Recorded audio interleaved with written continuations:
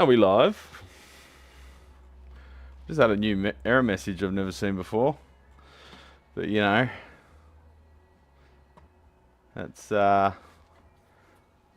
for you. G'day, Mum.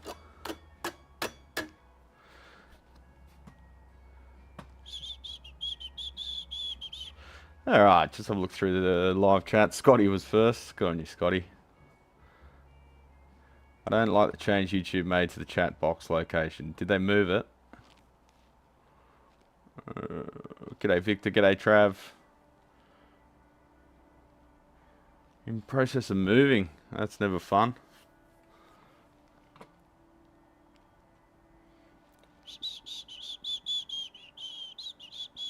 Gonna be fucking hot here today, legends. So I got the t-shirt on, the hot day t-shirt. Fuck, it's hot.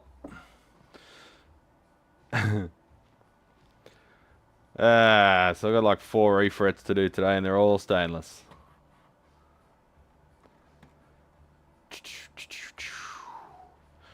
Just let us know if it's all sounding okay and blah blah. You know, the usual shit.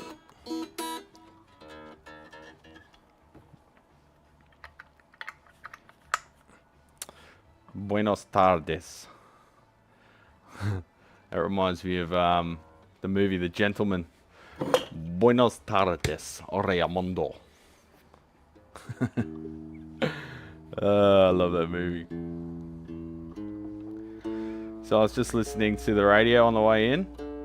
I got here and I was setting it all up and that, and then I forgot my wide angle lens. To fit my head in, you gotta have the wide angle lens. So I've got my normal lens that I use for everyday stuff down here, the 12 to 40, but that's a 9mm. Put the aircon straight on today.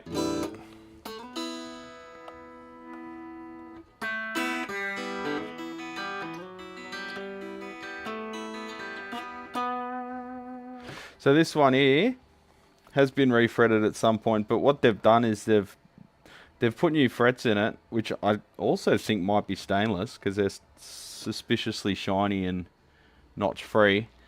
But they have also ground too much off them. So they've put them straight in and then they've ground them down to almost nothing. So what's the point? Sure, some people like lower frets, but these are ridiculous. And they've rolled them at the edge really severely. So the strings sort of try to slip off as you're playing them. And there is a slight twist to the neck. Now, being a maple fretboard, we don't want to sand a fretboard if we can avoid it, even though someone's pretty much taken the gloss off this previous. They've used like Scotch Brite or something by the looks of it and tried to put a false patina on it. But we want to try and get away with not doing any fretboard refinishing if we can, because the price goes through the roof because just hours evaporate when you start doing that stuff. So putting the new frets in there will give us a bit more tolerance to be able to grind some out. Grind some more out of the fret surface to true the frets up a bit better according to the shape of the neck. Pretty funky telly otherwise. Looks like they've stripped it themselves. Someone stripped it and then just given it like a, they say oil, but it's not oil. It could be a like a tung oil or something, a polymerized oil. But it's got the country vibe to it. Very matte. The grain stands out. It's like it's got like one coat. Makes me look like a little person, yeah. I was tossing up whether to have it up there or down here. Here's probably better, but I thought for the opening. See my beautiful face.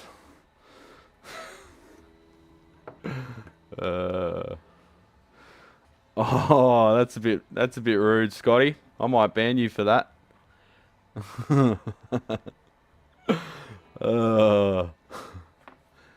It's his signature. Scotty, stop being rude or I'll kick you off. So there's usually, am I a little person now? Usually, Andy, how you going, champ? One of our members. See that name there? See how you got a name that's not grey? That means you're on another legend tier. So, you normally have to replace a nut with a refret, especially if they're... Yeah, I know you're just teasing, Scotty. I wouldn't ban you. I'd have no one left if I banned everyone that said something smart-ass. Normally you have to replace a nut or at least lift the slots up a little bit when you put new taller frets in. But there's like a probably 1.5 mm gap to the first fret anyway, which would not be great for intonation. So intonation's sort of the adjustment up here, but it can also be problems with the nut can affect your intonation. So if your strings are really high above the first fret, and when you go to fret them, you're introducing a lot of tension into that string because it's got to do like a right hand turn and then come down to be fretted at the first fret, right? So then it goes sharp, doesn't it? And it becomes less severe up here. And then you've got your actual scale length intonation adjustment, which affects your notes further up the neck. So you can have problems down here caused by nut height and problems down here caused by your saddle positions. Anyway, lesson over. So I've got this. I've got a Strat, which has got very tiny little frets on it. I've got a Taka Mini. And one other. I can't remember. Let me get the job sheet.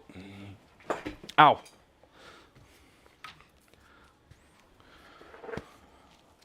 So I just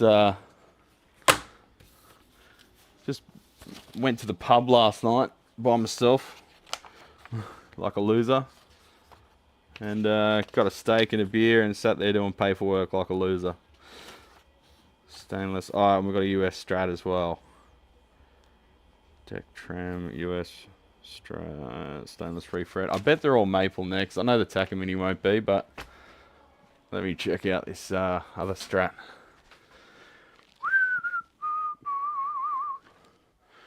There you are.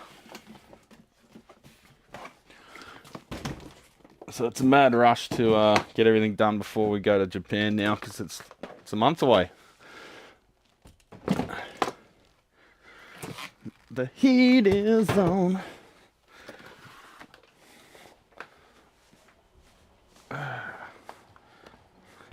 So I'm just gonna get these out of the cases and line them up, ready to go in the rack.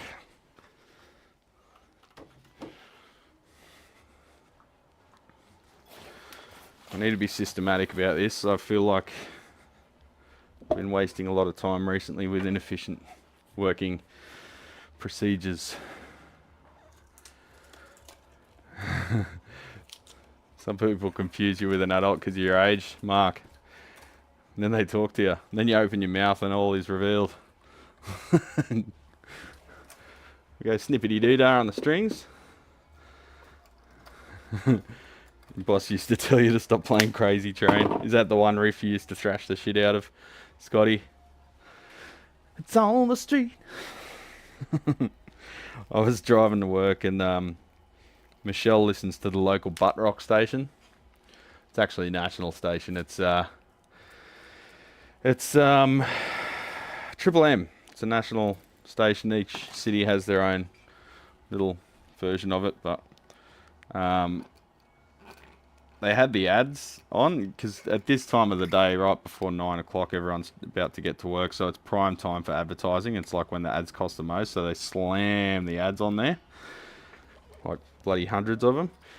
And I was driving, and you know, I'm sure this is a thing in the States and most other places too, but you get the tool shop ads, and they're like so stereotypical.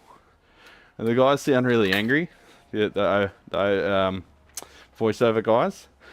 City Tools, get down here! Buy some fucking tools! It's like, settle down, man. You can have a heart attack. That actually happened to one of the guys. I think I mentioned this in another stream. There's a guy that used to do it for a local race course where we had like drag racing and stuff. Piss off, Joel. And if you're like, be there! He sounded really stressed all the time in his voiceover work. And then he had a heart attack. Shouldn't laugh. It's not funny. He did die. Anyway, that took a dark turn. I'll put my phone on silent so Joel doesn't bother me anymore. He's probably watching this anyway. Bludger. Get to work. So this one's polished fretboard face. And we're going to do our best not to damage that. It's already got a lot of nicks and stuff on it. This is like a... Oh, looks like a late 80s, maybe Japanese. Could be early 90s. I'm sure Six, if he's in the stream, could tell me more with his savant-like abilities. So that one's getting a stainless refret as well. Might just ring the customer quickly and double check that he wants to go bigger with these. There is a bit of wear there. So if it was refretted with stainless, it was done a long time ago. A quick way to see if something's stainless. Is that Billy Mays? Was that his name? Wow. But wait, there's more. Did you have a guy like that too over there? We had what was his name? Demtel. It was, the company was Demtel, and the annoying guy's name I can't remember. But wait, there's more. I don't want more. I just want something that's not shit. Strat.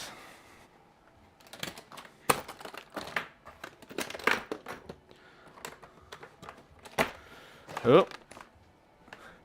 This guy's a professional player, very proficient guitarist, and he tours all over the place. Right here, he's got a what is that? Here's a tip: if you're gonna have a logo, have it in a font you can fucking read. But Nashville, Tennessee, guitars.com. Do you guys know that one? Yeah.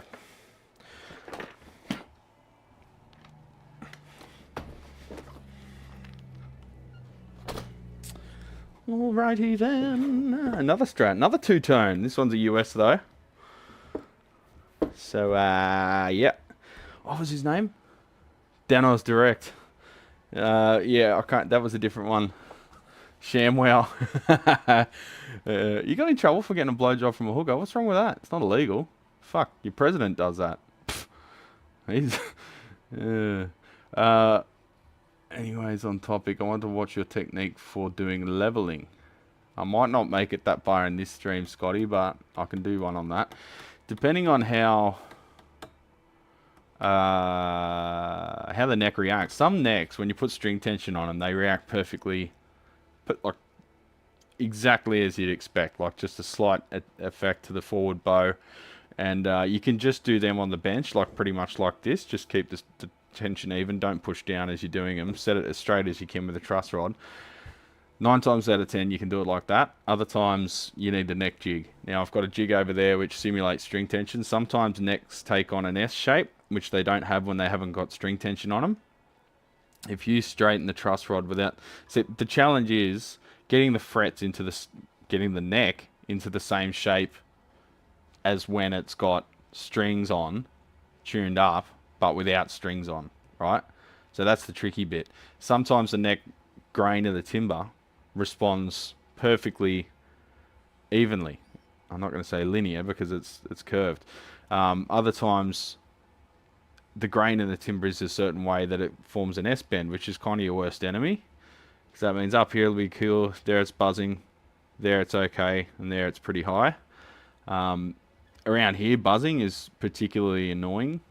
Further up the neck, it tends to be a bit less obvious because the strings seems to move. The strings like moving a further distance as it vibrates when you're playing lower notes.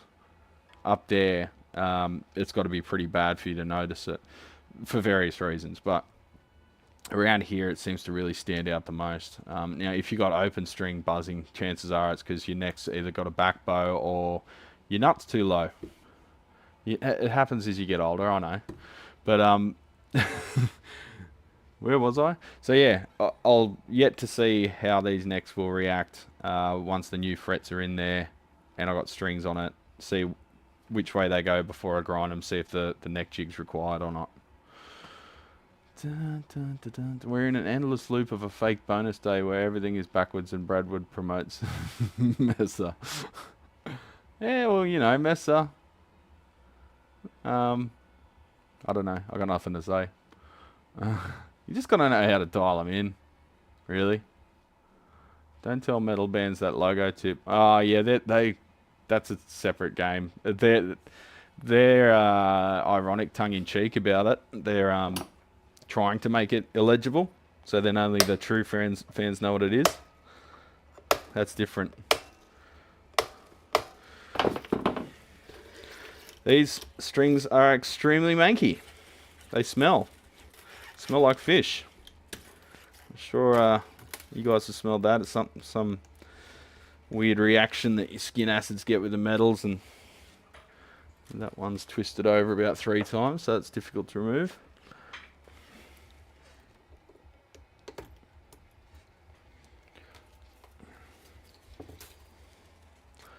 What was the spray on hair called? What was that, one of those ads or something? Or are you saying I should get spray on hair?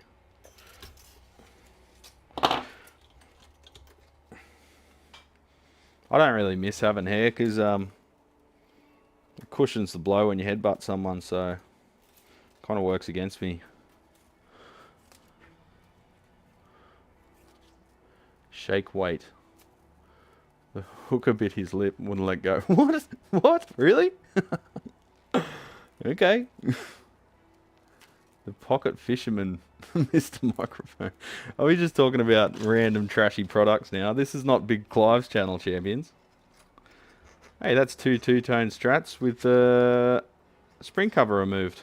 Is this some trend I don't know about? You can see on these ones. Can you see on these ones? Yay! Penny Boy focusing. Penny Boy must only focus on leap days. You see all the wear there. It's pretty dramatic on this one. So look at that. It just went back to focus. What the hell? It must be focus day. 1 time every 4 years. Penny Boy. So this one is pretty mank. I'm gonna just get rid of the big chunks. We'll fire up the iron and start removing stuff.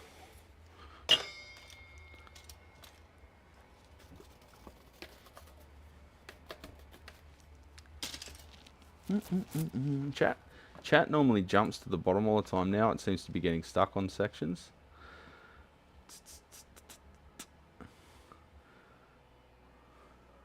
Lyle, you're my hero, along with Brad, of course. Lyle responds, Sean, I'm both flattered and worried for you. Those are not stainless steel. These are not stainless steel. No, absolutely. Springs give old guys the most crutch action. They forget. Oh, what are you linking? Now I'm going to have to look at a link. Now I've got to get some work done today. Are you sure you want to leave YouTube? Fucking oath. Go to site. Oh, no, I clicked the wrong button. Try again.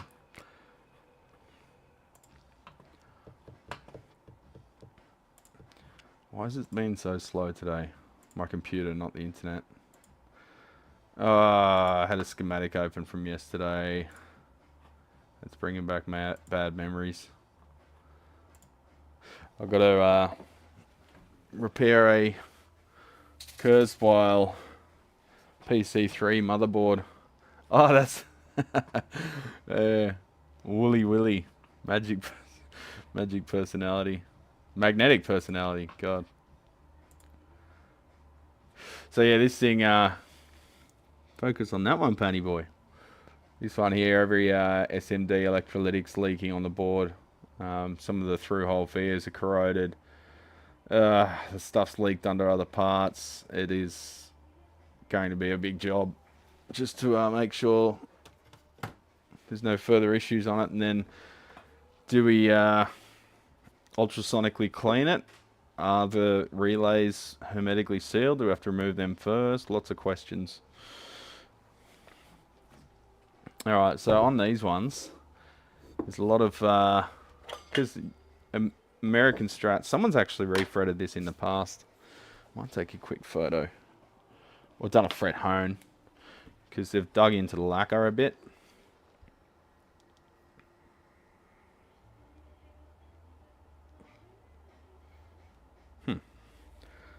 See that? No? Moire. There's a little bit of notching next to the frets. It's impossible to see.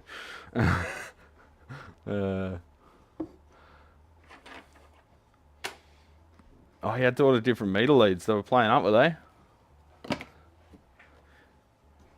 Yeah, I think I was talking to Six about that, Lyle, and in his experience, you need like a 5-digit multimeter to get them spot on. It's part of the reason I... Oh, that hole's stripped. Awesome. There's always extra shit. That end pin's stripped. I could probably almost pull it out. Alright, so we'll stick that one in the rack. Now we know what we've got to do to it. He's going for a new nut on that one regardless. He just wants a bone nut upgrade.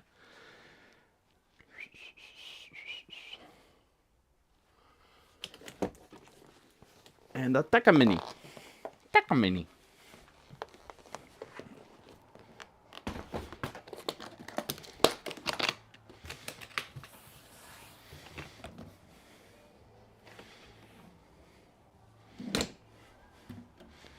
Let's get a bigger neck block. Oh, you need tiny IC hooks. Ah. The Technos don't show anything crazy, just some tedious repetitive bits. Yeah, because the adjustments affect other things, which adjust the effect, the thing you just adjusted, and you got to go back and forth, and that's, as you keep repeating it, the difference gets less and less. It's like a logarithmic thing. You get closer and closer to the target, but never exactly there. Why are the frets notched but finished pristine? Because it gets played a lot. People are just careful with it. Need to bend more. Yeah. Yeah, here we go. It's mainly some cogs and some others where the spec is to calibrate down to 2 millivolts. 0.0002 millivolts. 0.002 millivolts. You almost need the,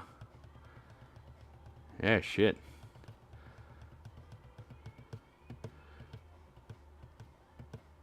Brad is actually pretty impressive when you know what he's doing. Yeah, ask Michelle. Have you found affordable meter leads that have hardened tips with silicon insulation? I haven't found anything with hardened tips, Scotty. The ones I use, they pretty much last a year and then they fail where the lead exits. They're silicon. They're from Wes. They're okay, but don't expect more than a year out of them. And when they first fail, it's inevitably an issue where you don't catch it first go, and you think there's something massively wrong with the unit under test. Then I moved to the Mueller ones, which seem cheap. Feels like cheap PVC plastic, right? But they're actually pretty solid, and the wires are better quality, but it's not silicon, but it's pretty flexible. But I found, watch this, when you put it on the bench, right, and you sit your leads on the bench, okay, it doesn't do it. When you put your meter up there and you sit your leads on the bench, they always fall off, right? The silicon ones are so flexible, they don't. They just hang over the edge. But yeah, leads can be fucking expensive, man. You can spend $200 on a set of leads, and there's nothing special about them. They're probably the ones with the hardened tips. I don't know. What tweezers do I recommend for surface mount? Cheap ones, because you're gonna fuck them. Hey, Mark. Oh, hey, Mark. Oh, hi, Mark. That's what he says. Yeah, my meter leads always fail at the handle, right where they exit the handle, because they bend there pretty severely. I don't know, I just chuck them on the floor now, fuck it.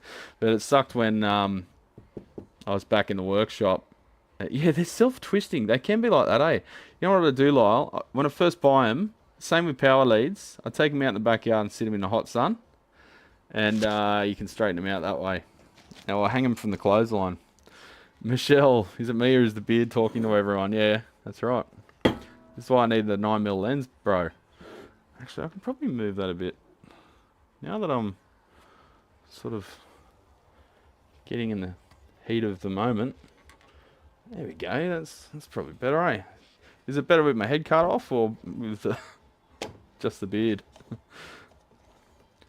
Ah, fucking someone stole your Fluke from your van. That's got to piss you off.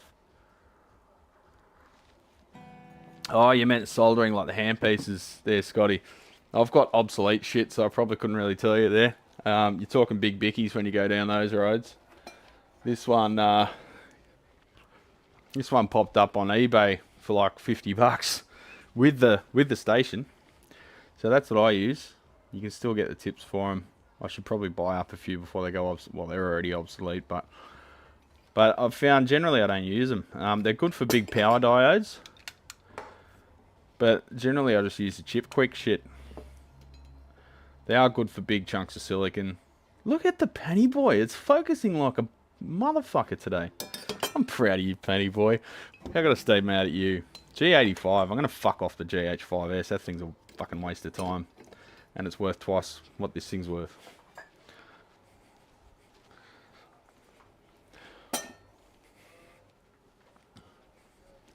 Little G85. Always there for me. The beard's trying to twist itself into something piratey. Yeah, I'm primarily growing the beard long because people in Japan freak out when they see a beard, and I can't wait.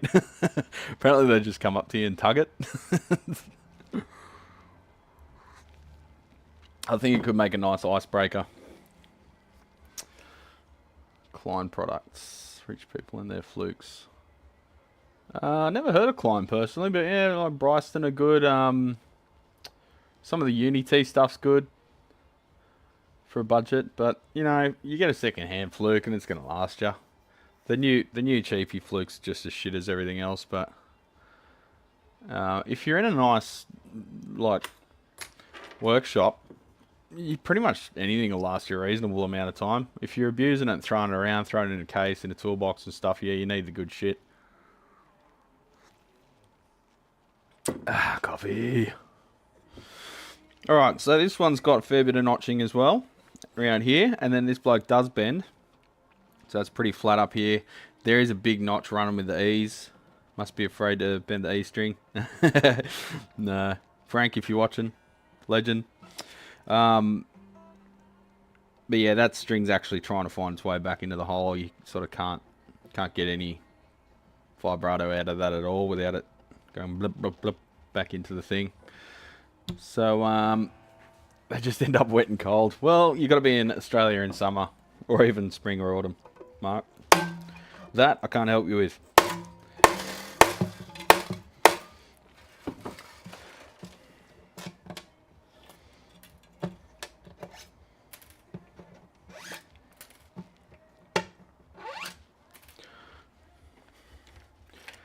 So I'm going to try and at least get all these frets pressed in today. We'll see how we go. I've got to get these done. I've got so many. I've got about 100 jobs to get through before Japan, so... And we've got to get that money in, because I ain't rich and I've got to pay for this trip somehow. Yeah, move to Australia. You get free healthcare. Pro tip, pawn shops. Yeah, there you go. Well, if you go to a pawn shop, Mark, you might be able to buy back your exact multimeter, because pawn shops buy stolen shit. Part of the reason I don't trust the fuckers. So, rosewood. Do you want to start with rosewood? Let's start with rosewood. It's easiest. So, some manufacturers use glue to glue their frets in. So, you got to think of a way to soften that glue. Can't use a solvent because you'll do other damage. So, we'll use some heat. Now, even if they're not glued, The heat will help soften the wood fibres as well, and assist with easing the frets out without destroying the surrounding timber and pulling chip outs out and stuff. Just put my phone on charge, even though I don't want to talk to it. My phone charger uses 12 watts from the wall. Not sure if that's power factor corrected or not. So there's a bit of finger schmoo that we'll get out first.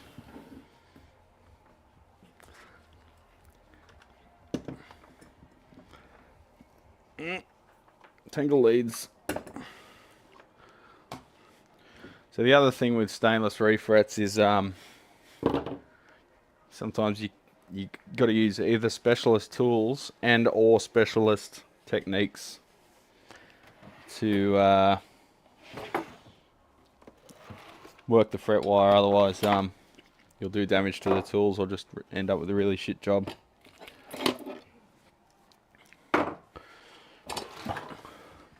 So this is good because now I'm sitting at this height so I can look closely at the fretboard. This actually looks like there's some lifting happening there too. That's where I got my Fluke 187s. One of them was new in box. Yeah, that was a good buy. Most everyone uses CA on frets. Not really, Ted. A lot of the Chinese manufacturers don't use anything. Pretty sure a lot of the US manufacturers don't use anything on the first press either. Some use like PVA. Or other, like maybe polyurethane glues. Sometimes you can smell different glues when you're heating the fret up. But even if they're not glued in, I like to heat them up anyway to assist removal, because it just softens the wood fibres, as previously stated.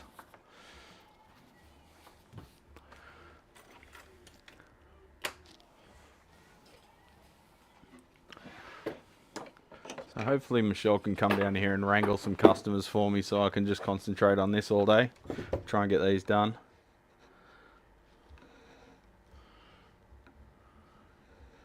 Pinky up. Just like drinking a cup of tea in the old dart. It's not too bad. I think there's just some schmoo spilt on the fretboard there. Got my copper faced hammer too. Look, even Penny Boy's focusing on that. My God. Give us a pulse, Penny Boy. You've had a good run. You can have a break. What did you get those 187s for again, 6?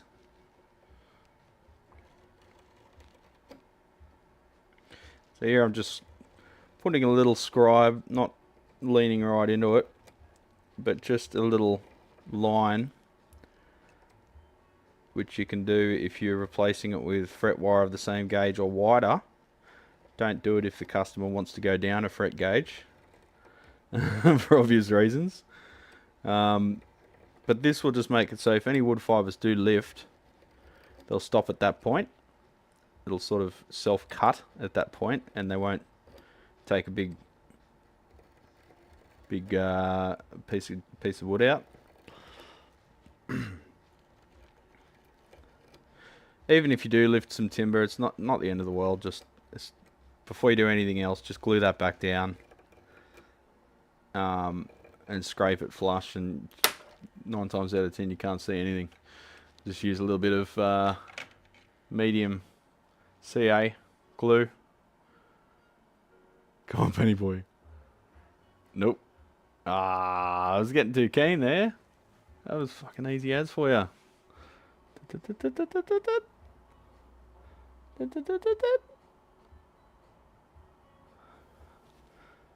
There's my hand. There's the glue. Yeah, you gotta go like that. I gotta change my maybe my my focus size. If I go, no, go like that. Change the size. There we go. Set it. Reset. It's behind the HDMI cable. That's another thing that shits me about non-pro cams. The HDMI outlet's always behind where, in front of where the screen is. Alright, let's try that again. Set. Oh, you fucking... Reset. Set. There we go. Let's try that again. Nah, it's completely filling the focus set area, and it just doesn't care. It's just focusing on the background instead. One area. Wonder if we go custom multi. Is that gonna work? No, she just doesn't want to have a bar of it, boys.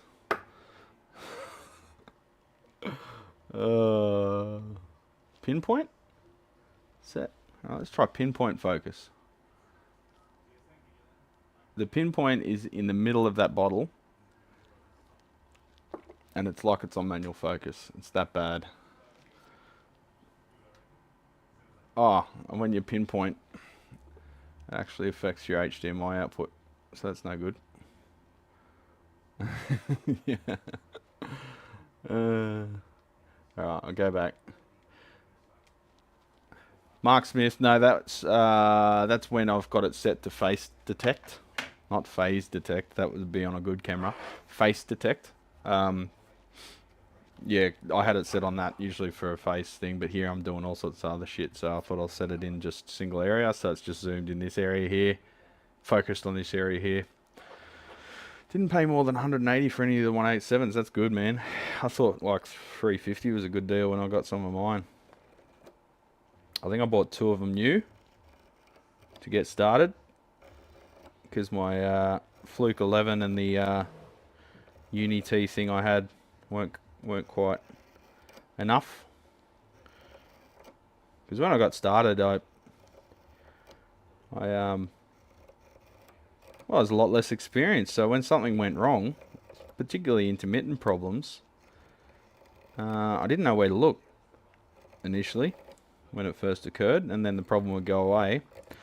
So then I discovered if you attach a bunch of multimeters to various points in the circuit that you suspect, and watch them, when the fault occurs, you got your focus, like the penny boy, your focus is in a lot smaller an area. And yeah, this is what my focus was like back then. You'd swear it's in manual, eh?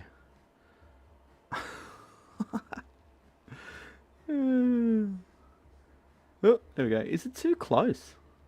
No? No, that's really close. Does it follow?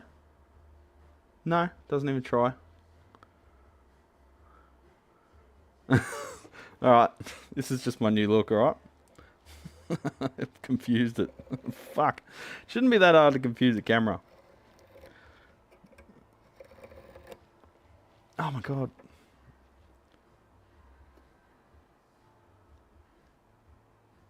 If you go too close, it's just like, nah, I'm staying here now. Until you go like this. Fuck. I don't know how that wasn't a recall.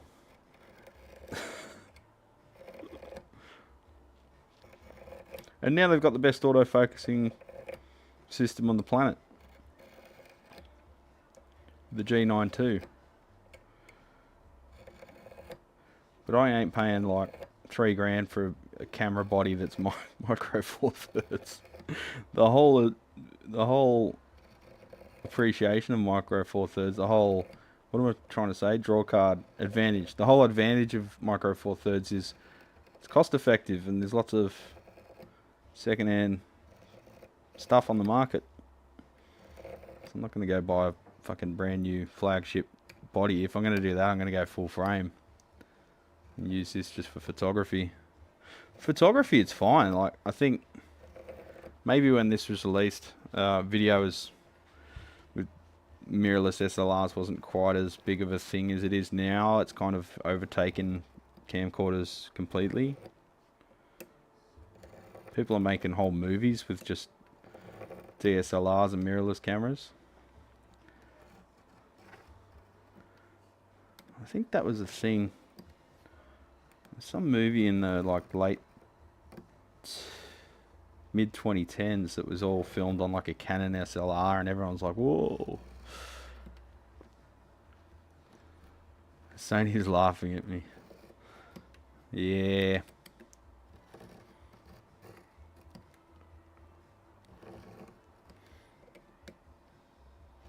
Good thing about cameras though is camera buffs they're a bit like pedal guys. They think, oh, you know, if I buy this new camera, I'll finally be able to make that, you know, portfolio I've been working on, or that video essay, or the documentary film clip. They get the camera and it doesn't change their workflow. They're just lazy fuckers. So they sell it. And the same with pedal guys. They're like, oh, if I get this new pedal, I'll finally write that album. It'll be the tone I've always been looking for. And nah, doesn't happen. Goes on the floor for a bit, then you get bored, and then you convince yourself the next pedal is the one you have to write that album. So it goes on the second-hand market. So there's lots of second-hand camera swapping sites and stuff. I mean, they could release the perfect camera that does everything perfectly, and guys will still buy it and then get sick of it and sell it and want the next thing. It's marketing, bro. House. That was it. Episode of House. It was on a 5D2. That's exactly what I was thinking of. 6. You must have a fucking... We must have a connection going on. HCV 700. Yeah, well, that was the next one I was looking at. Hugo. Sorry, your name confused me. I've got the HCV 485? 785. HVC 785. That's my overhead cam. I got that because its focus range is ridiculous. No lens and no SLR can do the same focus range. Zoom range. Fuck, I keep getting the two mixed up. Anyway, let's focus, eh? Retail therapy, that's exactly it, Ted. People want retail therapy, and I can't blame them. You get a little hit of dopamine. It's better than heroin. Well, maybe not, but it's healthier. Well, maybe not, but... There are some obsessions which I think are legitimately worse than drug addiction, and one of them is modular synthesis. You seen what those guys spend? Fuck. So we've got a bit of corrosion on the frets. I'll just quickly remove a bit of that because the solder won't touch it. So I'm going to use some solder and flux because it helps transfer the heat.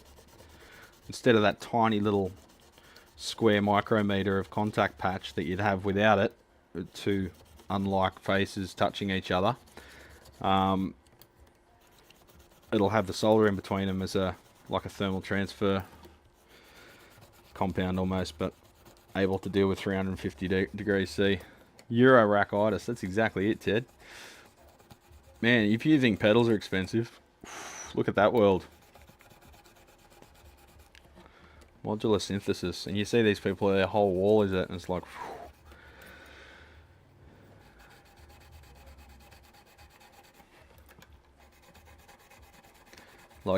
look mum, no computer.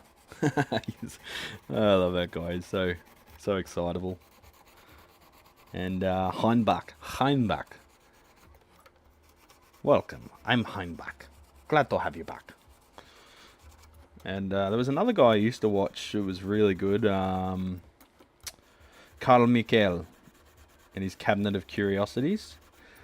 But I don't know, he really got affected by trolls, and like appeared to go into like a deep depression over it, and then he pretty much stopped making content. It was really sad. I think he expected his channel to take off because some of these guys, they'll have just a anomaly video early on, where like they'll just be like a channel with like 100 subs, and then they'll release a video and it'll get like 500,000 views, like just some weird glitch in the matrix before the whole system was gamed out. You'd occasionally get those anomalies, and these guys get super fucking pumped. They're like, holy shit, and then they put all their effort into it, and it turns out that was just an anomaly. And I might turn the fan on for this, and then none of their videos get any views after that because that one was just a glitch, and it gave them a like subscriber pump, but it didn't wasn't a long-term thing.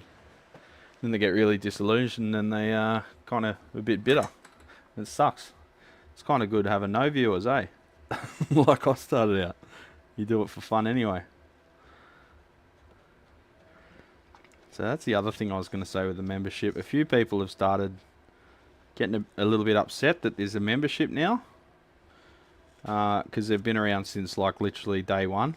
One of the blokes was around since day one. So I'm not sure how it works, but you can gift people memberships in chat.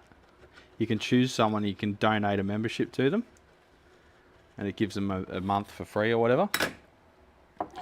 So that's a possibility.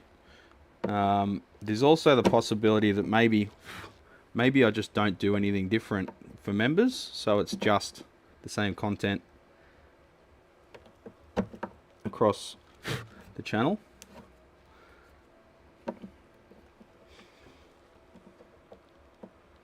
I'm going to start from the other end. These frets are not playing nice. This is a bit where I've got to stop talking, champion. Sorry. Guitar's more important than you.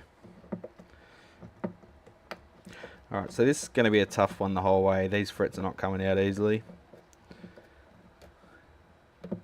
They're coming out, they're just, sometimes they just pop straight out, but being Takamine, they've put them in very well.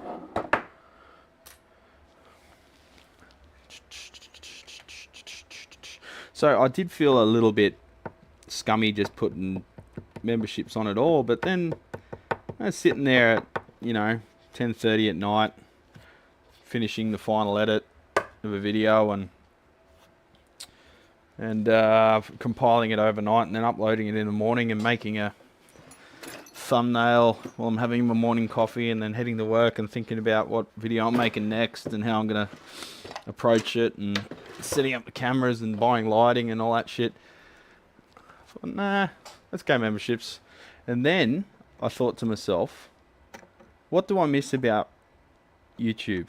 Like, you'd think I'd be having more fun now than I did day one, but things have changed. So day one I was still discovering stuff and it was super exciting. When I discovered something we're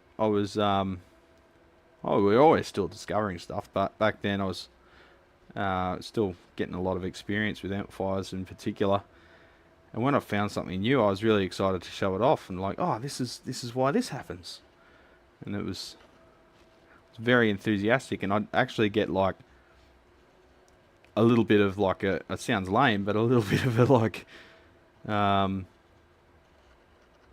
hit when I've discovered something and I'm making a video about it, and then people start commenting and, oh, that's cool, I didn't know that, and I'm like, yeah, I didn't either. And that was when the channel had like either no subscribers or like 1 or 2. Okay, these frets are going to fight me the whole fucking way, aren't they?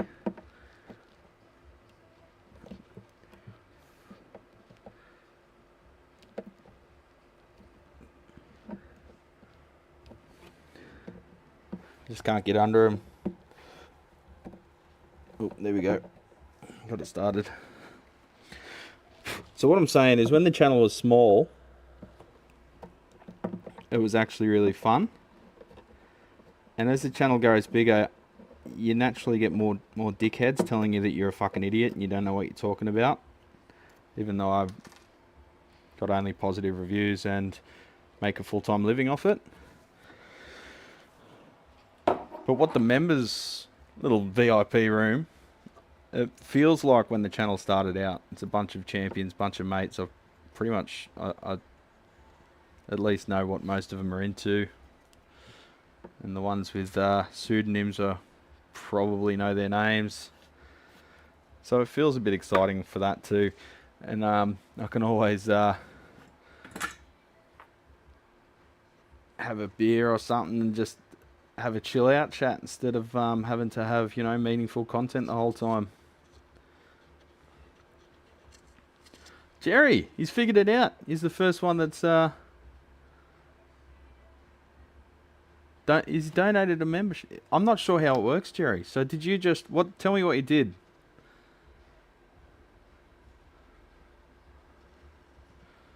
So by no means do I want to gatekeep my material. It's going to carry on business as usual. But you know what? It gives me an opportunity to confidently release stuff that's unedited. just punch out quick little updates and stuff. Stuff that if people are coming to the channel as subscribers, they'll probably be like, what the fuck's this? Why is he doing this? But the members understand the context of the stuff I'm doing. Like things like restoring my motorbikes. It's just going to confuse the channel content if I do that. Oh, you just joined. Okay, I thought you were already a member, Jerry. Where's my mouse? Oh. Legend. One shot cappuccino. I'll have one of them in the Savo on you.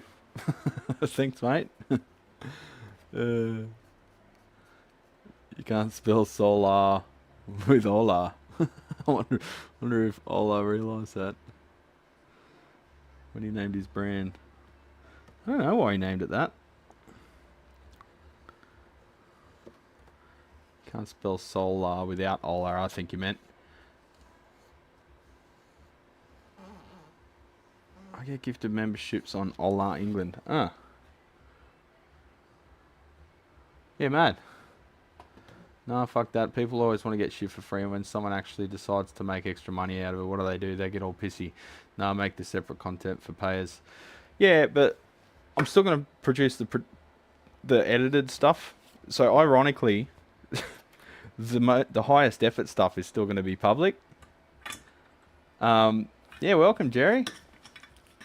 You can go back and look at all my seamy, seedy, steamy material that I've posted. I have put quite a bit up for the members so far. Usually just trash, but you guys love trash. I might, and other things too, like I did reverse engineer the schematic for a divided by 13 amp, and I didn't feel right putting that public.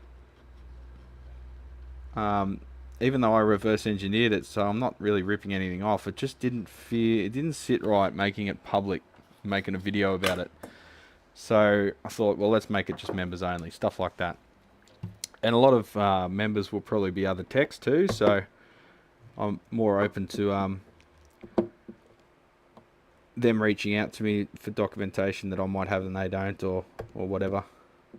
Whereas average Joes that, my keyboard stopped working, I want you to fix. Where are you, fucking Cuba? Okay, yeah, no worries. I'll just fly over, champ. Because I get pretty much daily requests for help to fix something from people that clearly have no idea how to fix anything. So,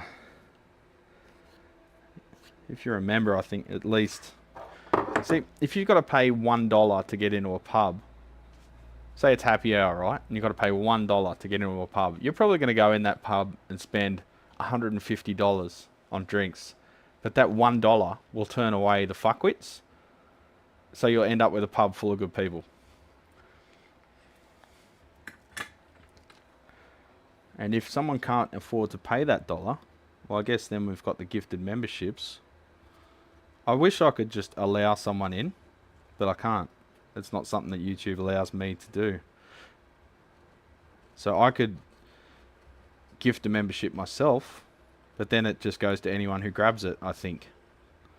I don't think you can designate it to someone in particular. Or they'd have to be online when you did it, so it's pretty awkward. I think that's how it works. I've got to look more into it. It's very vague. Even the official YouTube sort of information is very vague about it. Ah, you got COVID, Trav. Fuck. How you feeling, mate? You alright? Yeah, Uncle Doug does hot rod stuff. Yeah, I heard that. Just like Mike Soldano. You seen his hot rods? Fuck me. So here I'm just pressing the fibers back down with the bull nose thing afterwards.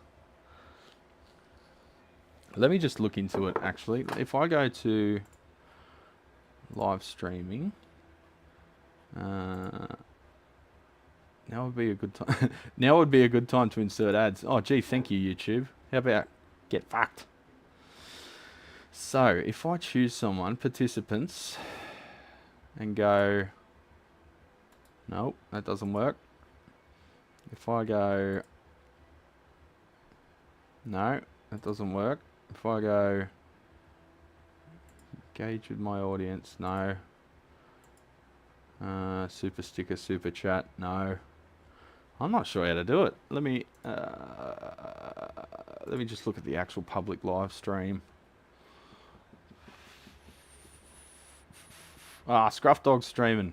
Nah, he's just playing with Lego. We're crossing streams, bro. I'll leave him a message.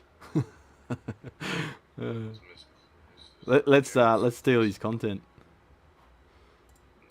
Yes, there is. This was misplaced, either by me or the instructions. Where are we? Oh, alright.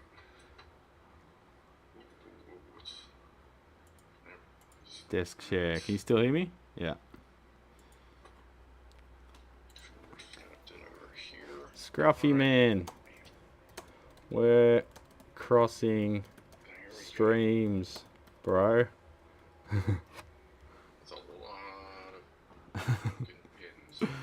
of Anyway. But it's pretty fucking sturdy, man. Crazy stoner.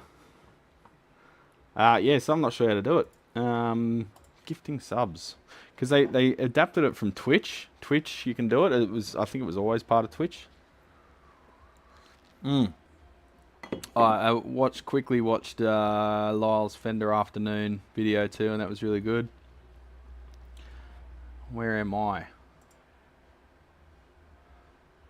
Sorry, my computer's super slow whenever I'm streaming.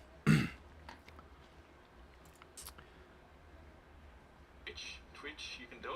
Shut up, me. Alright, I'm on the actual page. Chat window is not opening. Okay, there it is. If I go show your support. Membership gifting. Yeah, there it is. Okay, so when you're on the actual page where you would normally give a super chat or join up or super stickers, you can go membership gifting.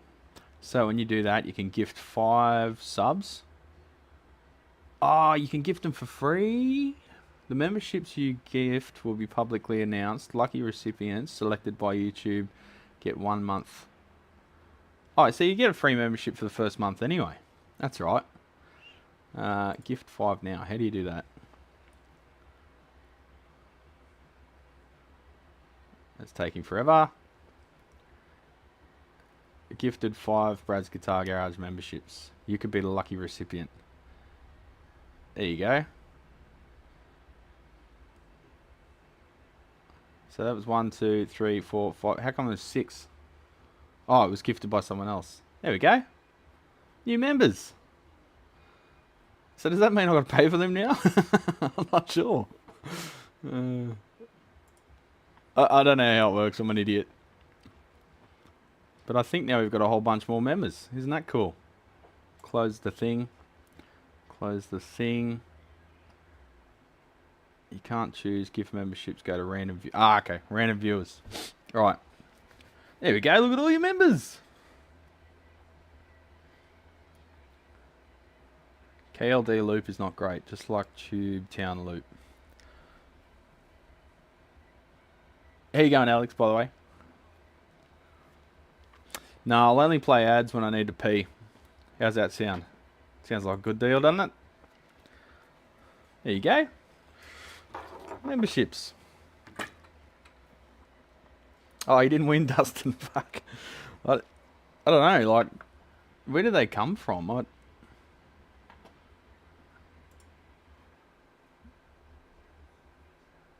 I guess I can't do it again.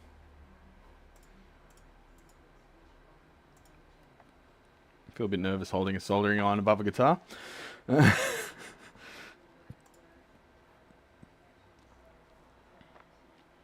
did put the open sign up, didn't I? Whatever.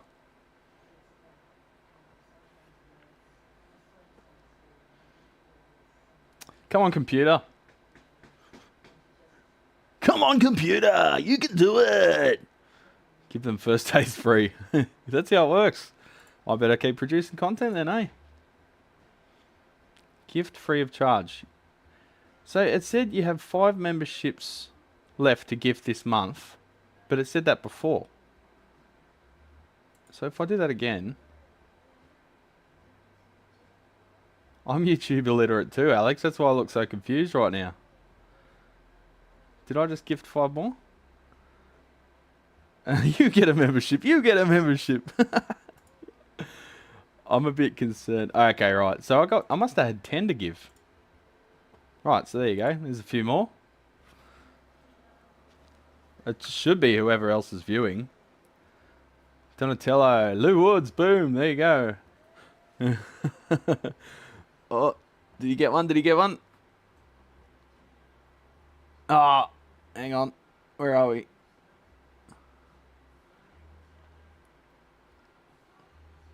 Oh, you had to allow gifts turn off. Dustin Thiessen? Dustin, you have to check if you've got gifts turned on, mate. Otherwise, that's your fault. There we go. Look at the members. Jumping up.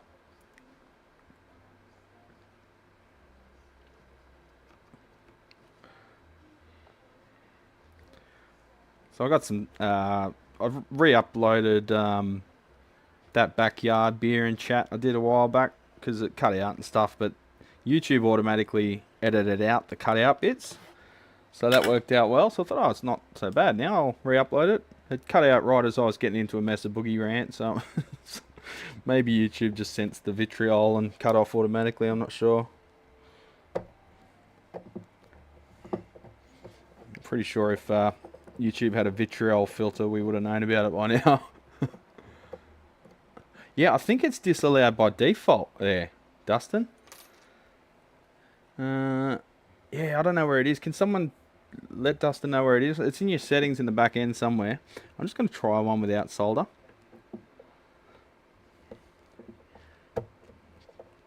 Because they are lifting a bit easier now. I think the ones at the end maybe will ground a bit more. Because I believe Attacker Mini stuff, particularly, this is one of the Japanese ones. It was actually fret honed from the factory, sorry. Yeah, that came out okay without heat. So let's carry on. We'll keep a close eye on it, just make sure nothing gets worse as we go further up the neck. With your new member power, you get spicier than average material, because that's how we like it. When we go to the restaurant, we like it spicy.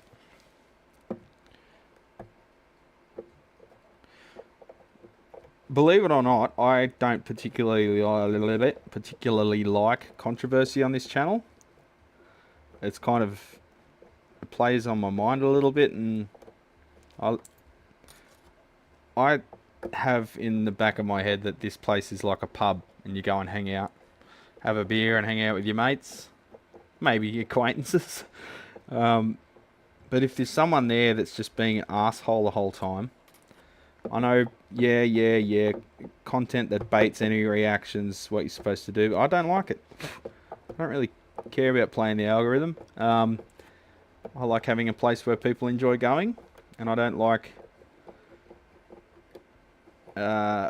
controversy for the sake of controversy. So if something is a bit controversial, I'm more likely to put it in the members than the public area. Because I'm sick of dealing with blues lawyers that swear black and blue that the thing they bought is the best thing ever built.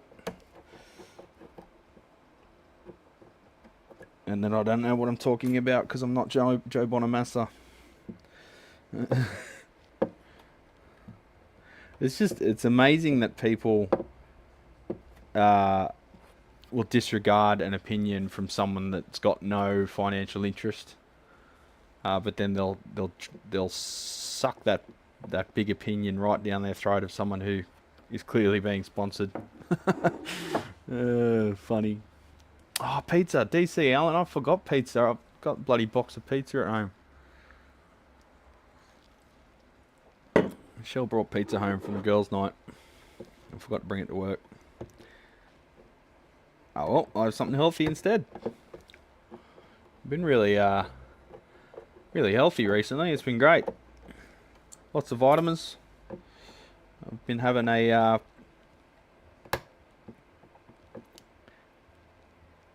a smoothie every morning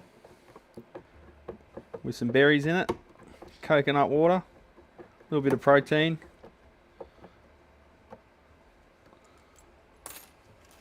A banana. That's my breakfast. That and a coffee.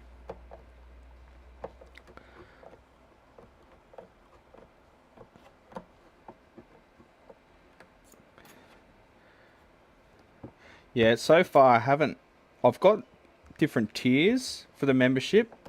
I think the way I'm going to play it, I'm still playing with stuff in my mind, but I think the way that feels right, feels most natural and just, is have different tiers of membership. I think the cheapest one's like $3 or something. But offer the same content to all members. So people can give a little bit more if they want, if they feel like it, or if they can't afford it, you can give like $3. But everyone gets the same content because you're all champions in my mind.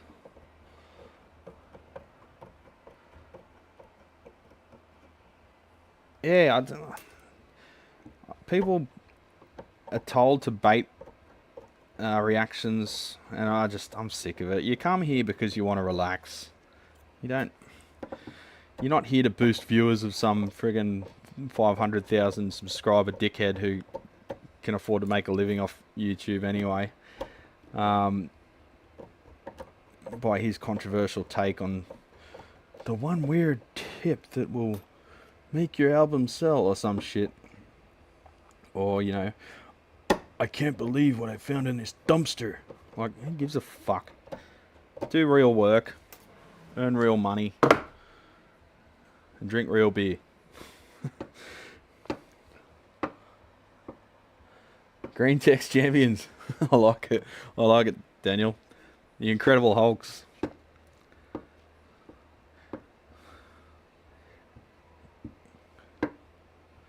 Alright, so we've done pretty well without the heat further up. They got easier to remove as I went further up the neck. I think there might have been a little bit of ramping happening at the other end, which normally goes the other way.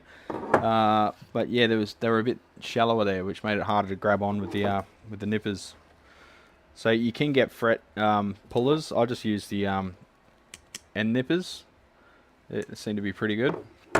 Yeah, you're all about the engagement farming. No, you don't have to have talent. You just need to talk your mind, mate. Just chill out. This isn't talent. This is just pub talk. I'll keep one of those frets just to measure. The rest can go in the bin. Maybe I should melt them down to get the silver out of them. Thanks, Mark. Means a lot, mate. Guitar Center does throw away insane shit, though. Yeah, but it's not...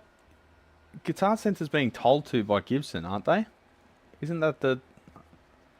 I don't know. Anyway. I don't worry about that because it's not in my country. We don't have Guitar Center here. Da, da, da, da. Yeah, we've all got at least one common interest, Andy. I think that's it. It's either music, lutherie, woodworking, soon mechanics. And that is truly my interest because I'm not a professional mechanic by any stretch of the imagination. On your video outros, add your like and subscribe reminder and join reminders. Thanks, 2 credits. Yeah, I've got the like and subscribe on there, I think. But I don't like saying it, Jerry, because it's annoying. I just realised I still got the circular polarizer on from my walk the other day. Is that affecting anything? Maybe that's fucking the focus up.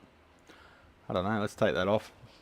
Probably drops it down a few stops.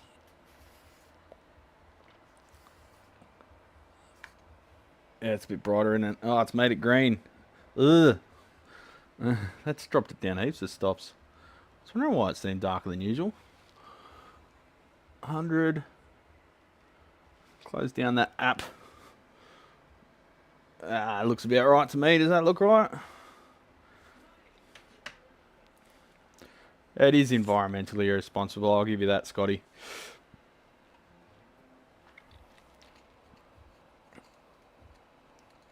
But, you know, like, Gibson's going to Gibson, eh?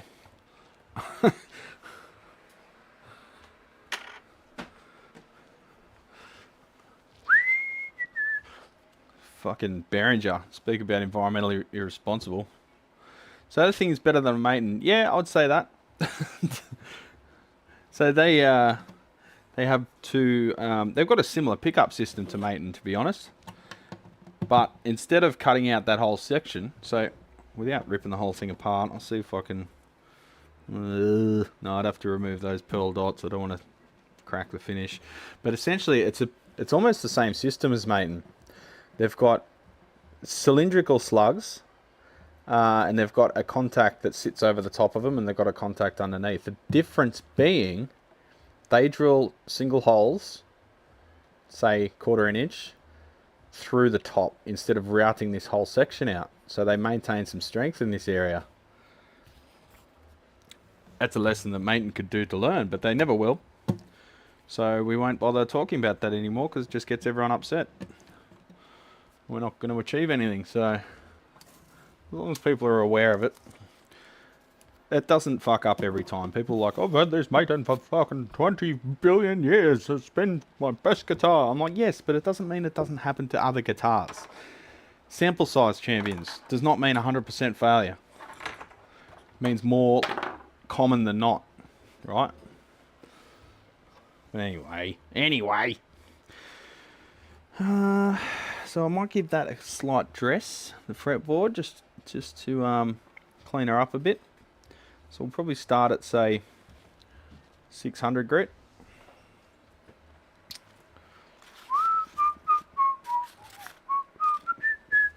Look at my little sandpaper abrasives drawer here. It's all different Scotch Brights, different grades. Chop them up in little sections for fret corrosion cleaning and stuff, and different grades of sandpaper that I've taken from home. At home, I've got one of those big document organisers, like the A4 drawer things you just get from the Office Works or whatever.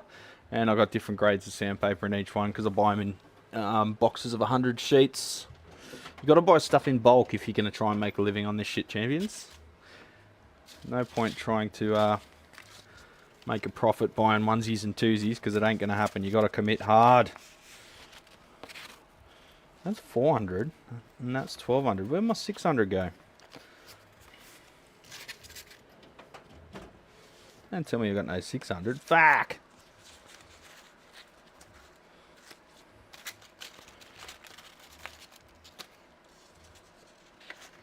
No. Guess not.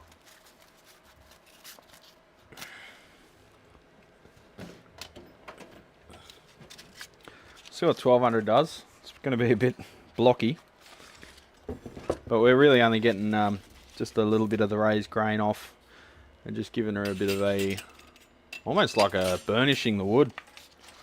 Give it a bit of a shine to it, you know.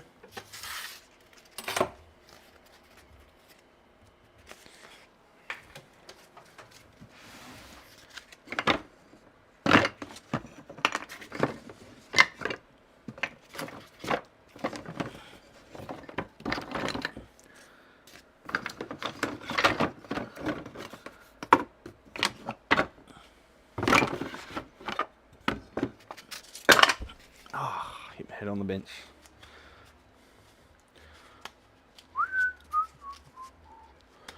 Cubitron, is that sort of pyramid stuff, Ted?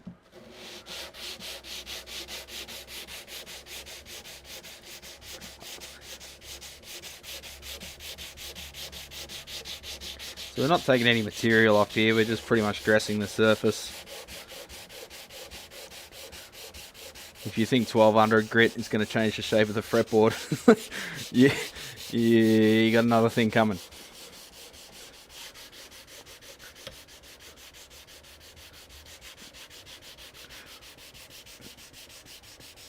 I'm basically just taking off any schmoo.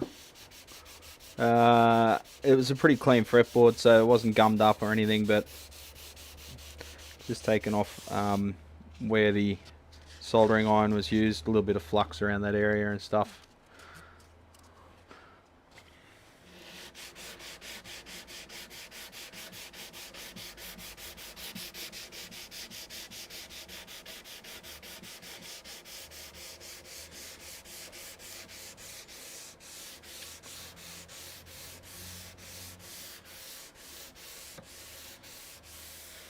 I was watching. Oh, this guy makes me laugh. I'm not going to say who it was, but I was watching another so-called luthier channel, and he was making a guitar neck, a fretboard, and he was dressing it. And he was using a straight edge, a precision ground straight edge. It looked like it was from some Chinese supplier because it was aluminium, anodized. And you see them on eBay and stuff. I got these from, I think, it wasn't StewMac because it would be covered in branding, but I got these from, I think it was Australian Luthier Supplies years ago. So it looks like a bit of RHS, which it is, but they've surface ground both edges, so they're true. Because you could get a bit of RHS and take it to a surface grinder guy. Well, you know, any machine shop can do it. They put it in the surface grinder. It goes back and forth with the grinding wheel on top until it's all trued up to within like a thou. But the thing is, then they've zinc plated it afterwards, so it won't rust. You can either do that or use stainless steel. This one's actually galvanized. So he had one of them, and you could see it was precision ground on the two edges. But then he uses it like this. It's like fucking really, really. And he had the sandpaper just wrapped around it, like not taped or anything. So the sandpaper itself looked like 80 grit or something. And when you fold it, it sort of naturally bunches up around the edge. So it would be taken off more at the edge than in the center. Just complete lack of understanding of what he was doing. And, you know, there's 1,000 comments. Oh, you're so good. Fair enough. Whatever. Not going to lose sleep over it. You have a Samick. Samicks are great. They're, whatever they're I think it was Korean made ones. I had one of them in recently, and I remember wanting one when I was in high school because I had the cheap one. And they're I think they were Korean made ones, or like their high end ones. They were competing with like the Yamaha Pacifica sort of range. And they were fantastic guitars. I think one of them even had a compound radius on it. It's just one of these brands that gets laughed at as shit. It's a bit like some of the Quartz. Some of the Quartz are fantastic. Yamaha stuff can be really high-end guitars, you know. It just sucks that there's still so much inertia in this information age with what guitars are great and what ones are just taking the piss. Like, I've seen some of the new US Fenders and they're a fucking joke, man. Like, Lacquer peeling off. You know where the frets are here? There's a little bubble and cracked off lacquer at every fret. The thing was less than a year old. Pretty much needs a respray on the neck. And the customers are always convinced that they're doing something wrong, probably because they got told by their dealer that it wasn't stored correctly, so no warranty for you, even though that's illegal. They just intimidate until you go away.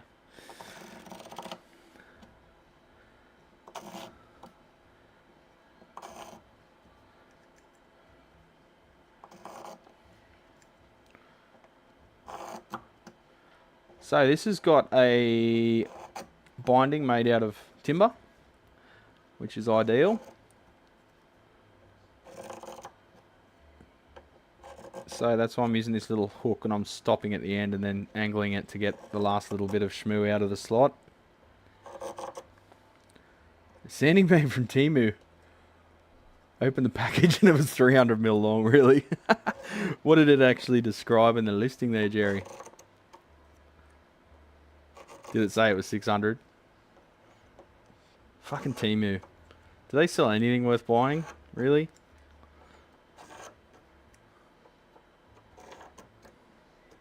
Half their shit, you can see their marketing strategy. Half their shit looks like sex toys. They're doing it to get people to slow down and look at their listings.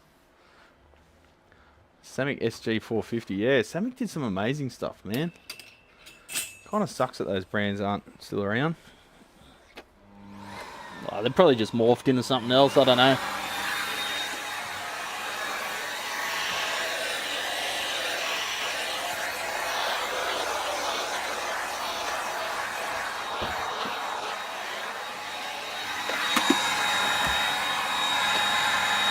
Turn off, Melee. Turn off. I took my Festo vacuum home. It seems silly having a tool vacuum here when I can plug it into my power tools at home. Alright, so she's good to go. I'll put that in the rack. When you're doing a lot of jobs in sort of sequence like this, it's good to do like one part of each at a time. It sort of gets you in the swing of things a bit better. You don't have to keep taking out and putting tools away as you do each different stage. Listen to a podcast called It Could Happen Here, and that covered how bad Teemu was. Yeah, that'll be interesting actually. Can you share me that link? I want to listen to that. Do a video, Six. Do a video of how shit the fender thing is. You love hate baiting, so you know what to do, son. Thanks, Dad. Teemu is an information broker. They want cookies on your browser. Yeah. They just want you to click everything. Oh, what a day we live in, eh? It just makes you want to disconnect from fucking everything and go out the bush. The hands in the picture were tiny. Okay, so it actually said 300mm, or it didn't say anything. Yeah, I wouldn't buy anything from Teemu or Amazon. Fuck them both. Fuck them both.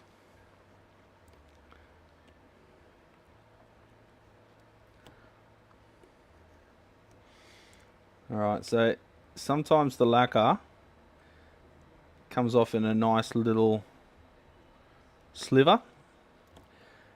Because I don't know if I said this earlier, but apparently on a like $2,500, $3,000 guitar, you can't afford to actually mask the fucking frets before you spray the neck at Fender. So they just spray over the frets and then scrape it off after because they're fucking idiots. Even the Mexican necks have better fretwork than the US ones, often.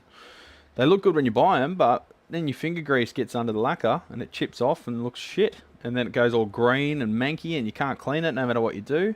Until you take that shit off those frets, put new frets in. Well, first dress the fretboard, like try and touch up where you can. It's just going to look like shit forever. The corrosion gets under it.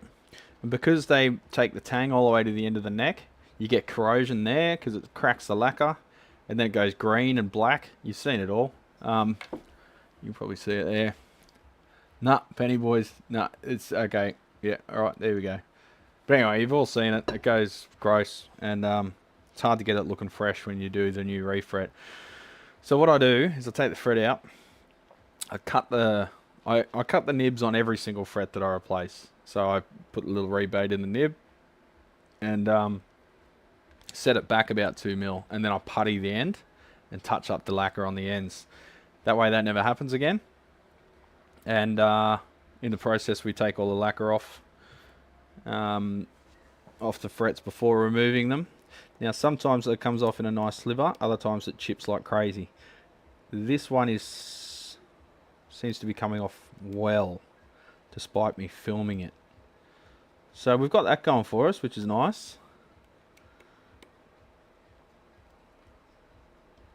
I'm just going to go through and cut the lacquer as horizontally as I can. And then go back after and just check that it's all fully disconnected from the fret. Otherwise we might take a chunk out when we remove the fret. Now using a little bit of heat here helps too, just to soften the finish. So if any little bits are still hanging on, particularly around the end where it's hard to scribe, they'll just be soft enough to just separate rather than chip off.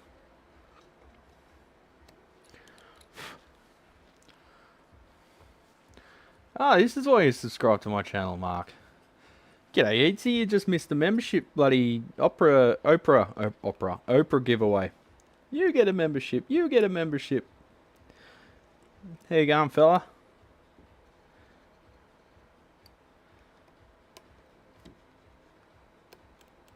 Oop, that bit just went in my eye. That wakes you up at least. I cannot believe it's Thursday already, eh? I know it's Wednesday over there, you Yanks, you're back in yesterday, but these weeks have been just ripping past. Like more so in the last month than any time in my life has the time been passing quick. I don't know why that is. I think it's because I'm just... It's Groundhog Day every day at work. Trying to get as much work as you can. Oh, it's time to go home. Do paperwork. Plan my day. Get a phone from my tax agent saying we need to prepare business activity statements like for tomorrow. Okay, well, there goes the plan for the day. Ring everyone that was supposed to pick up jobs that day that I haven't started yet.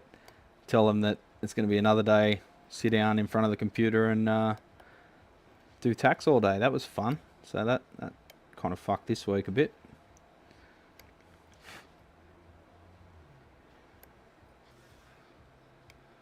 Something funny happened in the software.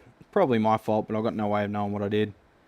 And it unmarked like, I don't know, like 50 invoices as paid for some reason. I think what happens is when you get a payment via the card machine in store, you've got like all that day's payments on that one amount of money, and it settles at the end of the day, and then you've got to go and find all the invoices that were paid that day that add up to that amount. Now, if something was wrong with one of those invoices and you've had to remove it and redo it,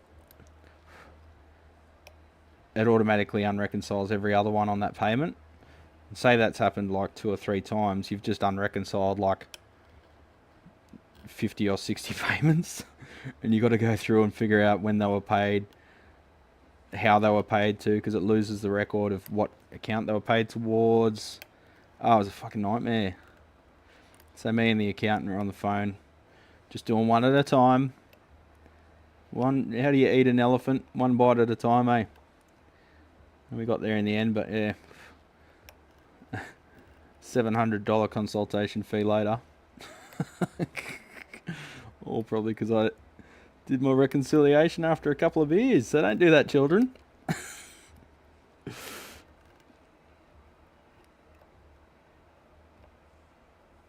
It can be really hard to focus on paperwork because I do it usually at 8 or 9 p.m. That's the only time I get. If I'm not editing a video, that is.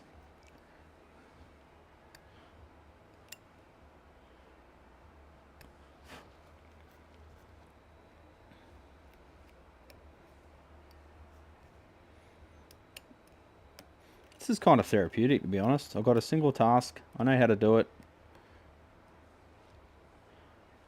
I like those jobs when you know what you got to do and how you got to do it. And you can just sit there and kind of daydream while you're doing them. Instead of reverse engineering a complex system like a Kurzweil PC3X with a schematic that's 30 or 40 pages long. Yes, 30 or 40 pages long.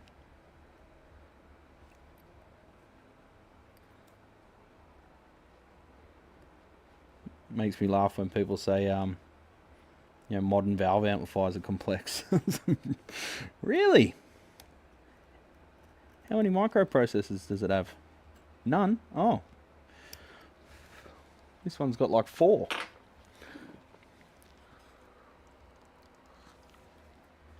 The older you get, each 1 year increment is a smaller percentage of your life. This is why it appears to accelerate. Yeah, I talked about that in the last stream, I think.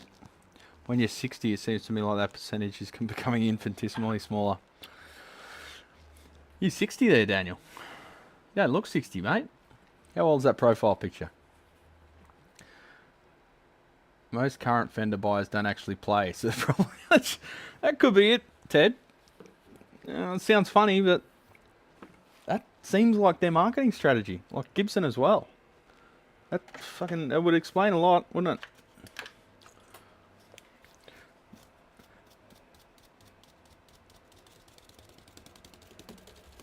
Yeah, I get a lot of people coming in that can barely play, and they tend to be the sort of the neediest in terms of customer relations. I try to put a focus and a preference and a priority on working musicians' gear because they need all the help they can get, and I want to keep them running, and I respect them massively. I'm I'm a fanboy. So I'll do whatever I can to get the working muso stuff done as expedient as possible. Is that the way you use that word? I don't know. Lyle, did I use that word right?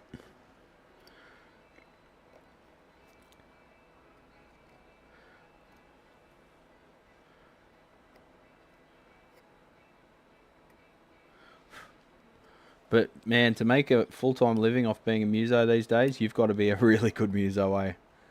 So generally anyone that is making a full-time wage off playing music is going to be a gun of a player. Or just an all-round muso.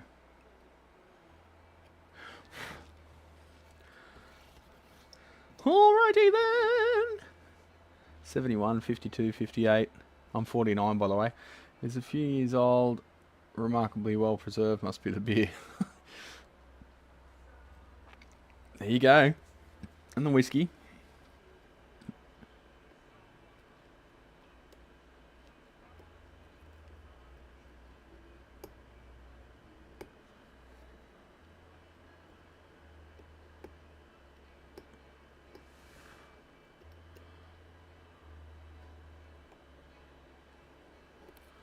Alright, so this side is a bit less slathered in lacquer.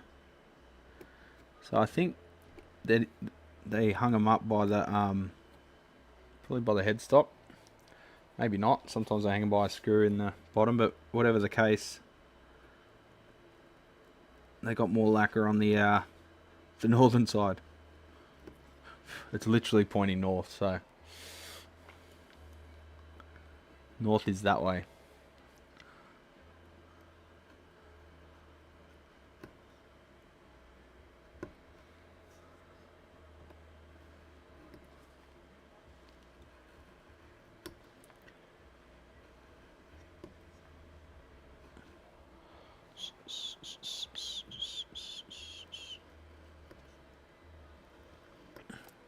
What's on the bench today, Yeatsy?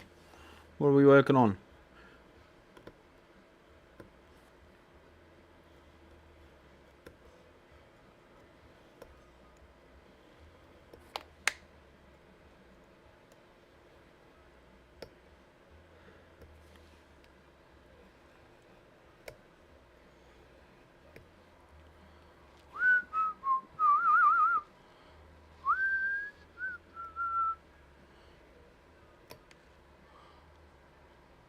Jacob Miller, your name's familiar. Are you one of my customers? I'm 40 in 10 days. Oh, you beat me. I didn't know our birthdays were so close together, Alex, or if we were the same age. I'm 40 in a month.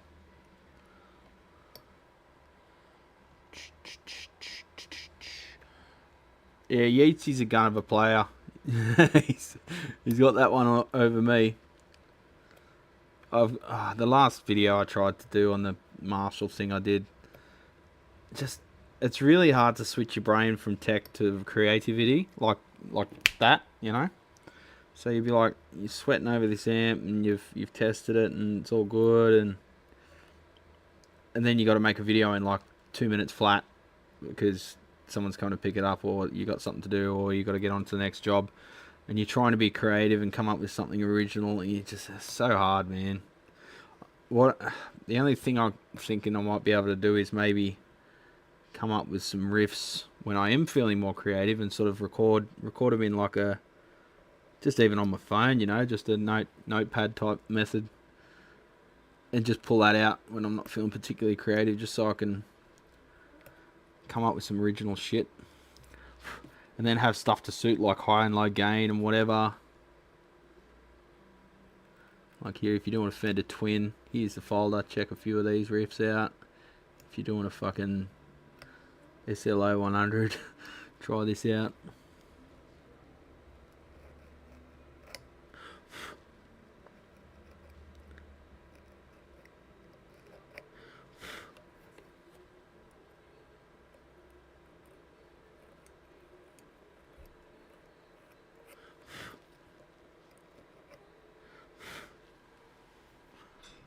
Ooh, customer.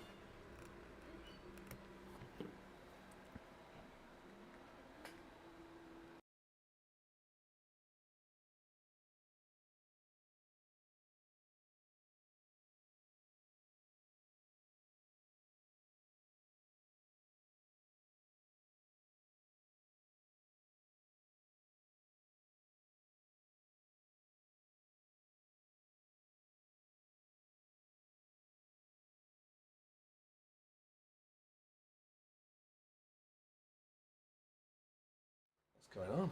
Hey, look at what it is. It's Craig from Brew Mountains. He's the one that gets me drunk every weekend and has his way with me. You wish. Well, if I could get a thing happening with the local brewer, I'll get rid of Michelle straight away. She's watching too, so. Well, mate, I'm just passing through Yeah, on my way down the hill. So sweet. I'll leave you to your... On your yearly trip into Penrith. Oh, look, yeah, you know, probably monthly. Yeah.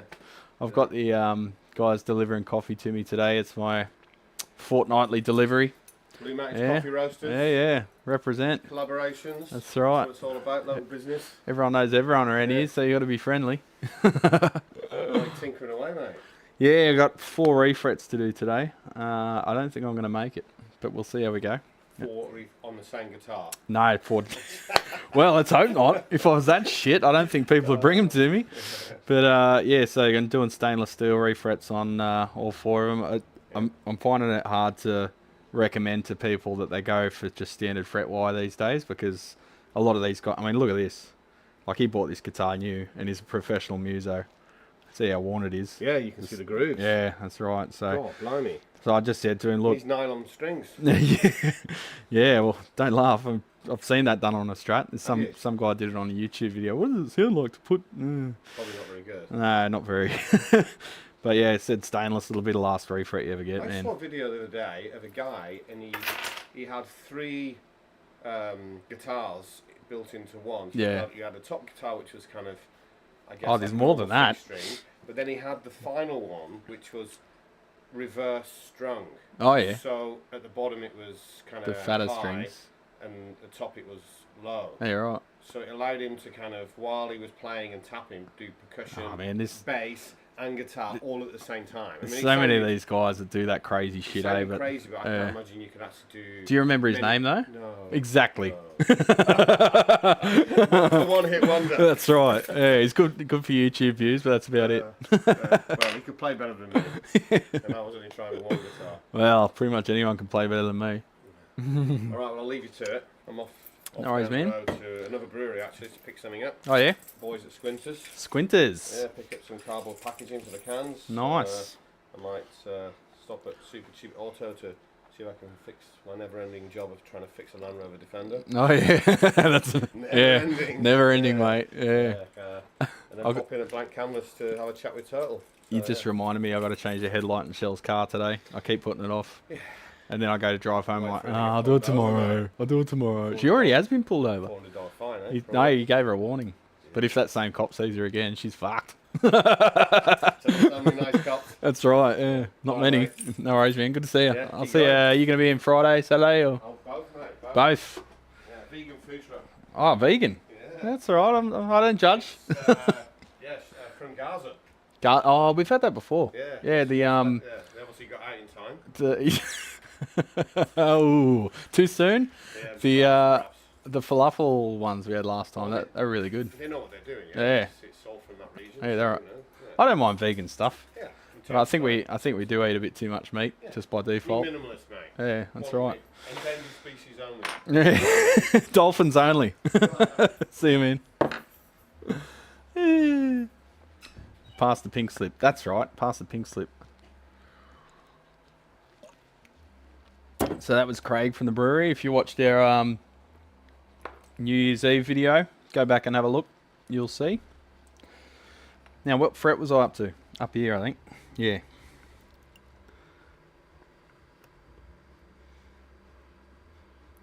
So he's going down to talk to the local screen printer who's just down the road. It's a little bloody industrious area down here, champions. I sent him an email to get some t-shirts made. because I got the AS Color heavy cotton t-shirts, real good quality ones, and really good quality printing.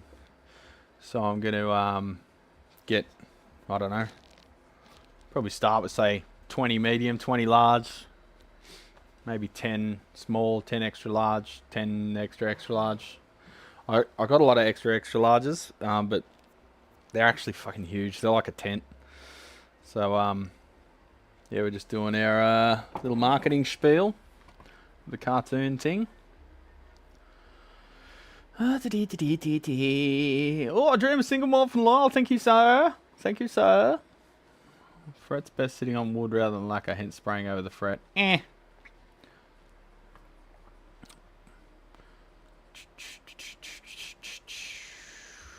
You're a regular stalker. West Australia. Ah, Jacob. I've got some techs over there. If you need anyone, let me know. New baby. That should be fun. But I've got a 61 basement and a 61 super that are both ready to be fixed up. Are they yours, Yeatsy? Or are they jobs? You got some fantastic amps there, brother. Yeah, I flicked the sound off there for a minute because I didn't know who was walking through. And then I saw someone was hiding behind a rack. And I thought, it's someone I know. So I turned it back on. So yeah, the store's open. I think the bottling machine. Arduino vs Evil. Did he do a bottling machine? Oh no, sorry, Hugo. No, I'm being low IQ. Yeah, you checked out the canning machine line, Hugo. You're one of the few people that watched it. Thank you, sir. I really put a lot of effort into that video, and it didn't do very well because it wasn't video, guitar related. Oh, it's below freezing. 75 YBA. Oh, I didn't see you here earlier. How you going, champ? Vegan cheese. Is people milk vegan? Well, no. It wouldn't be. Shell drinks oat milk. It's primarily because she gets joint pain from the calcium. Oh, I don't know what, but yeah, she said it works. No jobs. I'm in talks for a 60s Bandmaster center volume for myself. Maybe rarest Fender ever. 60s Bandmaster center volume. Do you mean master volume? Rare but overhyped. It's okay, not worth what they go for. Center volume. What's center volume mean? Oh, 3x10.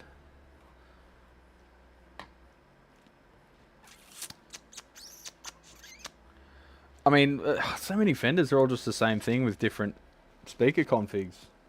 Minor changes, you know? Alright, let's get these frets out, eh? Been putting it off because I'm worried. I'm scared. Lacquer, frets. Scary. Oh, earliest brown face amps had a volume. Ah, okay. See, I don't know this shit yet because I'm in Australia. We just got fucking a million Blues Juniors and and Vox AC30 CC2s. $8,000? Fuck that. Bro. Just no. Don't spend your money on that shit. Because of where it lands in the signal chain. 3 speaker cabs confuse me. It's like a Predator, you know. Well, I mean, Fender's always been pretty loose in the hips with the old impedance ratings, so near enough's good enough.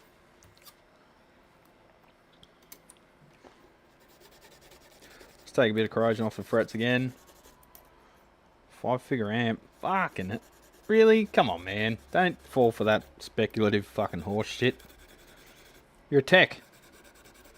Objective. Like, if someone brings one in, fair enough, whatever. You'll fix it, but don't be buying that shit. Because the market could crash tomorrow and they're worth fuck all because someone with a guitar amplifier channel called them out.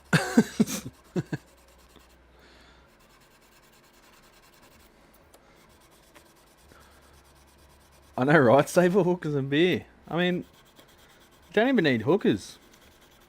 Just go to the bars where they do it for free. The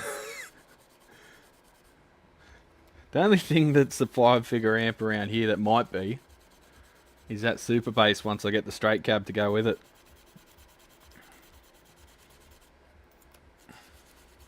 And that's Australian dollars, so that's like $5,000 over there. So, what's your favourite Fender, Lyle? What is your opinion of the brown face stuff? I don't see it often. With what's the one with the harmonic trem? I've never seen a Fender harmonic trem. Never seen one. There's just none here. Or if there is, some Gandalf-like figure is allowed to work on them, and that's it. Yeah, you meso, yeah. Yeah, or, you know, for the price of that, yeah, see, you could buy like a single Messer amp.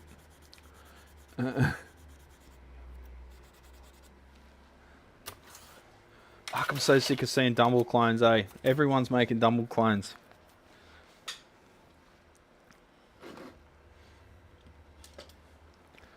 Brown stuff is good. Aside from the harmonic trem, the rest is good but not great. Okay, so you don't like the harmonic trem at all?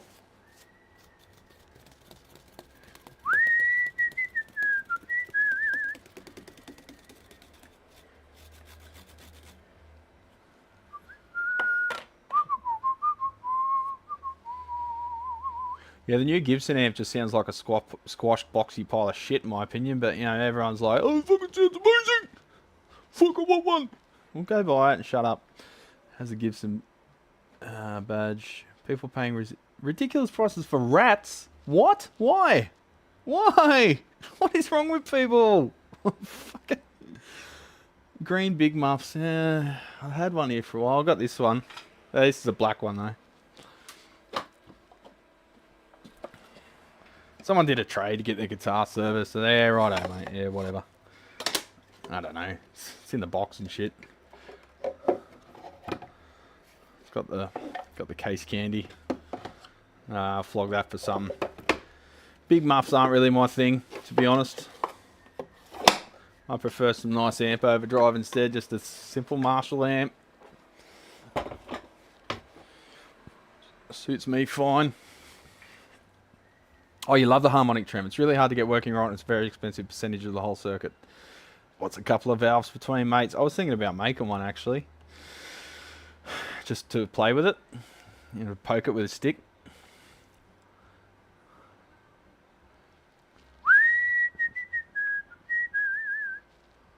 Big, Yeatsy, appreciate the work on your pickup comparisons. Those videos did really well, didn't they, Yeatsy? Your pickup and guitar videos were like in the fucking tens of thousands from memory views. There's just nothing to a rat. It's just like it's the most simple overdrive circuit ever. I don't understand. I'm not looking at paying 5 figures for an amp. Got a connection to the owner. I just finished up his Silvertone. Gretsch dual twin was his too, plus my AC30. Yeah. It took forever to get views. Oh, so it was just a gradual ramp up, was it?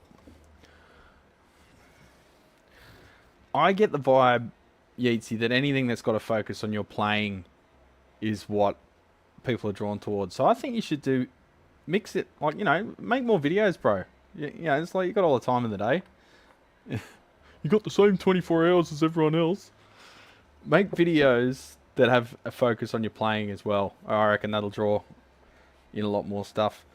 Would you be able to do like guitar technique videos? Not like teaching, but like here's a inversion of a thing, blah blah blah. That'd be cool. Yeah, Lyle's tele pickup comparison video is great. They were so close though. You've really got to be listening with, like, you know, not with your phone to be able to pick it up. I think a lot of people just listen with the phone and they're like, oh, what's the difference? The difference is use speakers, bro.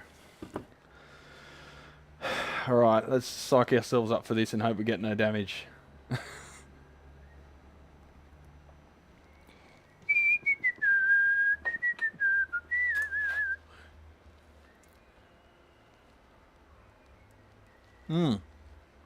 Audio Technica, that's what I use too, Scotty. The only problem with him is the linings coming off him. So all the black shit sticks to my head. My Velcro-y head. Yeah, the Murrays were... I agree. The Murrays were my favourite. I just find that stuff boring and done a million times over. Well, fair enough. If it's not interesting to you, then don't do it. But, like, that's the shit that I'm weak on. So, watching you do that, I'm like, oh, fuck. Okay, Johan.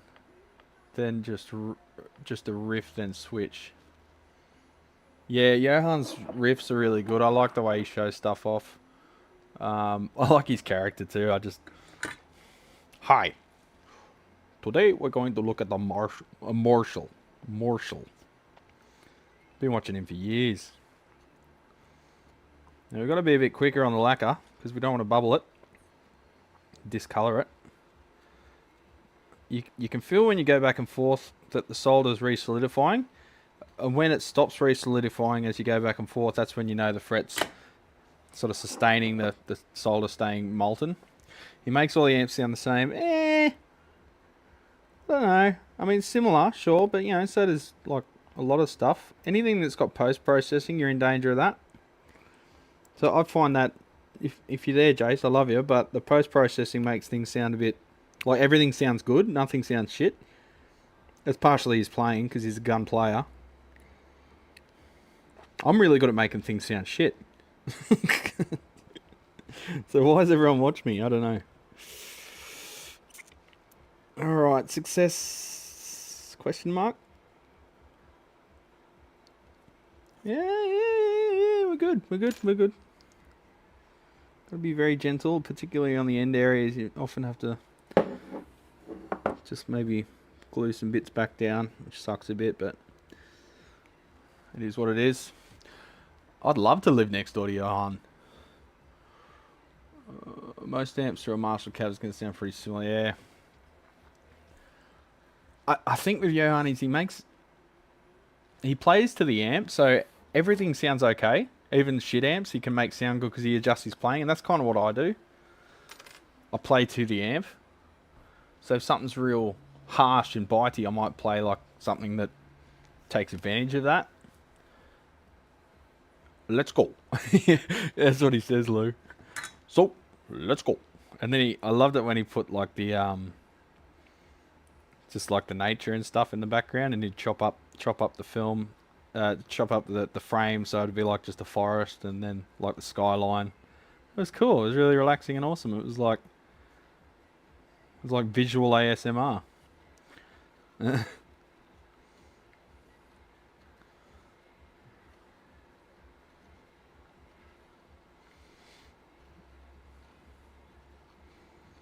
Alright. Here we go. Ben Hagan champ. Oh, no. So I've got to sort of...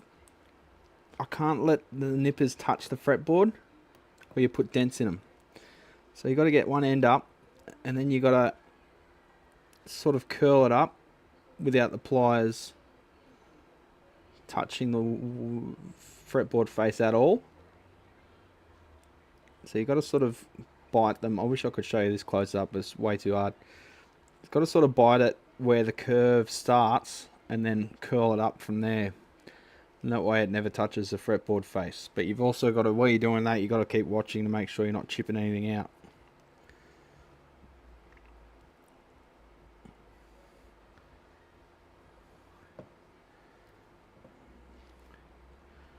Just feeling like I might want to put a little bit more of a scribe in that fretboard face. Yeah, I am good, Ben. You missed the membership buddy gifting thing. I'm drained, mate. I'm all opered out.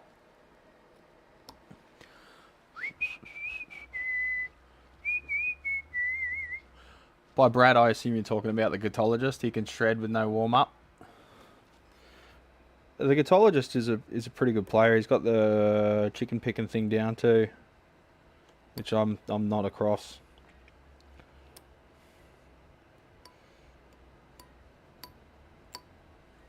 Everyone's got their playing faces too. I like to think I haven't really got a playing face, but that's what everyone thinks.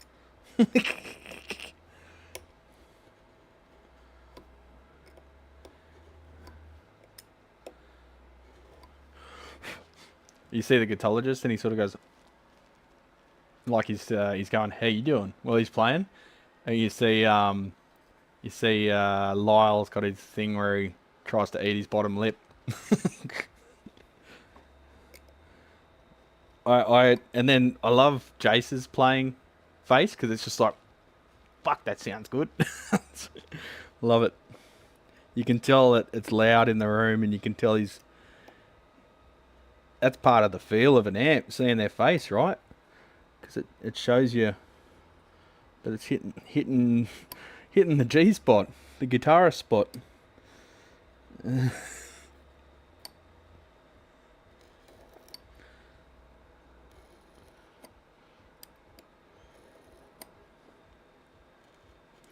Tedium. It's good to see Craig. I might pop up there tomorrow, Harvey, for a beer.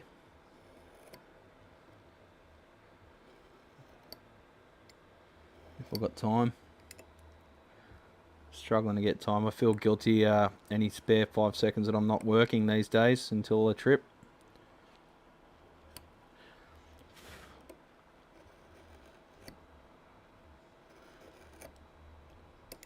Honestly, when you're about to go on a trip and you're self-employed, you kind of feel like cancelling it the whole time because it's too much of a hassle. You're just like, I've got to do all this before and fucking get everything done, and you just like, you kind of can't wait till it's all over. But then you actually walk out, lock the door, and then it's like you get excited then, but not beforehand.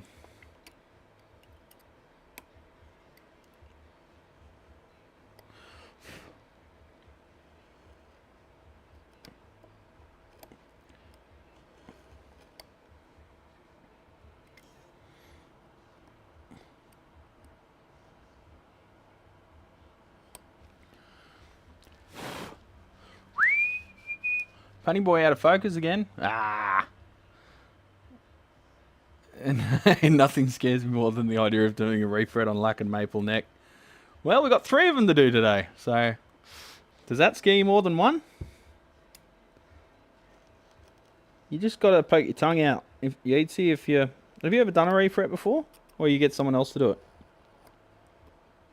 There's a lot of tooling you got to buy. People just think they can do it themselves, and you actually show them the stuff required to do it properly, and okay, you need like a couple of grand's worth of stuff.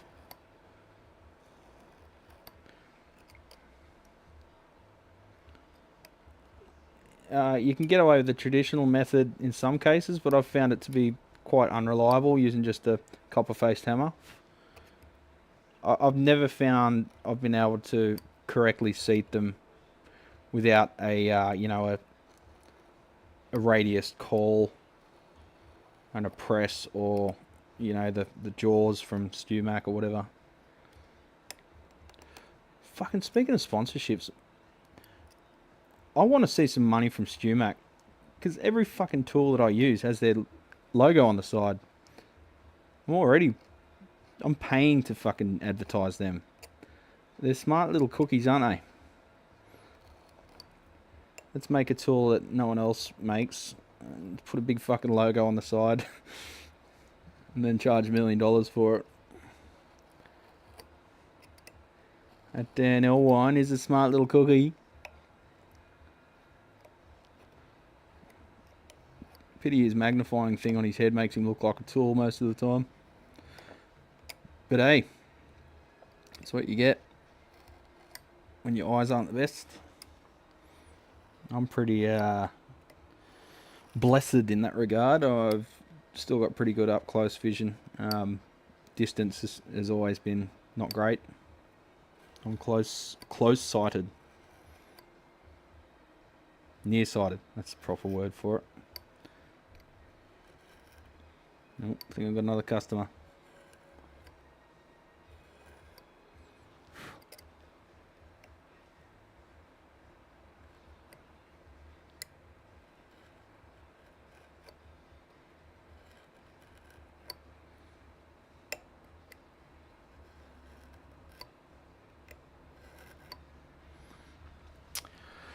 Tell you what, yeah, it's fucking, yeah.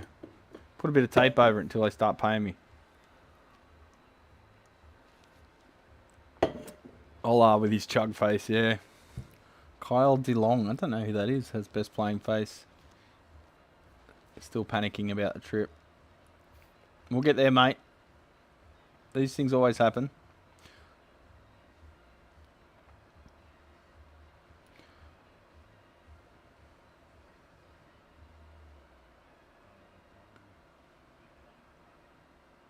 Dipped? Dipped in tone. That's a funny channel name. Never heard of them. I was thinking about how you see stuff up close. I bought a jeweler's mask lens last night because I'm getting blind.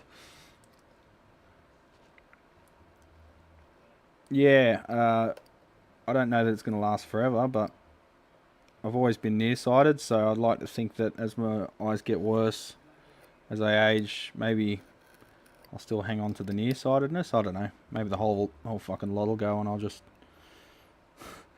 drive garbage trucks for a living or something. I don't know. Time will tell.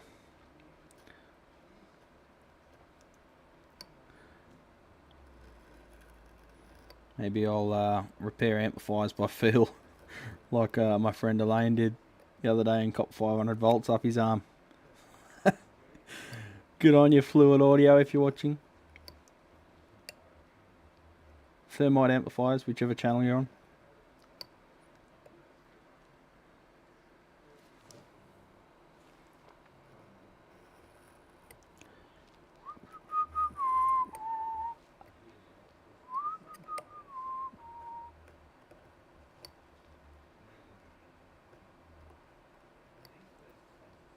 Man, I can hear all the cicadas outside going off.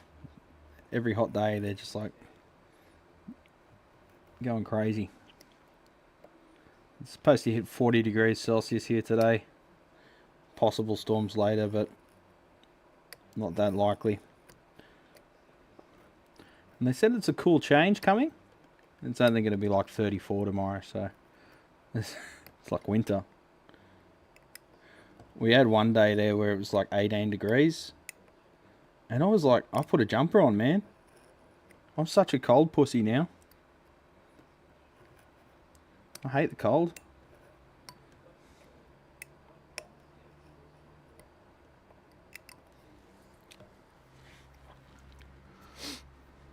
See you, Andy. Take it easy, champ. Scan a Dodge Caravan to check engine lighters on. Oh, that sounds like fun. Thinking of getting a digital microscope. I wouldn't bother. Wouldn't bother, Ben. You want a stereoscope if you're going to work on electronics, because you need depth of field still. You need, not depth of field, you need depth perception. And the only way you can do that is stereoscope. Lewis Rossman is the one to look up regarding that. He doesn't really do board level repairs anymore. He does like analytic videos and just talking head shit. But back in the day, a year or two ago, he stopped doing them. Anything before that, he did live board repair, and I used to watch that well in my day job that I hated. And he's got a list in his description. That's where I got the idea to do mine. He's got a list of all the equipment he uses, and the stereoscope's one of them. Whether or not you can get that exact same model or not, I'm sure they'd have a more recent equivalent if it's obsolete. Check them out. Lewis Rossman with 2 N's.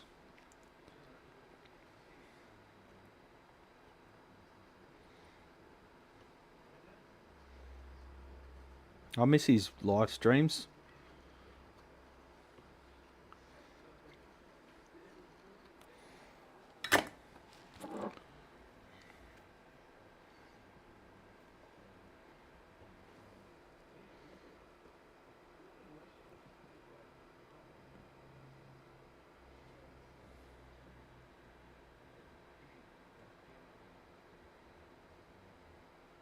Give it a little wiggle.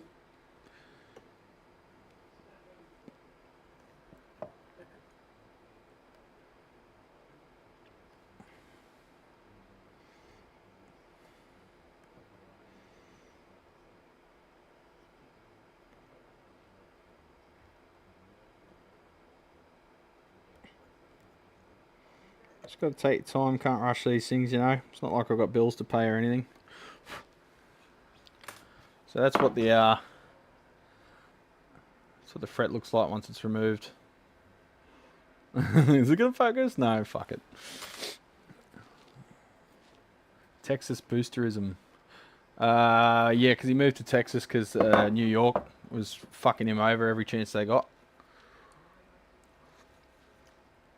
Was it you guys who said that I reminded you of that guy who does coffee videos? Yeah, someone did. I remember that. James Hoffman, was that it? Lewis basically said his videos of Clinton the cat got consistently more views and traction than any of his board repair ones. Eventually, after NYC screwed him, I think he burned out. Yeah, I think he did too. There was a noticeable change of his tone at that point. But if he's after views, like, don't know. That's what I'm saying. Like, the quality of videos very rarely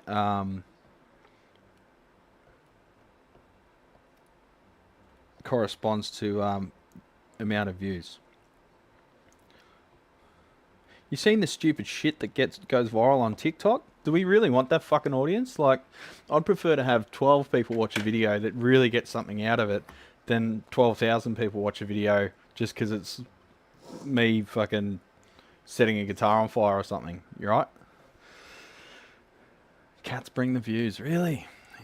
In the heat, do these nude and sell OnlyFans? Well, Six actually, Dr. Gear.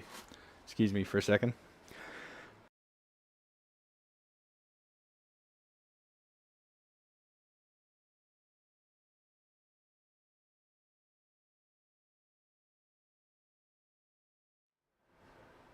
So Six sent me a photo because he thought he found me on OnlyFans.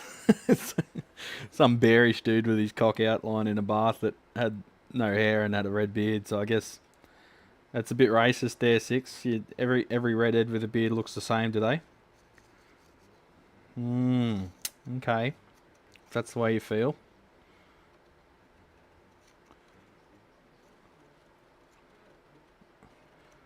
I said, who the fuck would want to see me naked?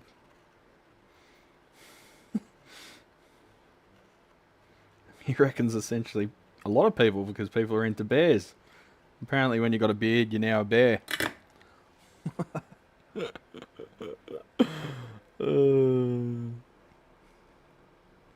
Hey, whatever.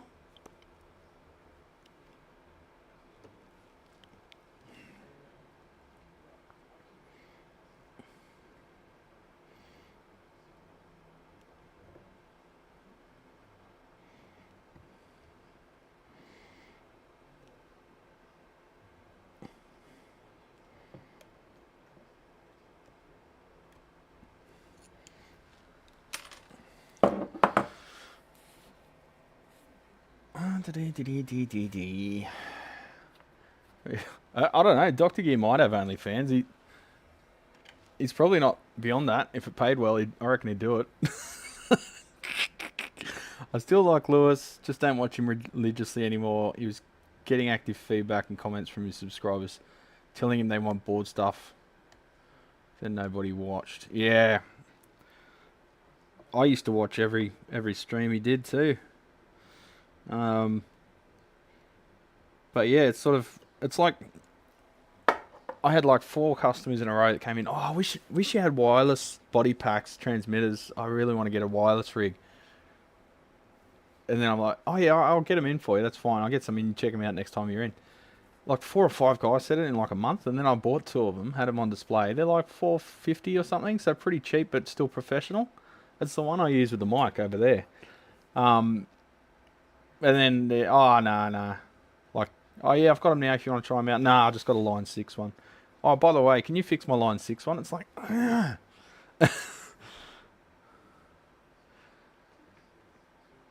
my cat Theo is watching us right now. G'day, Theo. I'm not a fucking bear, that's just wrong.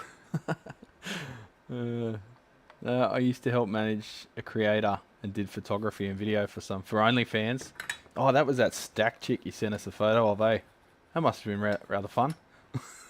That's equally as annoying as the guys who look at women as objects. What, look at men as bears.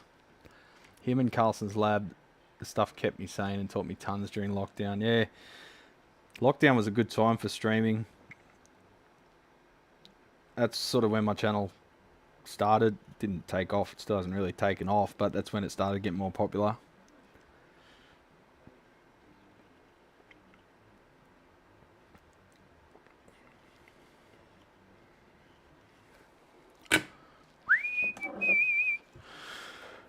I ducked into a bear bar in Chicago once by mistake to get out of the rain. It was dark and I didn't realise until my eyes adjusted. Eee. Don't knock it till you tried it, Lyle. Yeah, you're kind of bearish, to be honest. You would fit in.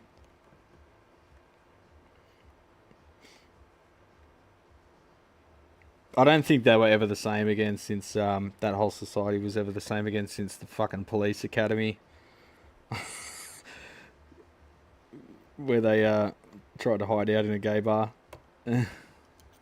Looking back, that's something that you... Yeah, I don't think you'd get away with that these days.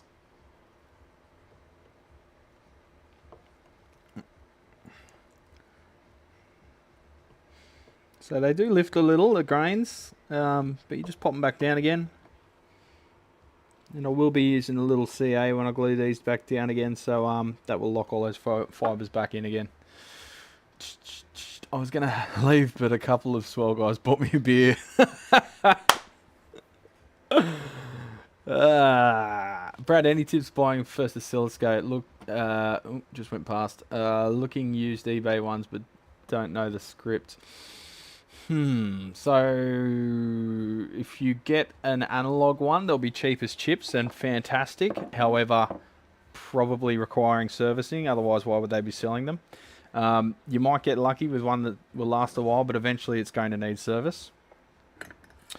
You don't really want to be learning how to fix test gear, because what test gear are you going to use to fix the test gear? And also CRT scopes have extremely high voltages in them that can kill you. Like 3,000 plus volts or more.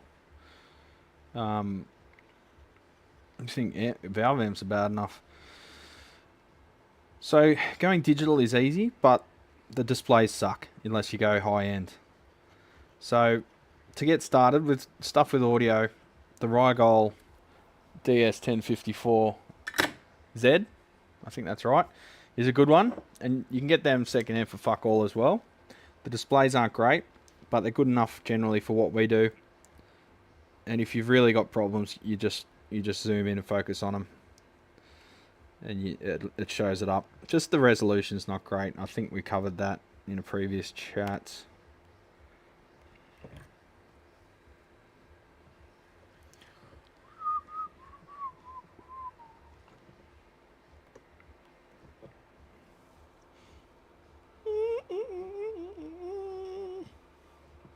Geez, removing the frets on that tiny little Japanese fretboard is going to be difficult. Little fucking pubic hair frets.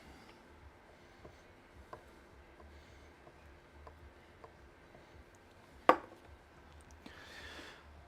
you find the maple is harder to get out, is more chippy? No, it's actually less. The thing with maple, Scotty, is the lacquer is the sort of thing you got to be careful of. The maple's actually way more predictable than rosewood or ebony.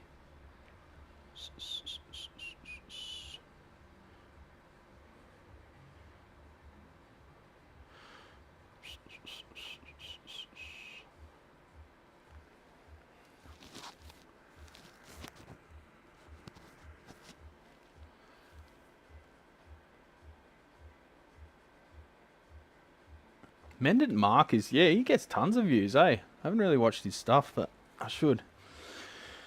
AU wiring is more proper, both lines switched. Yeah, that's the best way to go, Scotty, if you can do it. Problem with having a switch before the fuse is that I've often had switches that are melted on. That the actual switch is melted. I suppose it would it'd still blow the fuse if something went wrong, but you've just got another bunch of wires there that could get shorted to something without a fuse, so it's not great. But modern fuse holders, you attach the fuse, the active to the tip of the fuse, and they're designed in such a way that you can't come in contact with it. And then, are you really going to trust, like, a guitarist to flick the switch off before changing the fuse? Have you met the average guitarist? I don't think that's really even a safety measure at all. I don't think... I don't know, I might be wrong, but I don't think Mr. Carlson deals with as many guitarists as I do. The vast majority of them are pretty well cooked. But I love them. I think you've got to be a little bit cooked to try and make a living out of a creative field these days. In a good way. Well cooked.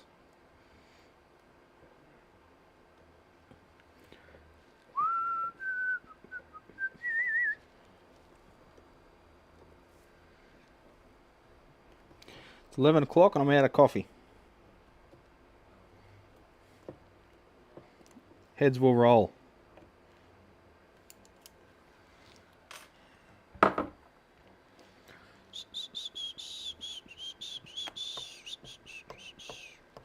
Just using the little glue bottle to just shove them down. It's nice and gentle. Oh god, that's not my mouse. Oh, it's D-Lab that thinks that about the fuse thing.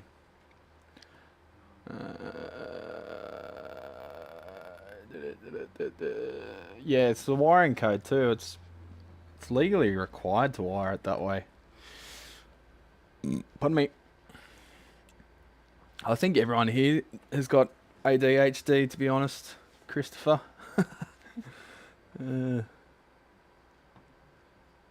Tell that to Randall Smith with most of his Mark series, yeah. Well, like I said, I got a V-twin here that's got a ground lift switch, but it lifts the fucking ground from the chassis. It just disconnects the whole unit from the ground pin. That's illegal. Now, they said, oh, they've never been imported into Australia. That's a lie. I remember seeing them in Pro Audio magazine and lusting after them. It's a catalogue magazine. Probably even still have it somewhere. The distributor said, oh, they were never imported into Australia. I'm like, okay, why has it got a 240 volt transformer? You fucking... That's just them covering their ass because they were never legal in Australia and claiming that they never were imported. See you, Lyle. Take it easy, champ. Got to run. Where are you running, mate?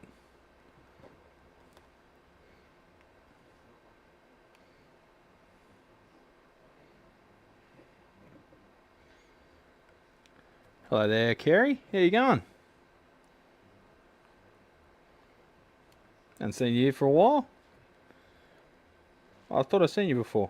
Oh, maybe I haven't. Maybe I just read your comments on videos. Another, bringing someone over from the big Clive community. Big old Clive-o. Haven't seen Ralphie on any videos recently. He must be busy with a lot of dead fuckers over there.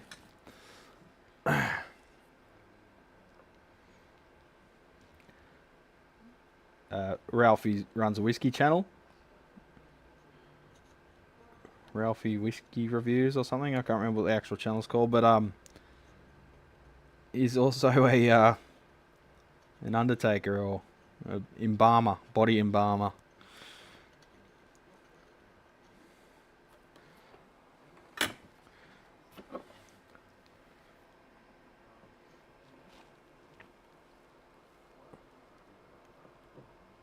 And that's Big Clive's brother.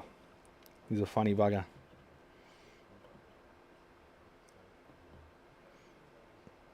Big Clive's videos really got us through the pandemic too. I was It's fantastic when he started doing live streams. That was when he started doing them, I think. I think he did the occasional one before that, but he started doing them every Sunday. Sunday here, Saturday night over there. Because we couldn't go anywhere, didn't have anything to do, couldn't meet up with anyone on the weekend. We were all on lockdown, so I'd just have a whiskey with him in the morning.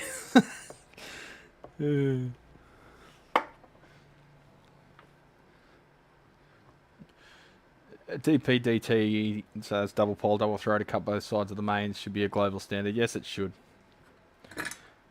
And, you know, even with a toggle, you can do that, because CE Distribution still has the old style dual pole single throw toggles from Fender, for Fender.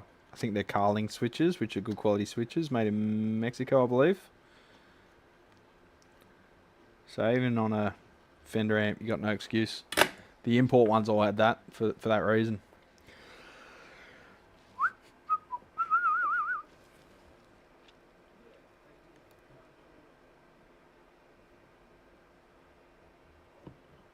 Yeah, I mean, you know, preference is one thing, but when it comes to the law, you got to fuse the active, bro. And before the switch. How's my battery going? Oh, it's almost dead. Let me get another transmitter. Hang on.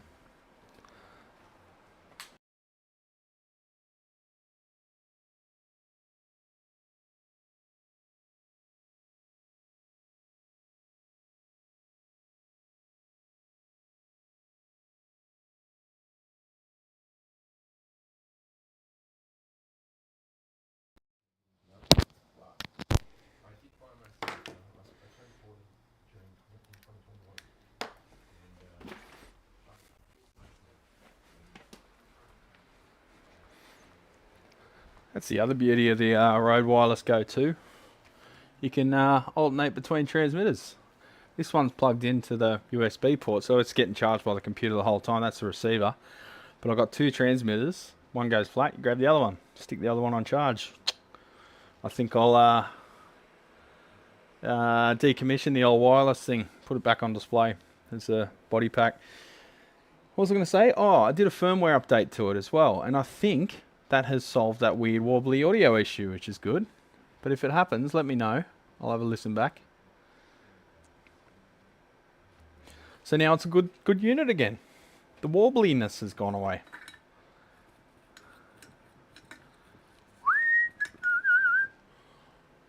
I love thick accents. Clive was an easy yes. Michelle gets a little bit excited by Big Clive's accent. She loves a Scottish accent.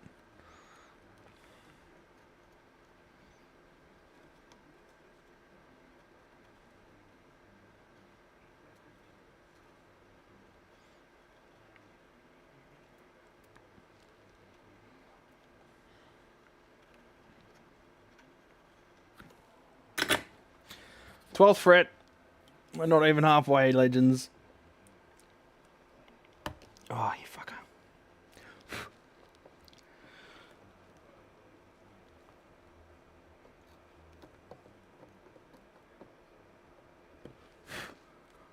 Gotcha.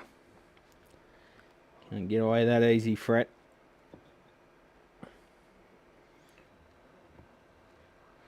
You're fighting Clutterloo. Ah, let's throw it out, mate. Throw it out. One guitar, one amp.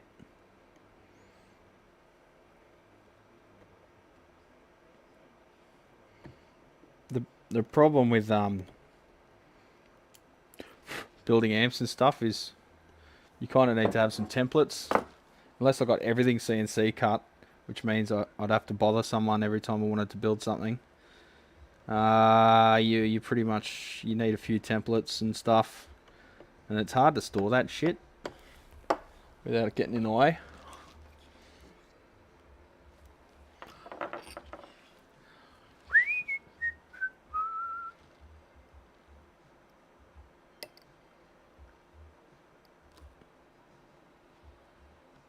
Get back in there, little chip.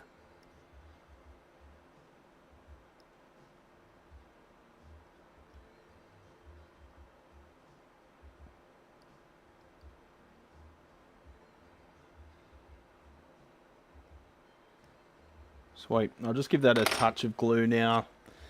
Just there was a few little bits that lifted out on that one. I just want to lock them in before I carry on. Kind of need to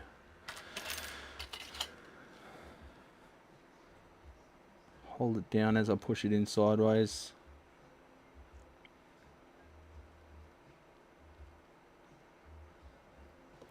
Sweet. G'day Jim, how you going, champ?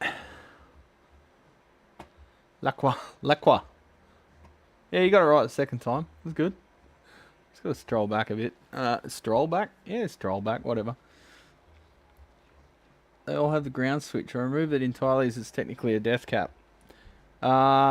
This one was just, it didn't have a cap. It was just disconnected the ground from the chassis. It was a single pole, single throw. This is in the V-twin rack.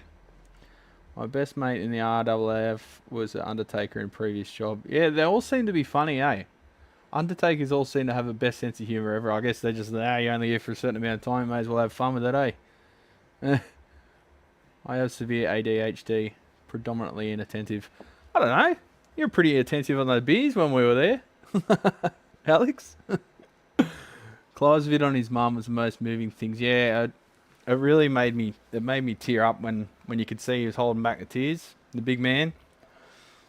Because, yeah, that's a hell of a thing to have to deal with. And it sounds like they did a very good job. Come on, champ.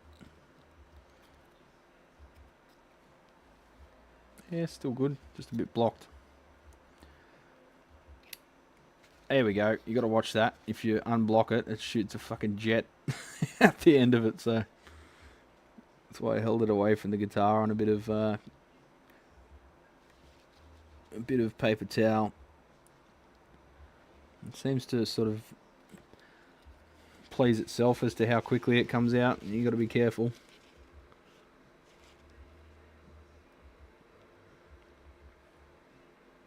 Oh, I think Donny Benet's on. He's a funny chap.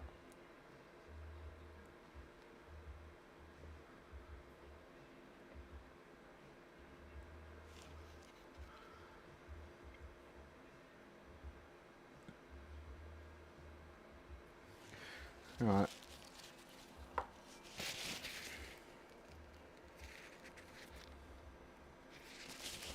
Sweet. Let's lock those fibers back in.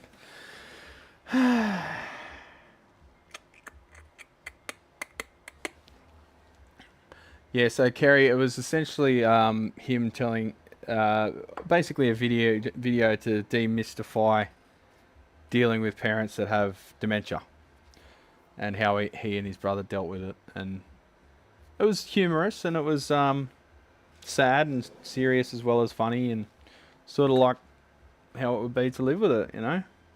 Funny stories, and yeah, even if you're not affected by it, it's still good to watch if you're a fan of Clive's. See what he's been through. I think they did a very good job.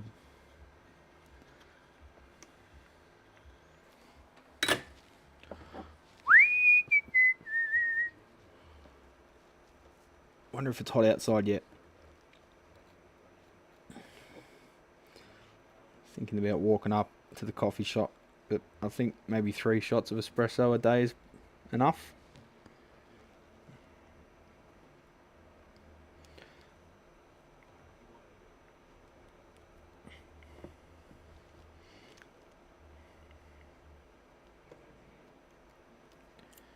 Beauty.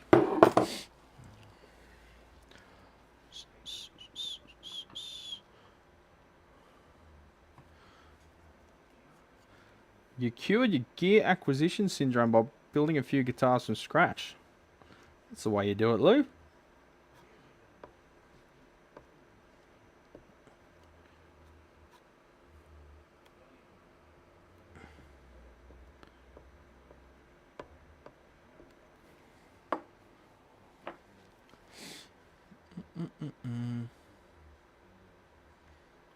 The 1957 has got like a millimeter of clear lacquer over the face. Ugh. Yeah, so that's, you're probably talking you're going to have to respray that one, man. Sometimes it's just, yeah, it's too much to save. The magic is not in the logo. I'm officially senile. Just looked up that Carlson video mains to fuse to switch. Okay. Slacker, slacker, slacker. Slacker, slacker. Lacquer, slacker. Jim, what are you doing to me? When you think of it, all Lacquer is beetle shit. No, that's shellac. Oh yeah, there you go. Here goes Phil Gin. Silk is boiled worm guts. 6'4" and look like Andrew Denton. Who was?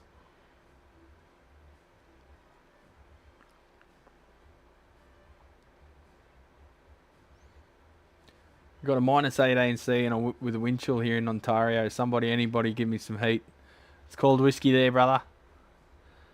Safety squint. No, I wasn't. I drink too fast and forgot when I had the last one. It happens. One of these days, I'll find out if there's something about Carlson that is dangerous to listen to, or does he just annoy some very fine people who I respect. He doesn't annoy me or anything. I just you get the vibe from this channel that it's more about interpersonal stuff than technical stuff, and that's sort of just how I am. I sort of I watch for the personalities more than the technical information, whereas he's more technical oriented. And I don't really do any RF stuff, and he does a lot of RF stuff too. I got no problem with him. I just don't really, not really into his subject matter. That's all. I mean, you can watch channels if the subject matter is not really up your alley. If the personality's there and they're just a funny fucker or entertaining in general.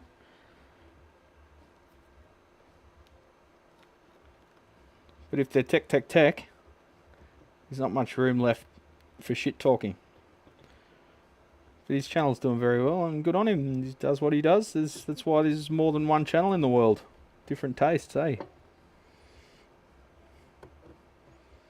Ooh, Herbie Hancock's on.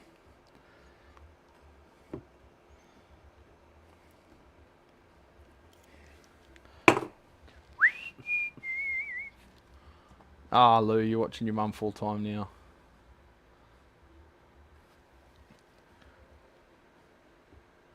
Sorry to hear that, mate, but make it the best out of it you can, and try and have some fun still, and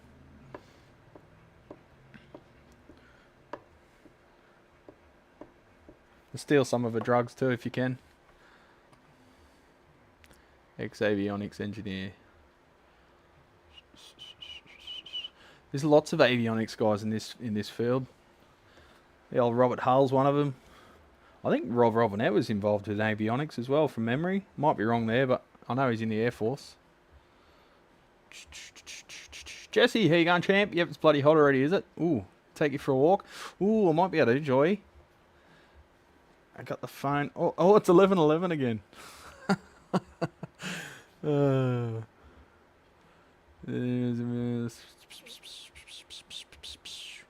Now I have to sell 30 guitars and shit, Lou. Well, you're in the right place, mate. Anyone want to buy any of Lou's guitars? Put up your list. Tell us what you got. You got the audience here, mate. There's people here interested in gadgets and Googars.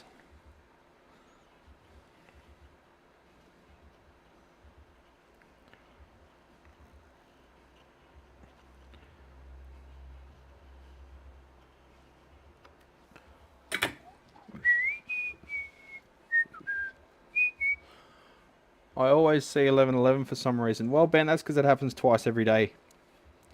It's called confirmation bias, mate. And it's also in the morning, about when you start getting bored and hungry. So you're looking at your clock to see if it's lunchtime yet, and it's not. You think about it, you get to work, it's go, go, go, go. Around 11 o'clock's like the first time you get to take a breath. And you're starting to get a bit hungry. Maybe you want another coffee. So you're looking to validate that by looking at your watch. If you kept a notebook and wrote down every time you looked at your watch and it wasn't 11:11, I think you'll find that it's not that amazing. Close up on those frets. Yeah. See how the penny boy goes. Not too badly. See the notching there? Pretty bad. But he wants to go stainless too, so.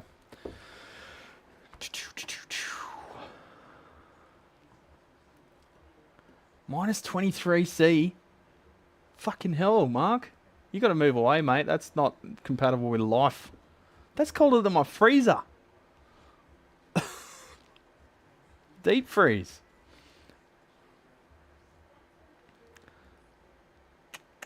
Oh, the new vintage to 1957 reissue. Fuck, really? They put that much lacquer on it? That sucks, man. Fucking hell, Fender. Pick up your game. I should be doing the drop-in Origin board soon. Oh, cool. Serious.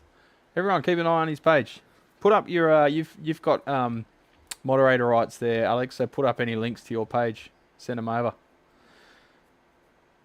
In fact, do it now. Put up the link to your page because I am going to go pee and I'm going to insert an ad. How do I do that? Focus on your live stream and let YouTube insert ads for you. No, fuck off. Insert ad. Here you go. Here's an ad.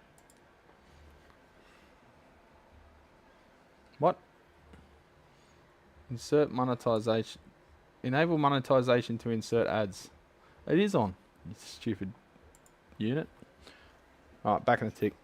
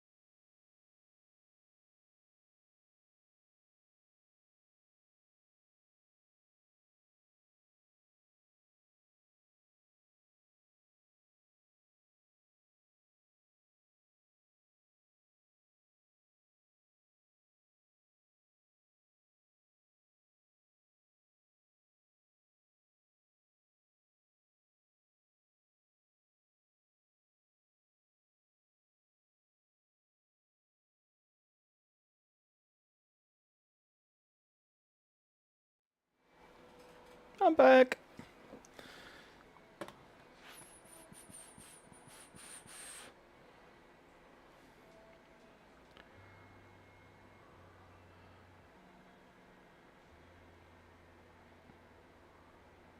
You got old G&Ls, Lou. Fuck yeah. They're excellent guitars.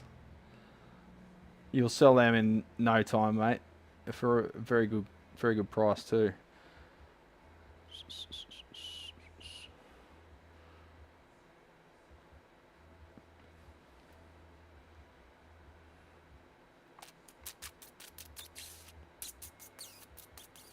Flat sawn neck, yeah. If you look at the end grain, more or less, it's about 30-degree angle. But yeah, it's flat sawn. Gibson amp pad, really? I hope not. Fuck. Oh, was it really a Gibson amp pad? Really? You premium members don't get to see the ads, yeah. Jesse, quick question. If I want to refret my Relic broadcaster, would I have to refinish the board considering certain parts are burnt through on purpose from the factory? No. The only reason you need to re-lacquer it is if the lacquer's really brittle and it's impossible to get it off without chipping. I think it's got something to do with how much UV the lacquer's been exposed to. This is just my pure hypothesis here. Some necks seem to have really brittle lacquer and it comes off in chunks and fractured, like chips off like crazy. Whereas others, it's like this one and it comes off relatively easily. It's a case-by-case basis, man. Members won't. Members will see ads still if they don't have premium.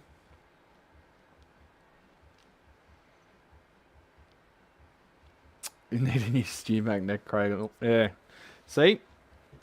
Bloody, they should be paying me money. I'm getting them sales.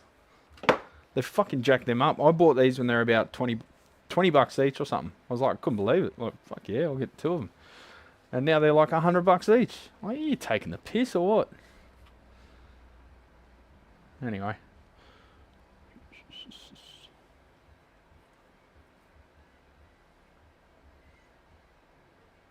Ad block. I thought YouTube were making life hard for you when you got ad block. Oh, weehaw. Yeah, I got weehaw. Weehaw. Weehaw. Penny boy. Yeah, I like weehaw stuff. Weemer as well is good.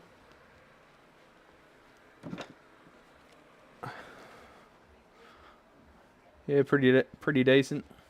That's the Sparky set. I'll just keep them over here, and got another set over here, which I haven't seen this brand around much, but these are really nice. They've got like a soft rubber that you can really grip into. These are made in Germany, I think. I don't know, the writing's all worn off. Well, it's worn off this one. Philo. Have you guys heard of that brand before? Where are they made? Chrome vanadium. Made in, worn off. Made in, worn off. Made in Germany. And at home I've got Bernstein. Made in Germany. I like good screwdrivers, me. G&Ls are the bestest.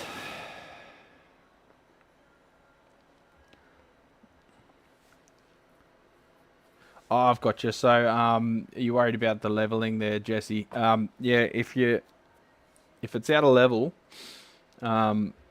it's a matter of seeing how far out it is. You might be able to level it enough just taking some off the frets without having to refinish it. If the neck's like, or it's got a massive kick in it because the grain's actually, like the timber's twisted as it's aged, you're going to have to do something to dress the fretboard because it's outside the tolerance of the frets to be able to level it again. Generally, I'm talking just for cosmetics though, if you chip it or whatever. G&Ls are the bestest. Yes, they are. I don't have any real old models from when Leo was still alive. I wanted to join your live stream this weekend, but found out that my first real best friend, 5th grade, suddenly passed away. I'm sorry to hear that, Christopher. Should have joined the stream, would have cheered me up. You can always go back and watch it, mate. You're here now, that's good. You only have the Leo era stuff. Wow. You're gonna get some good cash for that if you sell it, mate. They're very sought after. Thanks for the stream. Thanks for being here, Lou. Dollars indeed. Yes. Buy a stock neck rest instead. Sand-filled leather. Yeah, they work too. I was going to get my brother to machine some of these up for us on the CNC. Much less and no possibility of damage. Yeah, sandbags work too. U-block Origin still works. U-block Origin blocks everything. Yeah, cool. Go for it. I'm not against ad blockers. Don't mind me. I bought my WGS for $49 each 10 years ago. Now they're $125. Yeah. Nut files are very overpriced. I think these sets are about $160, something like that. they put stickers in our guitars to not open for 24 hours so the finish won't pop off. Is that just in winter that they do that, Mark? I mean, that makes sense in winter. We don't have those over here, though. I've never seen that sticker over here. Heard about Philo, but never had them. Weira are mighty good too. Yeah, the Philo, they feel really nice. It's like it's really squishy. And it's, yeah, I don't know. They feel really good. I was worried it might get that sticky shitness happening to it, but they're probably, I don't know. I think I got them from Masters when they were going, so that's like 7 or 8 years ago. 7 years ago. Wood handle is nice for mechanical and carpentry work. Yeah, because the oil doesn't affect the plastics then, and the rubbers. Scored a Warmoth neck from their in-stock page. Pictures didn't lie, just happened to be quarter sawn and dark rosewood. Stainless steel frets, wow. Quite the score there, Christopher. It's all the time. But yeah, winter. Yeah, winter's when it really is an issue. Philo has been around since 1878. Really? Wow. Yeah, I've got the old Stanleys here for heavy stuff. And then for the British amp chassis screws, got the old Stanley number 3. Big bastard. Plus I just got set of bits with all the different security bits and shit there. And then I got a handle for them as well. Anyway, I'm going to get back to it, champions. I've only taken 3 frets out in the last half hour.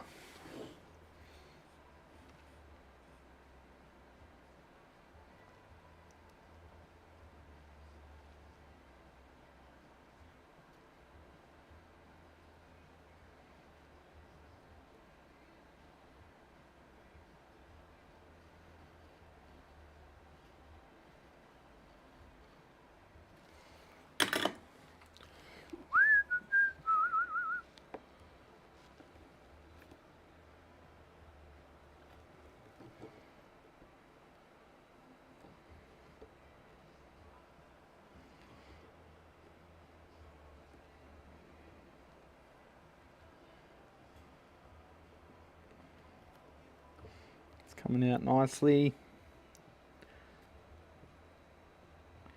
Gently, gently.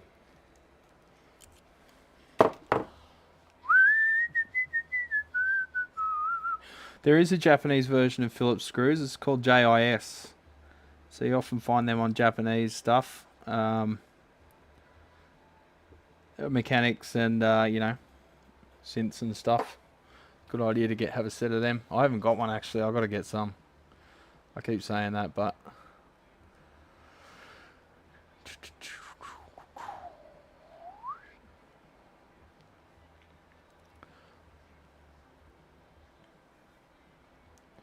just Google Philo. They're expensive. Yeah, okay. I got them, yeah, ages ago. I can't remember. They weren't cheap. I know they were quite an investment, but my speaker repair guy has copper screwdrivers. Huh. Man, they mustn't be able to take much torque. Can you make them out of like titanium or something? Let's go. Let's go get coffee. Take us for a walk, please. Bro, I'm trying to do some work. Look, I'll wait till Michelle gets here and then we'll go for a walk. But I'm gonna have to get her to bring the stabilizer because it's gonna be shaky footage. I just have to be on the phone. I can't. This is plugged in to the laptop and shit. I can't just pick up my camera and walk off.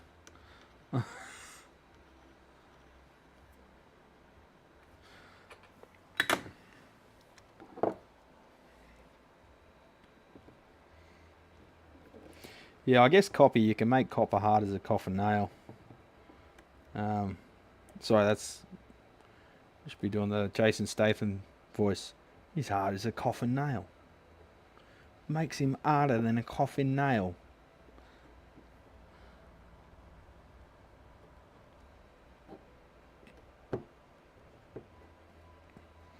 You'll get to hear lots of cicadas when we're out there, because it's hot as shit.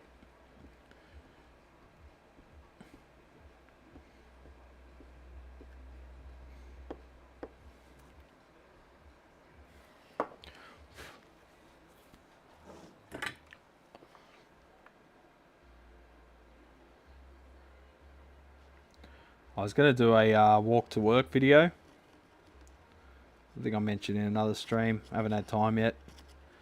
I won't be able to live stream that though, because there's areas where there's no reception. It's like pretty much through the bush. In a valley. Side of a cliff. Sometimes I'm walking to work, if I do walk to work. Sort of got to stand there for a second and go, man, it's pretty amazing that this is my walk to work. It's a pretty beautiful walk. Even if I do almost get run over multiple times. We got historic. We can cross 2 historic bridges. One was the first. I think it was the first bridge in Australia. It's just down the road from our house. First something bridge. I forget the qualifications there, but the beard is looking epic. Thanks, Alan. How you going, champ? Sydney can be lovely, yeah. It's a pretty beautiful city if you know where to go. I should spend more time there, to be honest, but just problem with Sydney is it's fucking expensive, so you got to spend every waking moment fucking working just to make ends meet. Like any major city, I guess. If I didn't want that, I'd move out west. But there's no musicians out there because there's no audience. So I'm kind of tied to capital cities forever. Condemned. Unless I drastically change my employment. I could move out west and, you know, probably rent for $300 a week, but what do you do for work? Farmhand? Fucking work on a mine, get the old black lung, become a mechanic or something, start an apprenticeship from scratch, or earn fuck all being a cabinet maker again.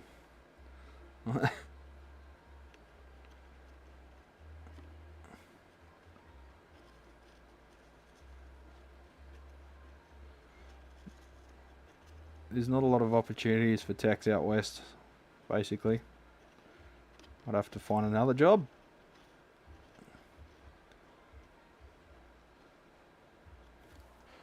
Maybe I could be a influencer, a content creator.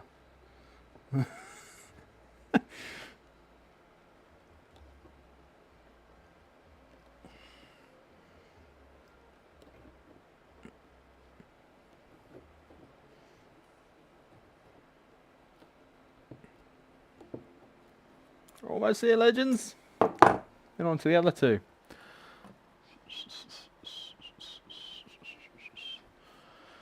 If you need to file nut, use welder's pipe cleaners, perfect sizes. Welder's pipe cleaners, so these you mean? File nut? What? But the metal version of them.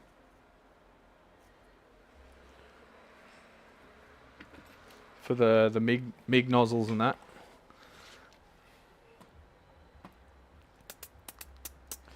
Beryllium tools. Ooh, yeah, you want to watch that shit. It's like one step down from asbestos, that shit. Beryllium copper, yeah, copper hammers. I think they use in coal mines and shit.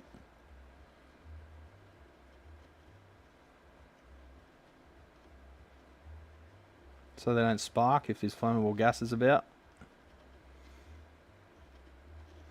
So I think methane's odorless, isn't it? So you wouldn't even know if you're about to blow up.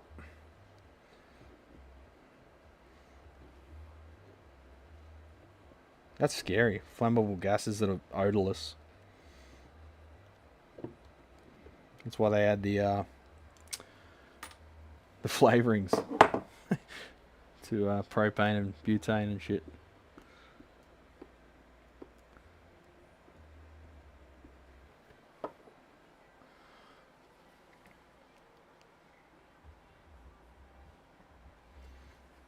Beard is looking epic, thank you. Oh, scroll down. Qualifications. Yeah. Steve Hughes, yeah, he's a funny fucker, isn't he, Riley?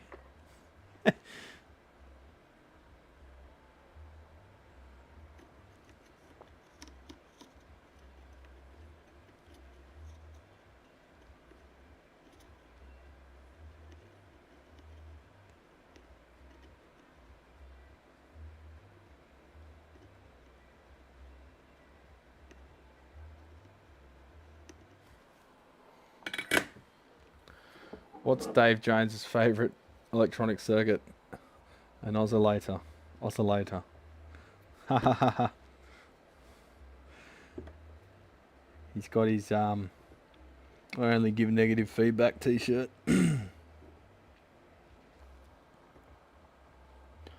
Richmond Bridge. Is that the first one? Mark. So the one I'm talking about is called Lennox Bridge. If you want to look that up, Google it for me. You can be my research team. There's Lennox Bridge, and then you walk further down, and there's the Knapsack Viaduct. Two historic bridges within my walk to work. And there's the Zigzag Railway as well. Just another historic railway thingy.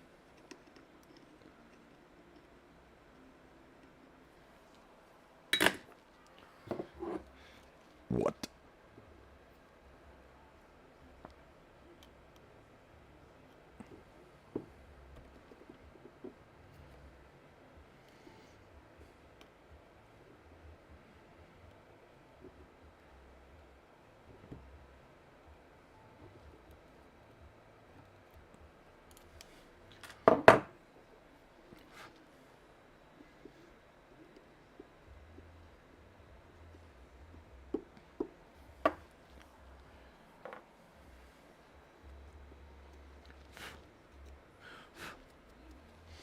Alright, one defretted fretboard.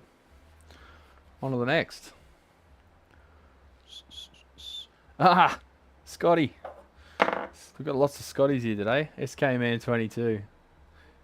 Filling out voltage chart. Yeah, sorry to be a ball breaker on that one, mate, but I think that's the quickest way we're going to get to the problem you're having. Any tear out on the frets? No, not beyond the footprint of the fret. That's why we scribed them, Alan. Just give me a sec, champs. I think someone's just turned up.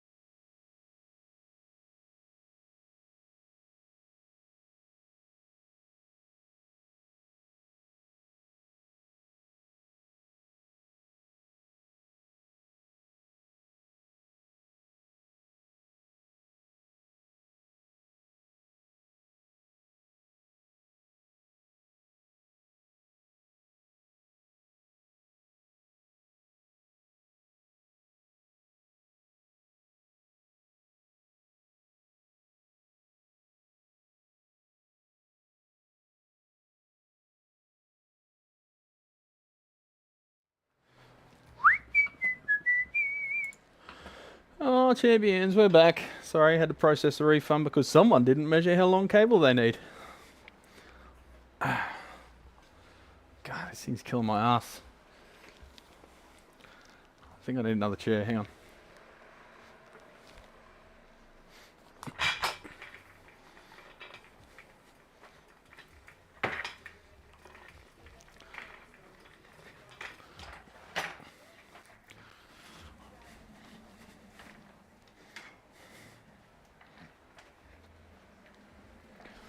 This chair's a piece of shit, but it's also easier on my ass. What are we talking about? I missed a bunch of chat. Oh, most of your beryllium copper tools got stolen. They wouldn't be cheap. They don't make sparks. Yeah, that's the whole point of them, eh? Hiccups.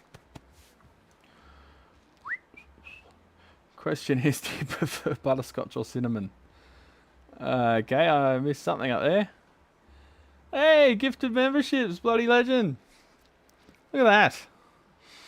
Look at all these new members. Bloody legends. Thanks, Alex. You're a friggin' legend. Put up your post again to your webpage. Alex makes some pretty awesome shit.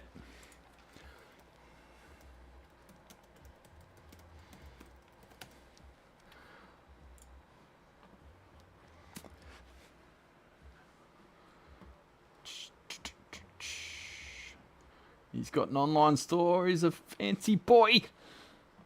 Alright, let's have a look at Alex's page. I'll put up the link. Hang on. Why did the messer jump off the bridge?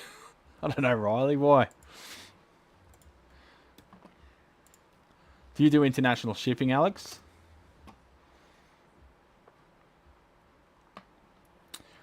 Let's have a little look. Little look. A wee boo. Here's Alex's webpage. Very professional. Terms and conditions right at the top. That's what you want. He's got project PCBs. So it looks sort of like semi-universal PCBs that you can use for multiple projects, which is the way you do it. Shreddy reactive load box. Let's have a look at that. It's got PayPal. Good shit. It's got about 3 pixels there, but that's alright. Oh, downloads.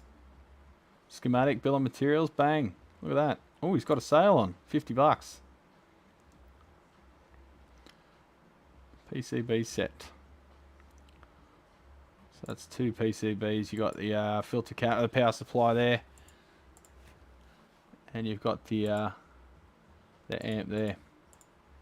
Zoom. There we go. Oh, fuck. Look at that. That's some detail. You can almost reverse engineer it off this and make your own. No need to give him $50. He's got some... he's got the bias supply up here. Relay switching, which I'm still a bit afraid of, to be honest. What services does he carry out? Amp mods. Notice he doesn't say repairs. He's a smarter man than I. Amplifiers. Oh, he's got amps for sale. Oh, he's got a whole amp for sale. It's on special as well, look. I've seen him build this one, actually. I watched him build it. She's just like a real Soldano. Except better. Go on, Alex. A few more pixels would be nice, brother. But you can see the quality of construction there anyway. You get the idea. He's got the Soldano style-y. So hit up his page, buy his shit. One pair of pliers, $250 for the beryllium copper. Oof. That's up there. Like a good set of pliers is like, you're not getting much change out of 100, but 250 is pretty up there. Leave metal stuff lying about. Wait till I put the helium in. Yeah. MRIs are scary, man. Those things, like people die from like a fucking screwdriver not being properly secured and straight through the skull. You do the repairs, just don't tell anyone in case they've got a messer. Fair enough. Alright, so this one's got a bit of a twist in the neck. So with some new taller fret wire, we'll be able to take that out without having to refinish the neck, because it's not major. On the treble side,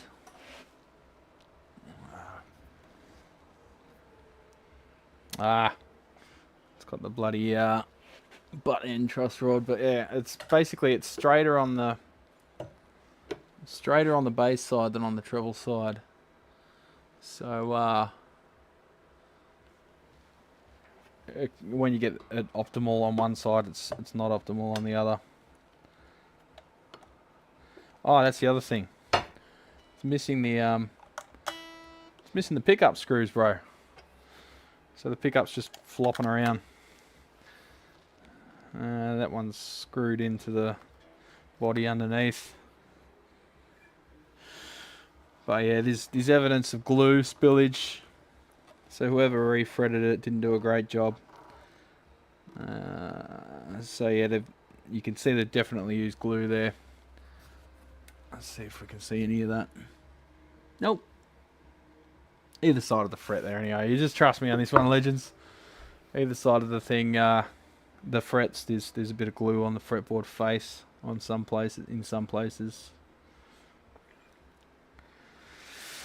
So look, we'll do the best we can, but when they've rolled the fret ends over so severely, it's hard to find a way to make the fret sort of, you've got a curve like that on the edge of the neck, and then your fret sort of wants to be like there.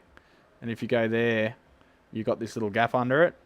That's pretty bad. Pretty bad explanation, but anyway.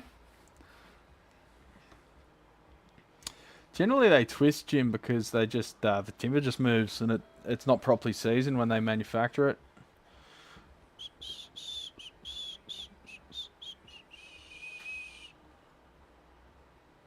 Warmoth neck. Yeah, warmoth necks are good.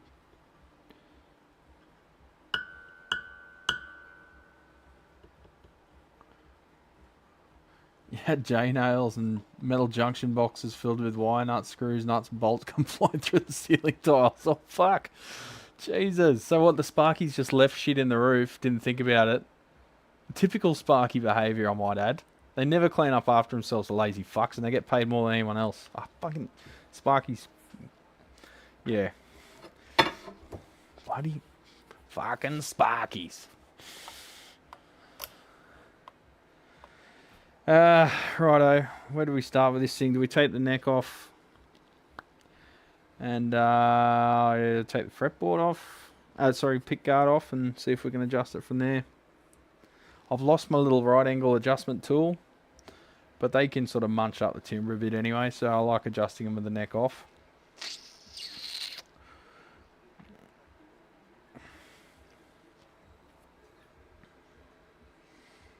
There's a lot of relief to that neck at the moment. We'll have to straighten that up.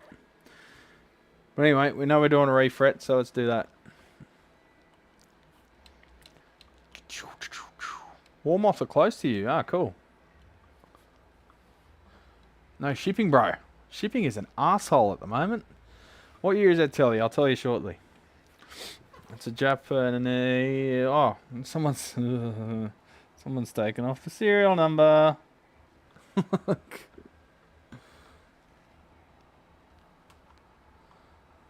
I know who had this prior. It was another prominent Sydney tech. So I don't know why it's got to send it off serial number.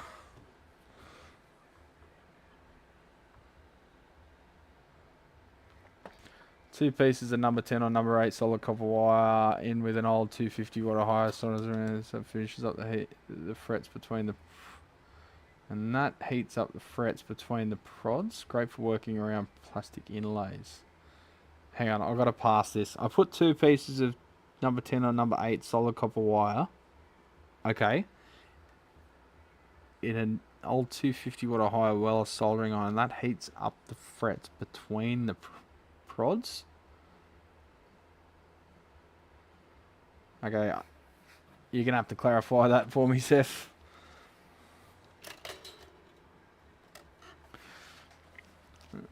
Pliers.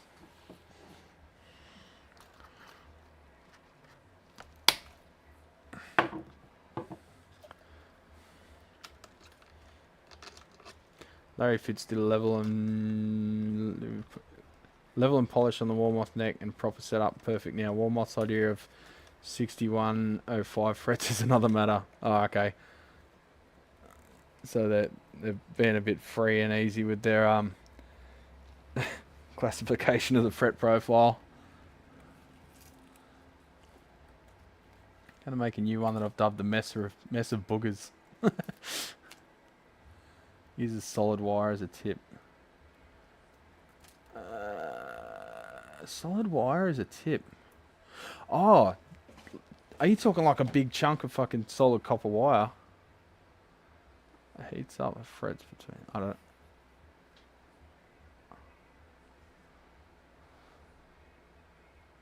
Connects two pieces of wire to each side of the. Oh, mate. Oh, fuck that.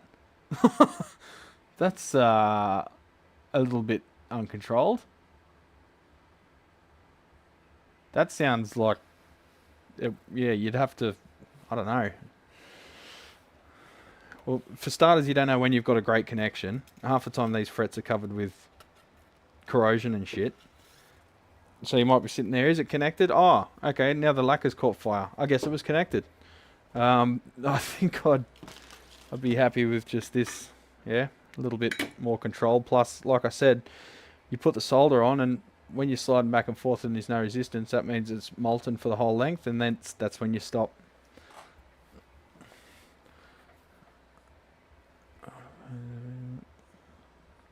None of that temperature control rubbish. What's the fret's resistance? Fuck all. Probably fuck all and a half.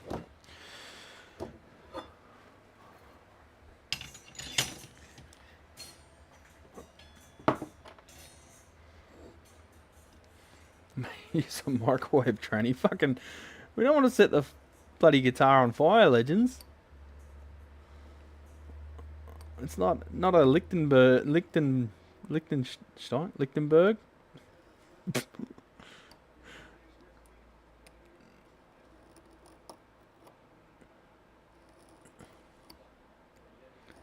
Yeah, Liechtenstein is that suburb where everyone sets their business up because it's a tax write-off or something. Liechtenstein. You'll see all the power tool manufacturers will be based in Liechtenstein, and like they just got like a office cubicle there that they classify as their office to avoid tax.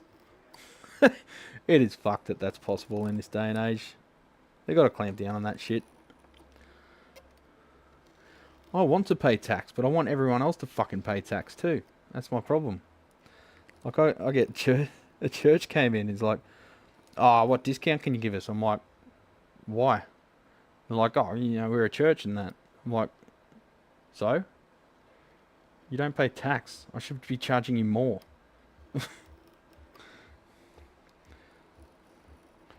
I felt a bit bad. Another chick's like, oh, how much can you knock off that? Okay, what do you mean? Oh, because I literally only semi-heard her. I didn't know what she meant. She goes, oh, how much money can you take off that? Can I get a discount? And I'm like, I just looked at her with a blank face, genuinely confused, because it's the first time she's come in. I'm like, maybe there was a reason she asked that. I'm like, what for? And she was a bit taken aback, like she really had nothing to say. Like, I've never met her before and she wanted a discount for no particular reason. And I'm like, why? What do you want a discount for? In hindsight, it feels a little bit harsh, but it also is kind of funny. I don't just go to places and ask for a discount for no fucking reason. That's...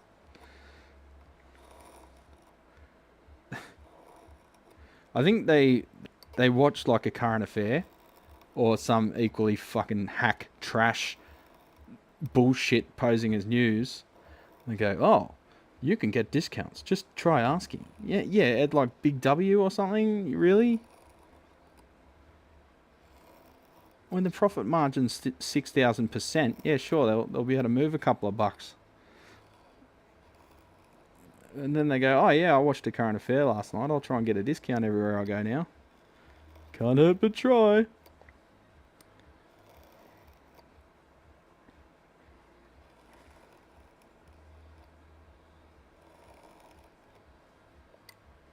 Anyway, that's my rant for the day.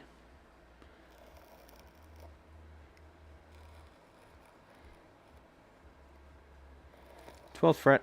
Read chat. Liechtenstein 3D. Return to Castle Liechtenstein. Yeah, that's the one, Kerry.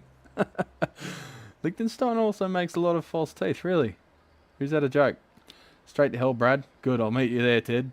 There are two companies from here I truly admire, Hilti and Neutrik. Are they actually there, though? I think they actually are there. There are a few that are there, and most of the others it's just a scam. Tell them to give to Caesar what is Caesar's. And end the sentence with tightwad. Hilti was headquartered in Liechtenstein, but their better tools are made in Sweden. Total tax avoidance tactic. Yeah, good tools though. Yeah, when it comes to Hilti, it's what the hire companies use. So there you go.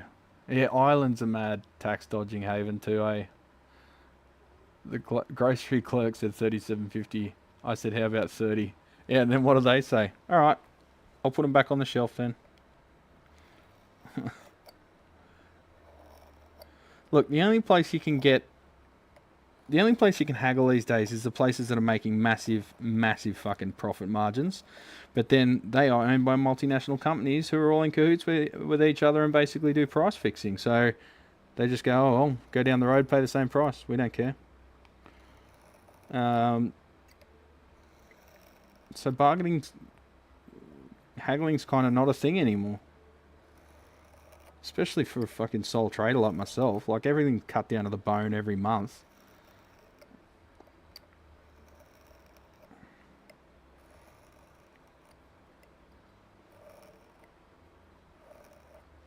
Then you got some people that think I'm like Bunnings, so that you can buy stuff and try it and then bring it home for a refund. Bring it back for a refund because you've finished tracking with it that night. Like, technically, we've got a policy that no refunds for change of mind or incorrectly ordered on your behalf. But if you're a return customer and a good customer, I'll bend the rules for you. If I don't know you from a hole in the wall, then I won't.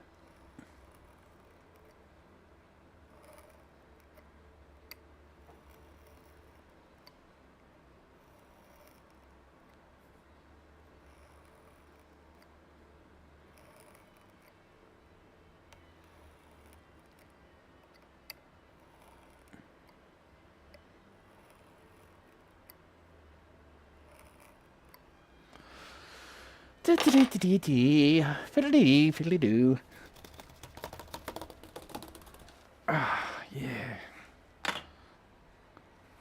No joke about the false teeth. Yeah, right. So it's just randomly they make false teeth there. Probably, again, for tax reasons. Walmart 6105 is almost certainly his OEM GS car 470-95S. That's 0.47 fret height. Dunlop doesn't make stainless, but then nickel 6105 is 0.59. Yeah, it can be tricky getting the right heights, eh? Rian, aren't they Neutrik now? Haven't they combined?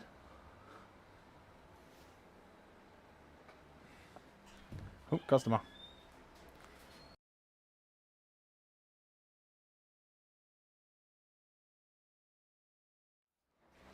Never mind, it's just Michelle.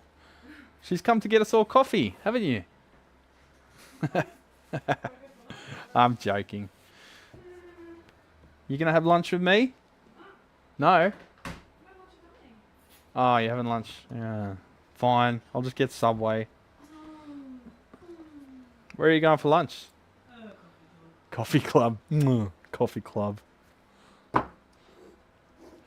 Coffee clubs suck. Coffee and food's prepared by 16-year-olds. What the fuck do they know? Oh yeah, they're at school. Yeah, sweet. So it'll be adults. School holidays are over.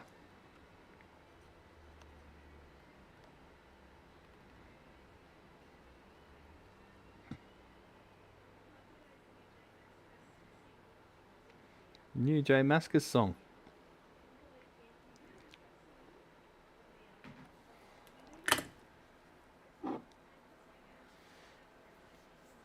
Fran just said no to repairing any old pedals. What, her own pedals? Oh, Jesus, these are coming out easy as. No need for heat on these ones.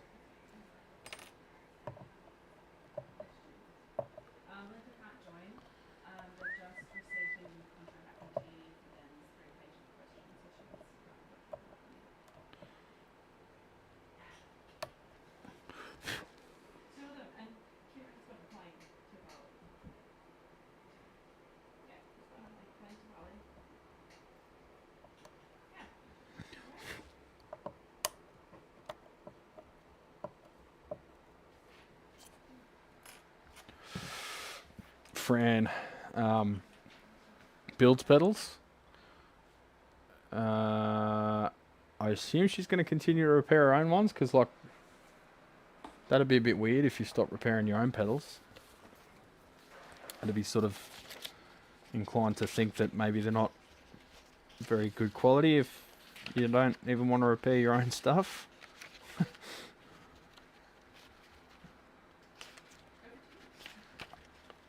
I'm not sure. I know in the past. I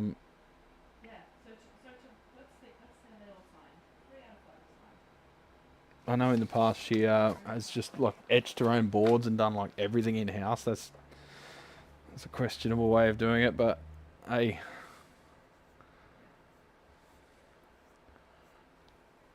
Well, I don't think she makes like incredibly sophisticated pedals. I think they're all sort of old school and fully analog, so they should be easily repairable. No, repair is relaunching pedals through big company. What?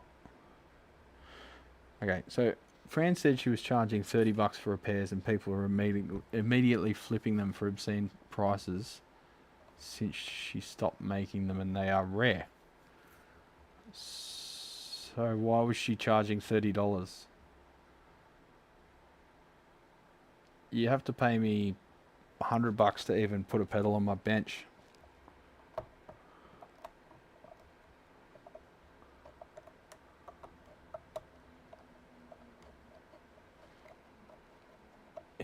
You gotta outsource some shit, eh? You can't do everything in house.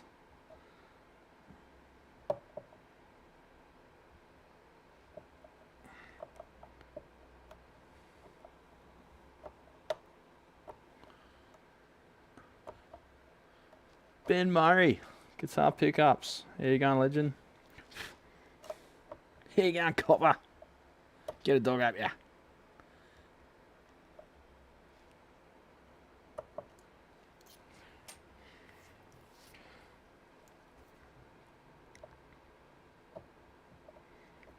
So yeah, some of these frets are already lifting too.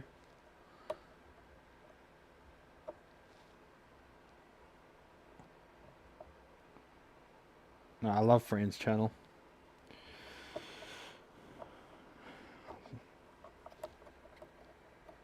I sometimes feel like she needs to be a bit more realistic about earning an income from YouTube though. It's just not a predictable way to live. I'm not trusting Google with my income. I think you'd have to be a little bit insane to do so. They could just nuke your channel next week for no reason, and there's no person to talk to. They just, you know, who do you sue?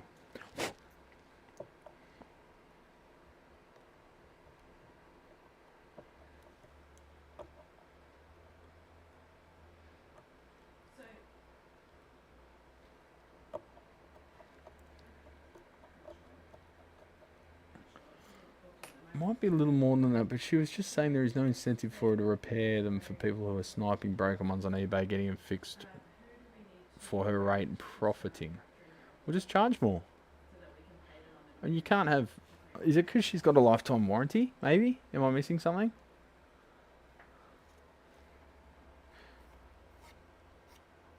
So she must have a flat rate to repair her own pedals.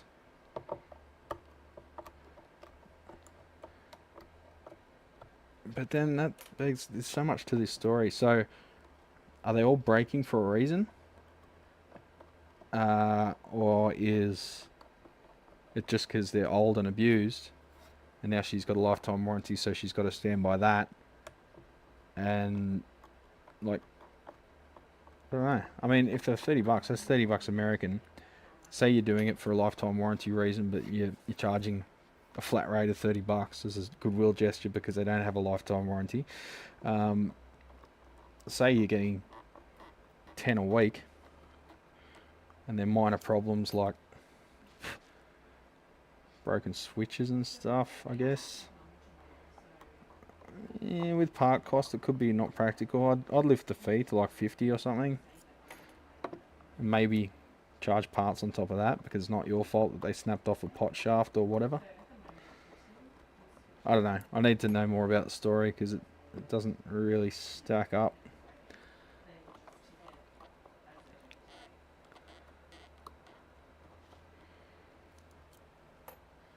Owner's not Fran.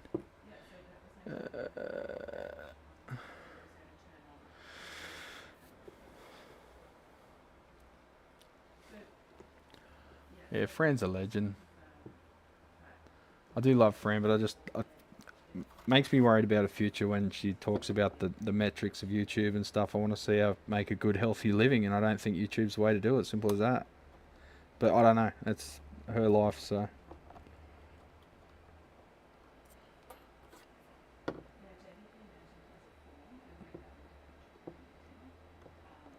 You can tell she's genuinely passionate about everything she videos, all the space stuff and whatever as well. And that's enough for me. If you're genuinely passionate about it, I'll probably watch your stuff.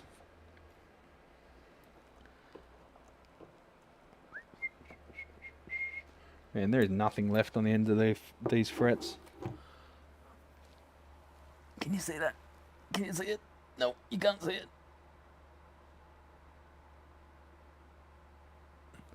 It goes down to like a knife edge.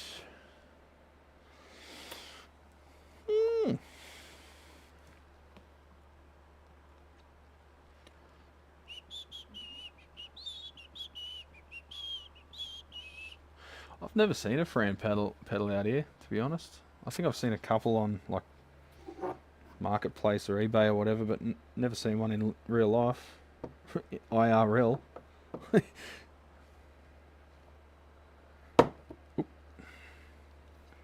That popped out really quickly.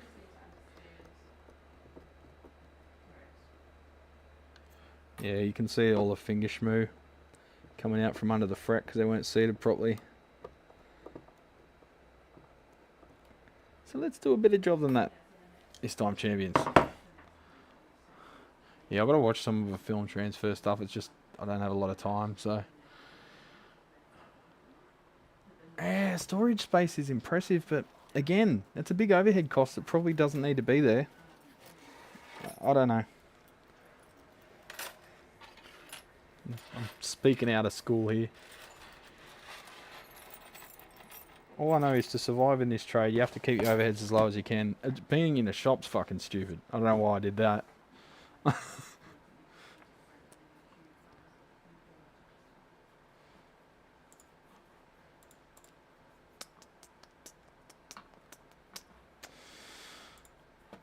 Alright, we'll get on to defretting the last one.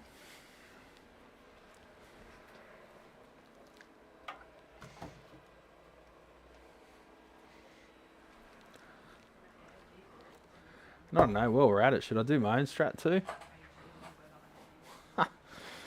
Is that a good idea? Probably not.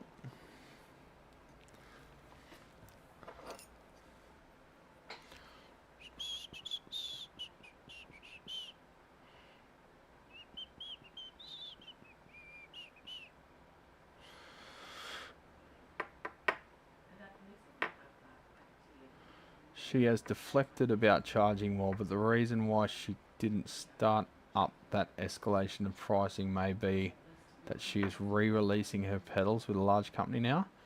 Oh, okay. Right, so they're reissuing her pedals. Cool. I wonder what company it is.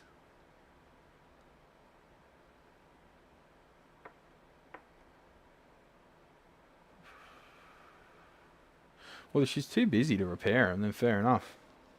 Other techs will take care of it.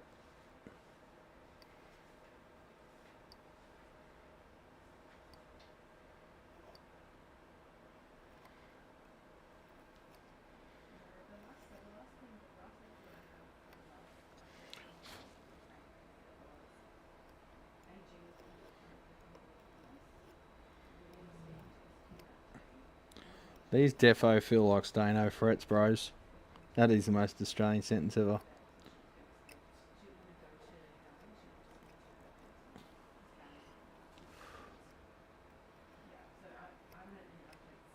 Defo Stano, bro.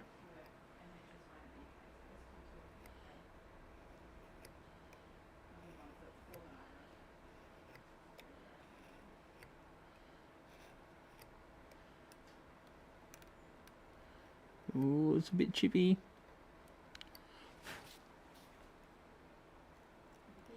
So they would have masked these frets, and these are from the factory, they look to be.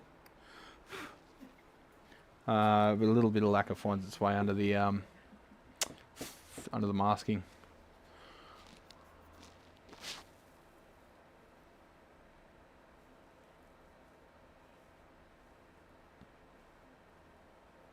I wonder why she can't talk about it yet.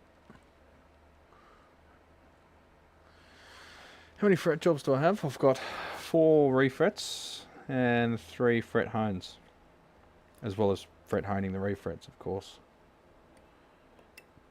And then I've got, well, what have we got? We've got about 70 jobs in the queue at the moment. Some are full rebuilds, some are just repairs, some are, I'm talking guitars and amps, and pedals and devices and mixers and keyboards and microphones. Got a tube mic, just came in yesterday, AKG. Figure out what's going on with that. I've got an amplifier to build, which is way behind schedule because I can't get away from the shop to continue development on it.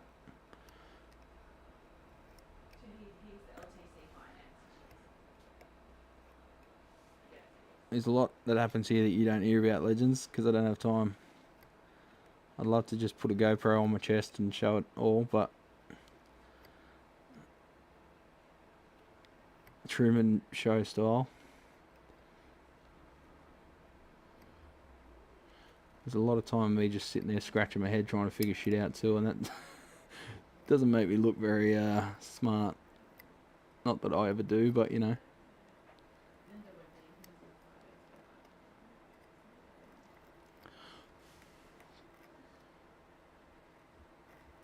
Like, I'd love to have the time to give you close-up shots of everything I do and, you know, HDMI switches and all that kind of jazz, but it slows you so much down, man, and priority is just getting the shit out the door at the moment.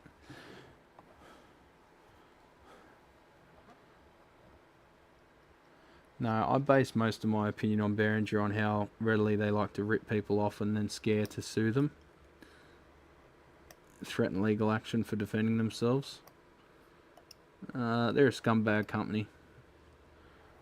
I won't deal with their stuff. I won't even let it in the door. I don't even want to repair it. No, not looking at it. Throw it in the bin, buy something decent, or buy the same shit again and go through it all over again.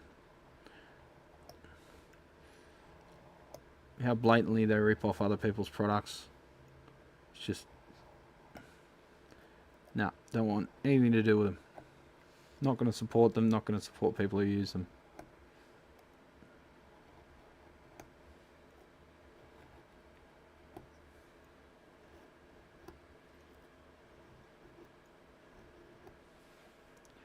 They've destroyed companies that make quality gear and now just filled the market with pus. Disposable landfill filling pus.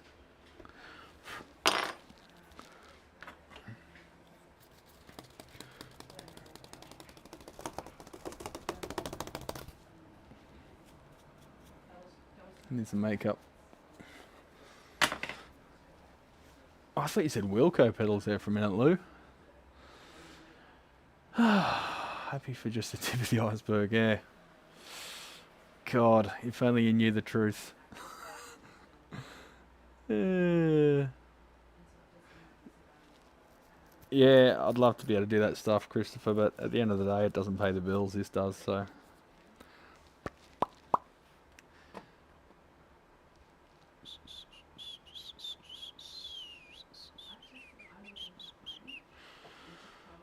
So my channel runs on two BC1U mics, and they both had the same issue of lousy shielding. Had to fix in order to get rid of the hum. That sucks, Kerry, when you got to fix new products. That's fucking lame. I run my channel with webcams, cheap condenser mics, and OBS. There you go. That's all you need. Running under Linux. Ooh, you're brave. On a Sandy Bridge era PC. There you go. Acoustic scraping video is super impressive sped up. I thought that was, I was giggling to myself while editing that one and thinking, shit, if only I could work that fast in real life. But that was like, yeah, that was a good half day of filming that thing, and it doesn't look like much, does it? That goes to show the time that goes into it. That's why I'm not really regretting doing the membership thing, because a lot of time in it, champions.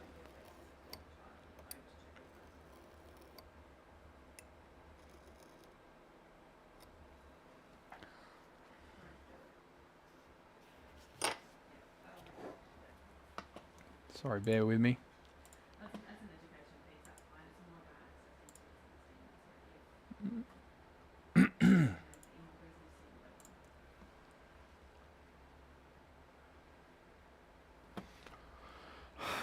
Just looking up the job records. One sec.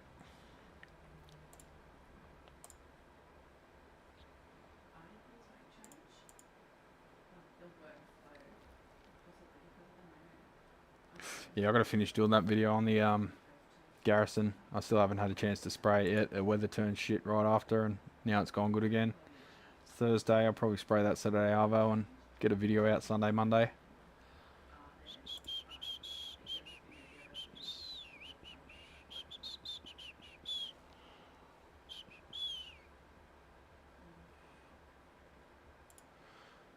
Might just have to ring this customer and just confirm what gauge fret wire he wants put back in it.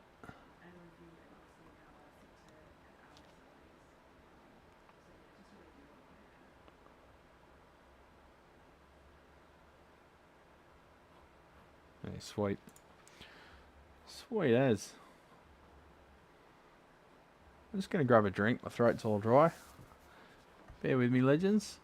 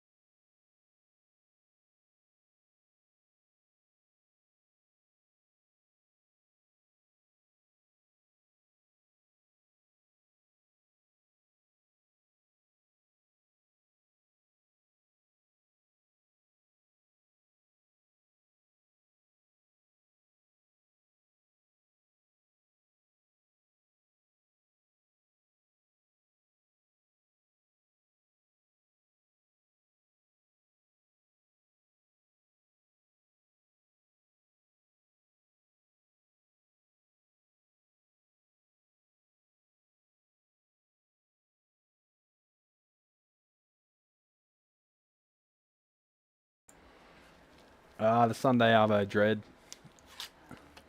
Arvo! I don't really think about it, but we use that all the time.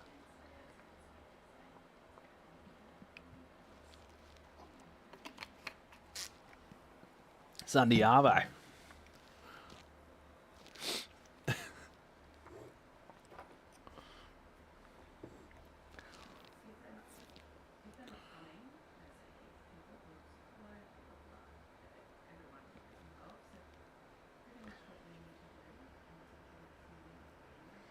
I did IT work for companies that couldn't bother to spend $1,000 to bulletproof stuff. Let it catch fire, and suddenly we had 10 grand to replace it. That's the corporate mindset, mate. Fail your way to the top.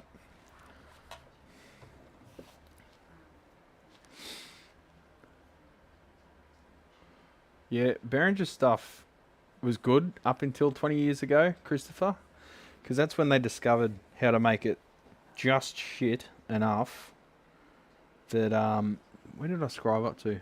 Just shit enough. Let's go again. That it will fail just after warranty, but not beforehand. 20 years ago, they hadn't figured that out yet, so everything was reasonable quality.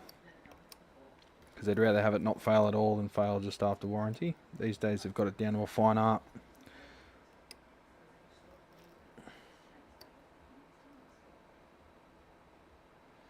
I'm going to have to take a bit more of that lacquer off because it's trying to chip.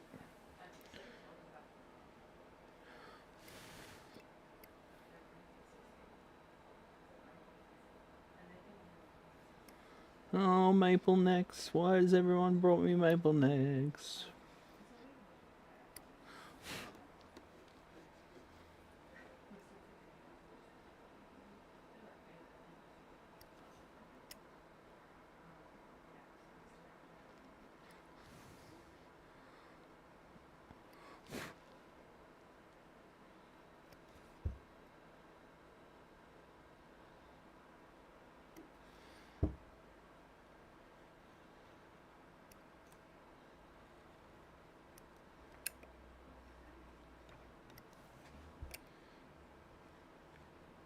So for the Sunday members only stream, probably going to do some spray paint work, but also some video shooting for the main channel, I guess, the main channel content. So you can join us for that. I'm kicking off at 12, so I probably would have already done a fair bit of work by then, and then in the other I'll sit down and have a beer. Talk shit. Suppose we could go on a bushwalk too, eh? Somewhere. I might sit there and play through my Princeton or something. Might get the smoker going.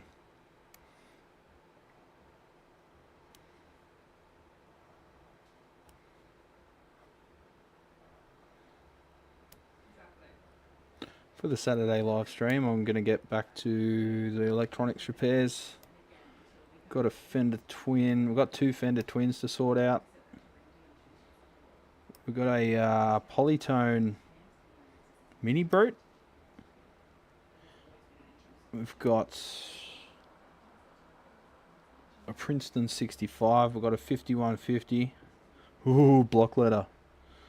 What else we got?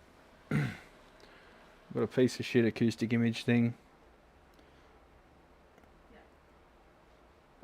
We've got a BXR100. We've got 3 PA amplifiers, Crown, I think Australian monitor and something else.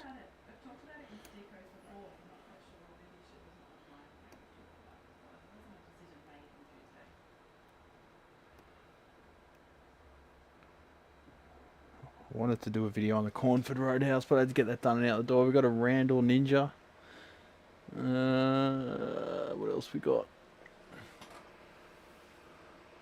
Got a hi-fi amp I'm waiting on parts for. SX100 from Pioneer. 70s thing.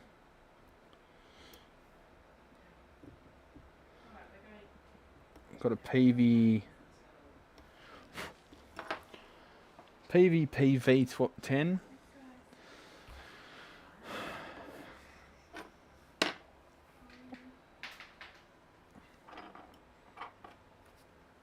What? Did you throw your headphones on the table?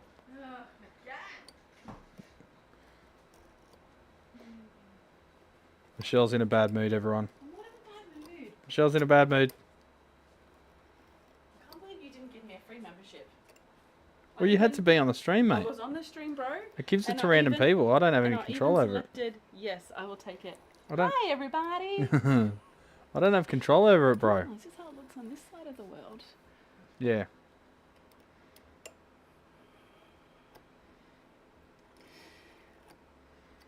You get the chat down the side. That's the OBS thing, the software I'm always whinging about. Piece of shit. Oh, I'm fine, Travis.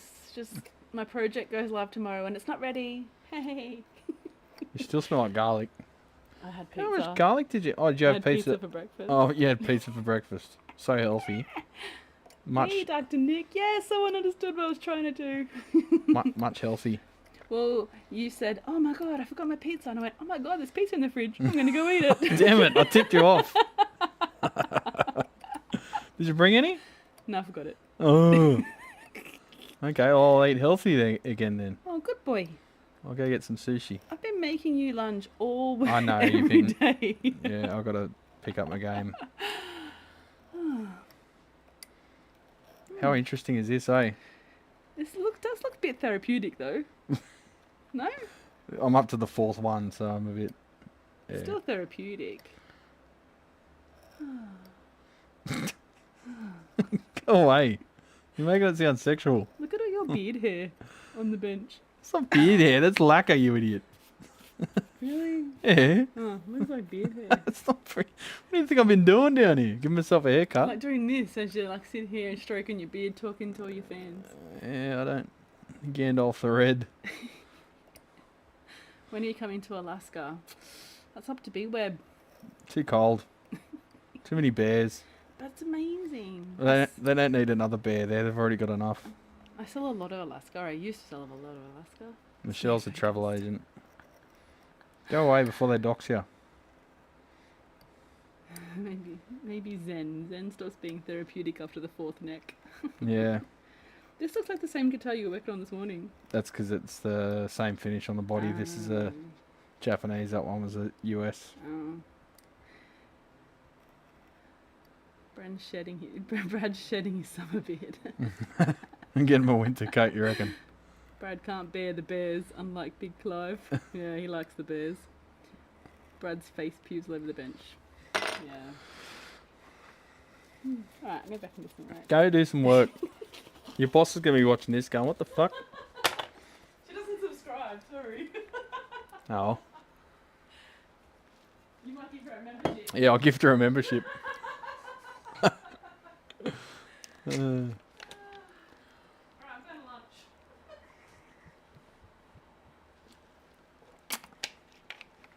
Enjoy lunch.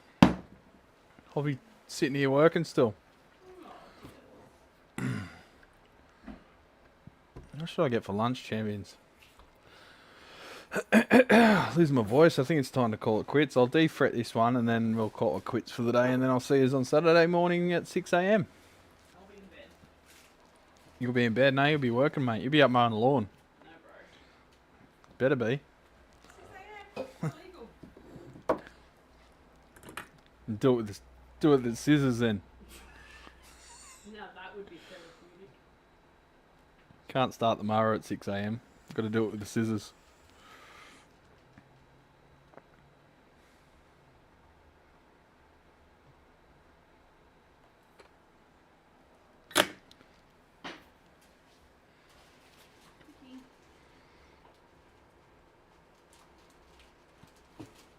Yeah, they're stainless, legends.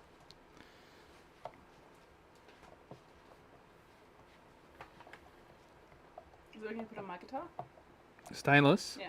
Yeah, but bigger profile. These are tiny. See ya. Bye bye.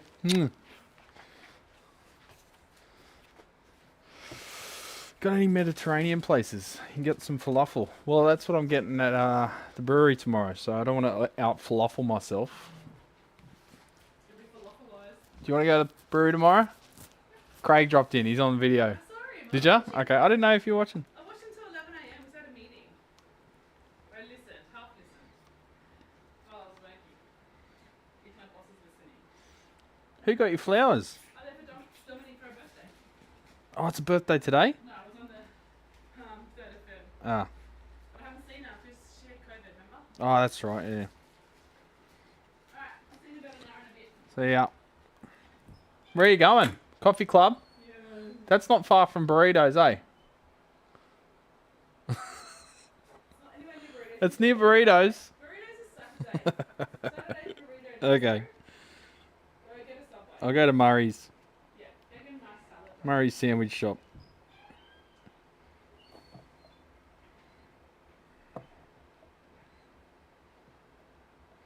Not really even that hungry, to be honest. TBH.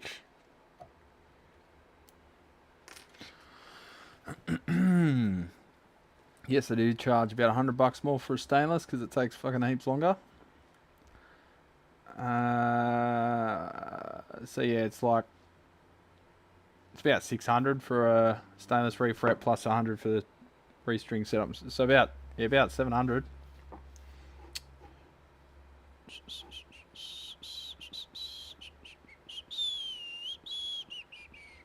And about 600 for a standard fret wire, and Evo is somewhere in between. Evo Gold.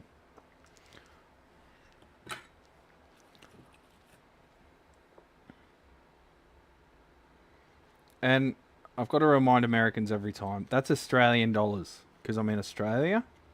They're like, oh, what, 700? I'm like, no, it's like US dollars. It's like 350, 400 US. Whatever the exchange rate is, I don't know.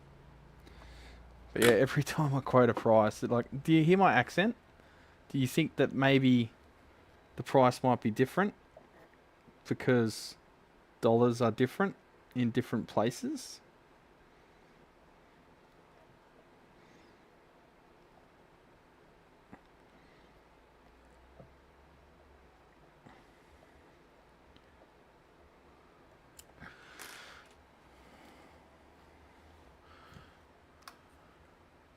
Yeah, 400. Yeah, so that's about that.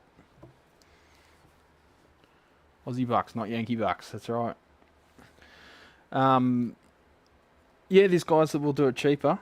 Usually they're at home, so they've got no overheads. And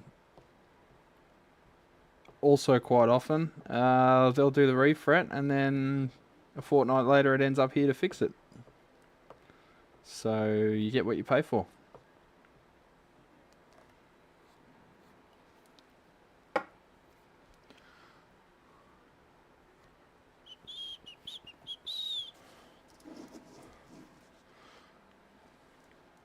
Kangaroo bucks. I had a fucking dream about kangaroos, actually. That just triggered my memory. Yeah, I dreamt we were camping and then we woke up and the whole place was overrun by kangaroos.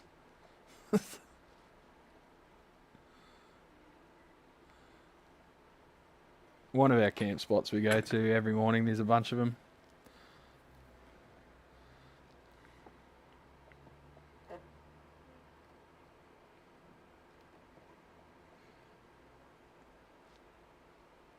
Oh, someone just got a quote on a Lazy J and let me know in the comments section too, and it was over 5,500 shipped to Australia now.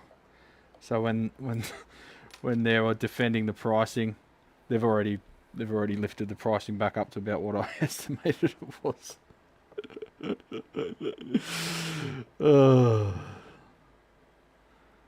56 something, 5,600 for a fucking.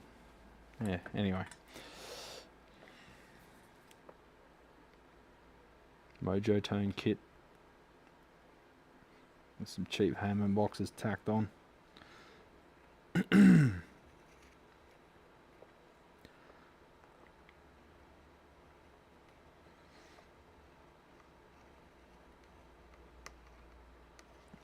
Fuck, it's tempting to go to the pub for lunch, eh? Tradie lunch?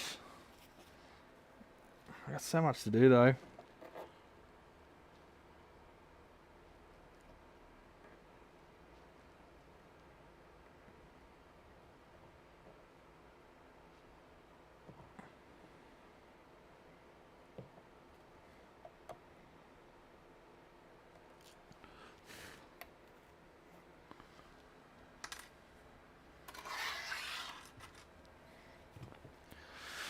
What's the difference between a Jet City head you have and the JCA-20HV in Perth? Michael Videlli from Videlli Band has two of the JCA-20HVs for blues rock tone, really nice crunch. I'm not sure, Jacob. I'm not sure if there's any difference. I'd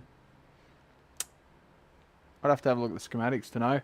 The JVC 20 whatever it is that I've got here, that's actually almost identical to a Soldano Atomic 16, Atomic 16.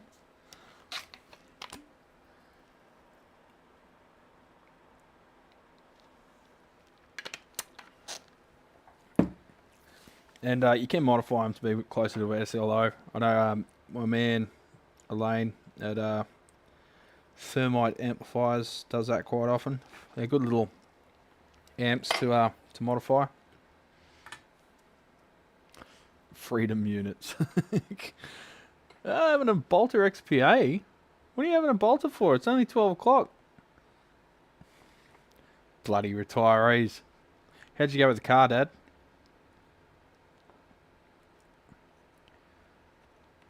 Was that the water pump?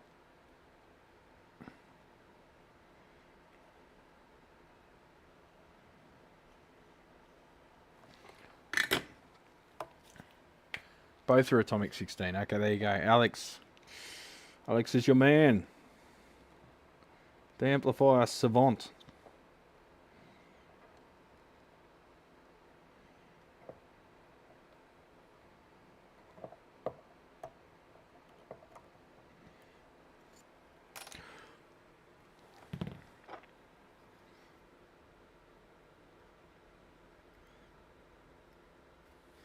Might go to the brewery for lunch. What do you reckon, Alex? I'll meet you there in 10 hours.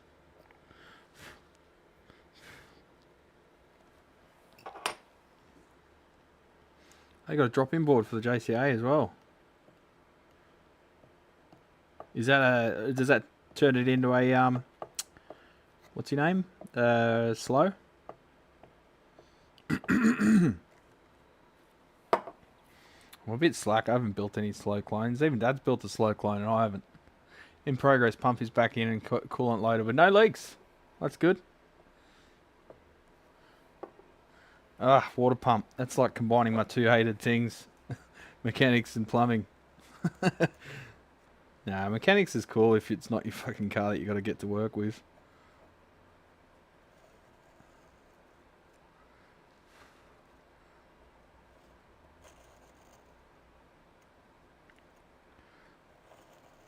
Like anything, it's fun until you have to do it, and then it's not fun anymore.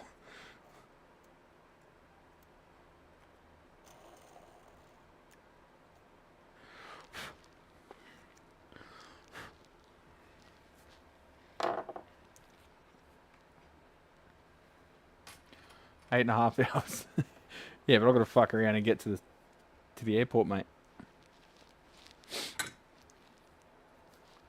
LND AC couple cathode follower. Ah, really?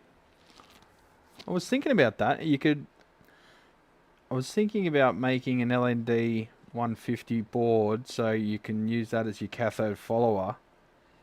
And then that frees up a gain stage in your typical Marshall circuits.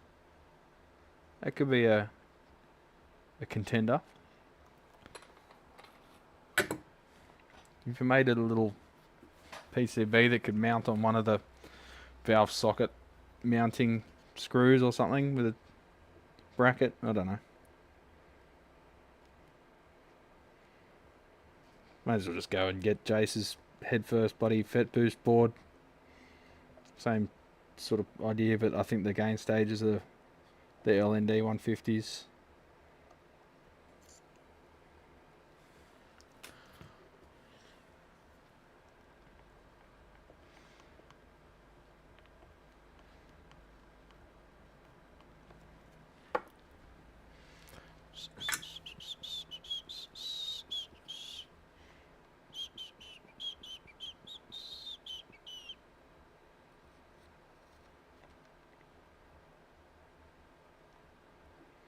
Pretty quiet today, really. What's going on? Is there another pandemic I don't know about?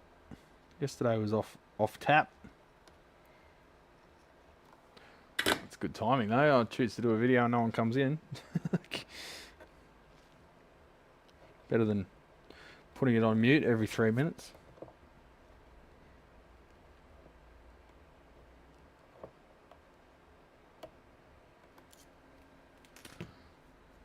Oh, I got mustache hairs going up my nose.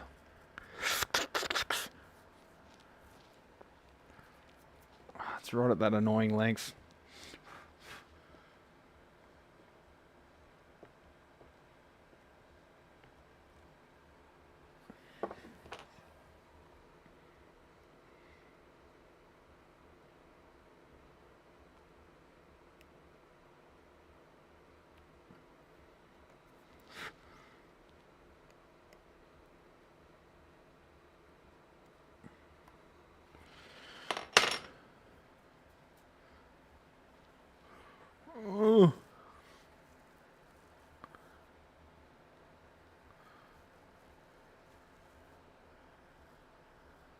Not fun. Could not drive it. Coolant coolant was escaping too fast. How'd you get around?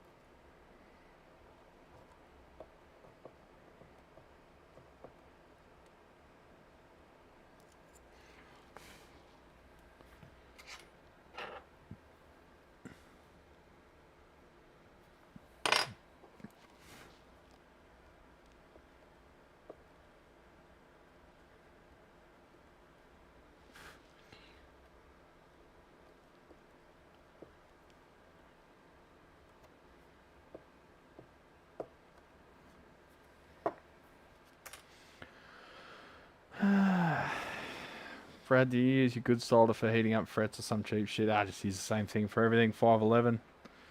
You need good, decent stuff actually, because you need the flux. Bitcoin just hit 64k. Gives a fuck.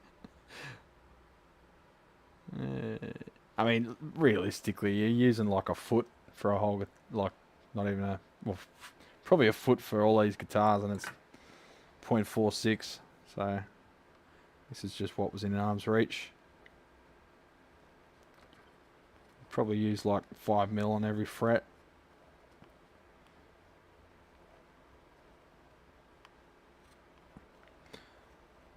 Nah, not exactly the biggest cost here. The biggest cost is time.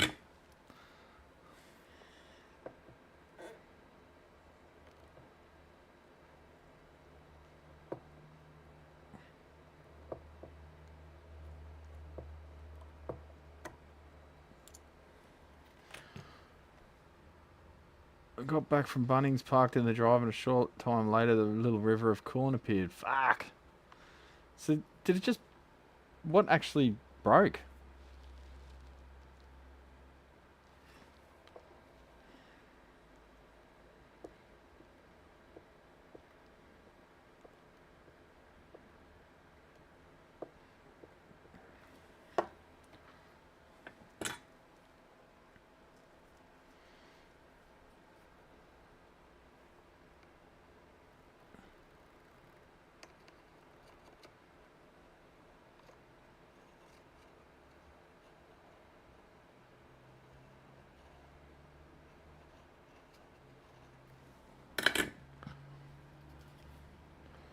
Bad hose probably. Pumps don't usually go like that.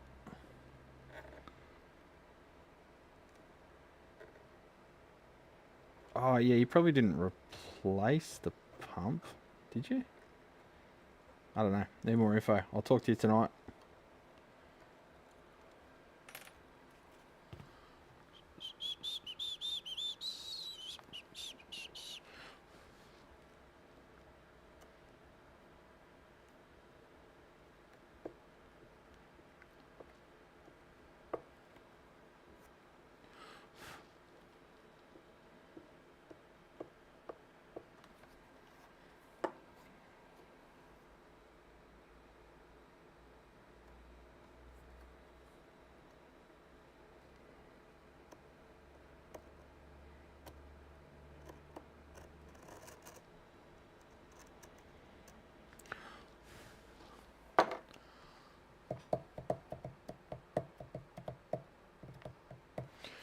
Yeah, I'm working pretty quick there, Christopher. It's not affecting it. I learned that early on. Early in my career when I started working on my own gear. And that's why I'm saying you get a feel for when the sole is completely molten, because you slide back and forth and there's no restriction. And then that's when you know you're good and you don't really hang around for any longer than that.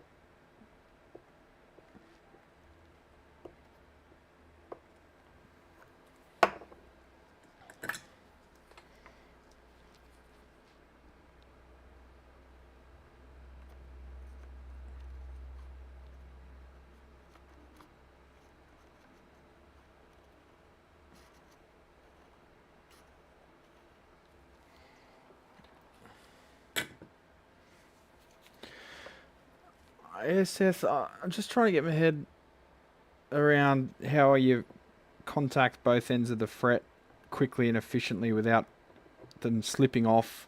I mean, a fret is a perfect shape for things to slide off the top of, isn't it? In order to deliver the current, and just there's a lot of moving parts there.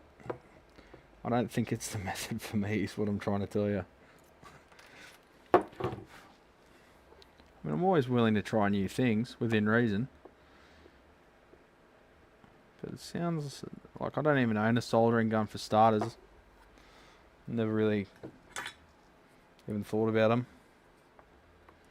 And like, how much time is it going to save? Like, at the moment, you got to roll on. It's like, it gets to the point where you're like, go, go, go, go, go, go, go, and you're going to fuck something else up. This sort of allows me to look around at stuff while I'm doing it. I can look at the previous slot and establish, you know, if anything needs to be glued. I'm looking at the next fret to see if I've left any lacquer on. If I'm go, go, go, go, go, go, I've got no time to assess anything, and that's when you miss shit as well.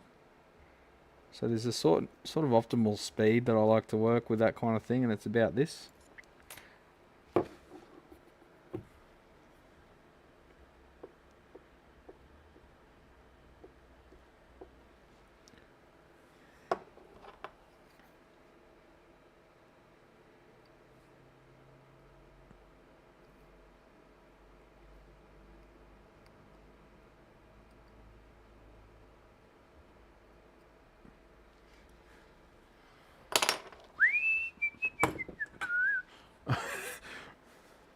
Try it with a Behringer guitar. Real techs use a propane torch. It's alright, it's good enough for Jimi Hendrix, Zippo and some naphtha.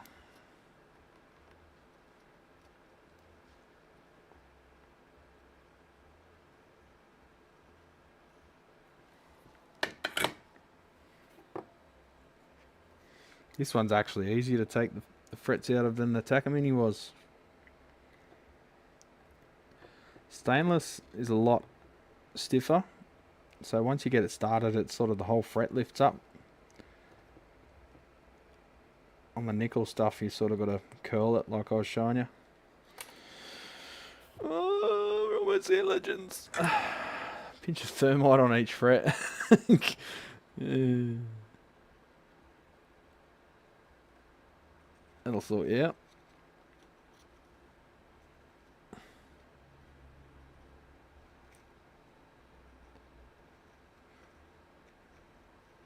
Teaspoon of thermite helps the medicine go down.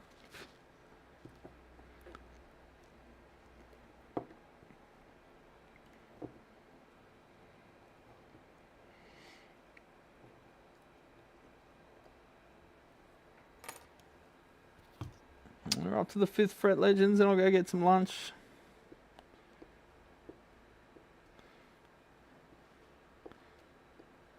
Sorry, I'm not taking you with me. It'll be weird sitting there with the phone shooting video in a fucking sandwich shop. People looking at me funny. Be even weirder with the microphone on my face.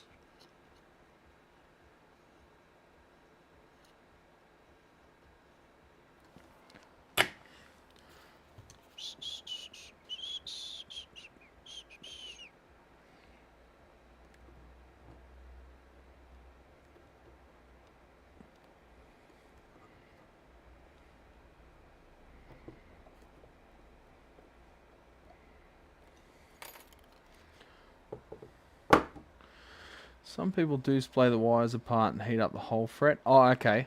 So you're not... I think I understand now. Gotcha, Seth. So you got the two little... They're like that far apart. Yeah, sorry, that's what I thought you were saying. You were heating the whole fret. I was like, really?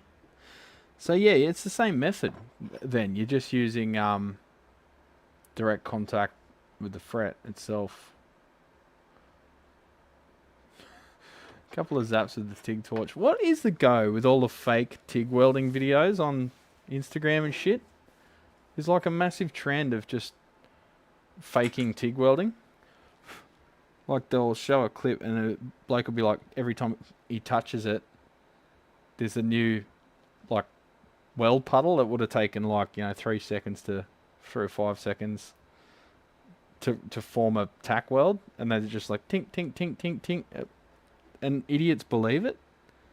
People who have never welded in their life, they're like, oh wow, and they share it with people and shit, and the real welders are like, fuck's sake, what's this bullshit? But that's like TikTok and Instagram now. It's just 100% horse shit. There is like nothing legitimate on it anymore. It's all just clickbaity fucking shit. I'm sure you've seen it, because they're like, every one of them's got like 1 million, fucking 5 million views. It's some channel you'd never heard of.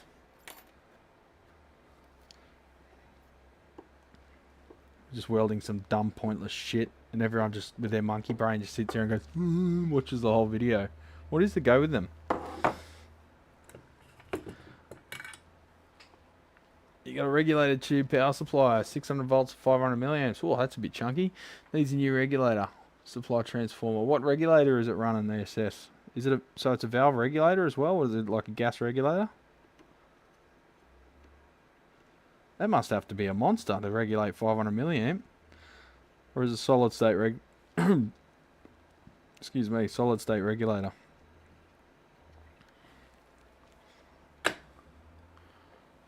Lizard brain, yeah. Oh, fuck.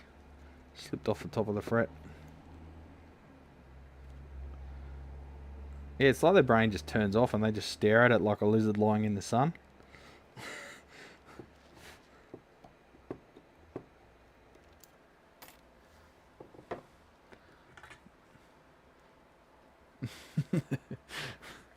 Good point, Travis.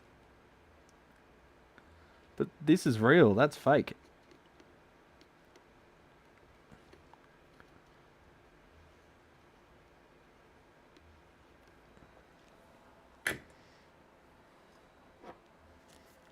Portrait mode, yeah.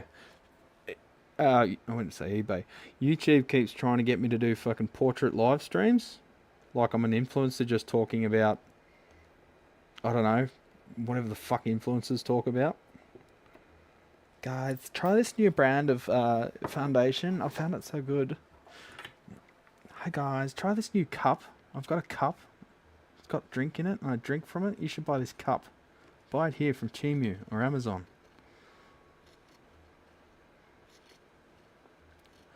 Use my Amazon affiliate links down below. Oh, thank you.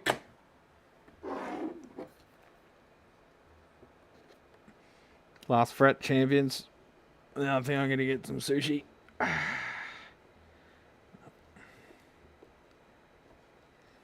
Sushi. To Mitsu.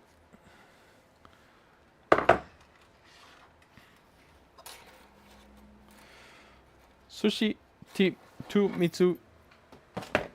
I forget. Thank you. What's thank you again?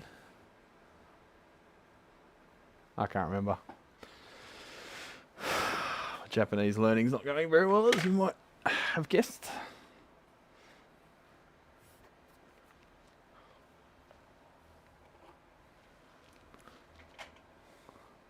I'm giggling at my office, which is empty. I'm the last one here doing repetitive file conversions. Zen is no longer therapeutic for her either. Therapeutic file conversions? What kind of files are you converting? Can't you just do a batch conversion and go home and have a beer?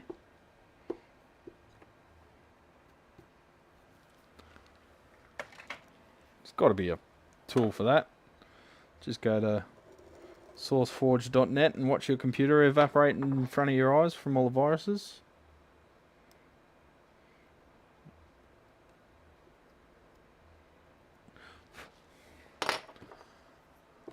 Mushi mushi. No, that's what they say when they answer the phone.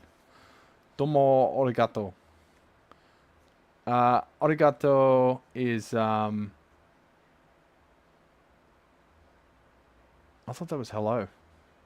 I don't know. So many things mean multiple things. Arigato gozaimasu. Arigatou gozaimasu. But then that doesn't help me because I think the sushi place are Korean. So a friend of mine's learning Korean and I'm learning Japanese. Been using Duolingo to try and remember shit. It's a little bit cutesy though. It's a bit cutesy.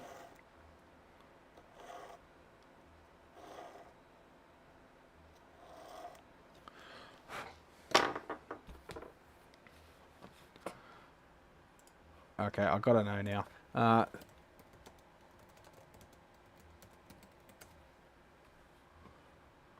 Oh no, arigato is thank you.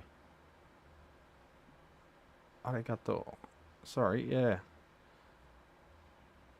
Gozaimasu. Oh, hang on. Gozaimasu is like adding a very much. So arigato is a casual thank you. And gozaimasu makes it formalized. You can't say gozaimasu. Wouldn't mean much of anything. It would be like very much to someone. Arigatou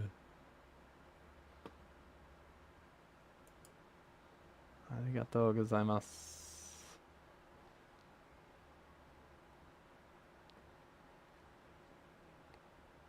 Don't know. Have to take more notes, I think.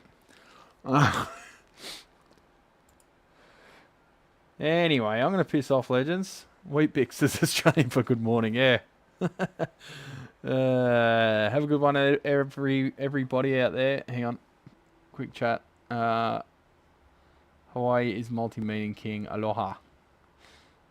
I don't know how many transformer companies told me to get fucked when I asked them to want me 1140 center tap transformer.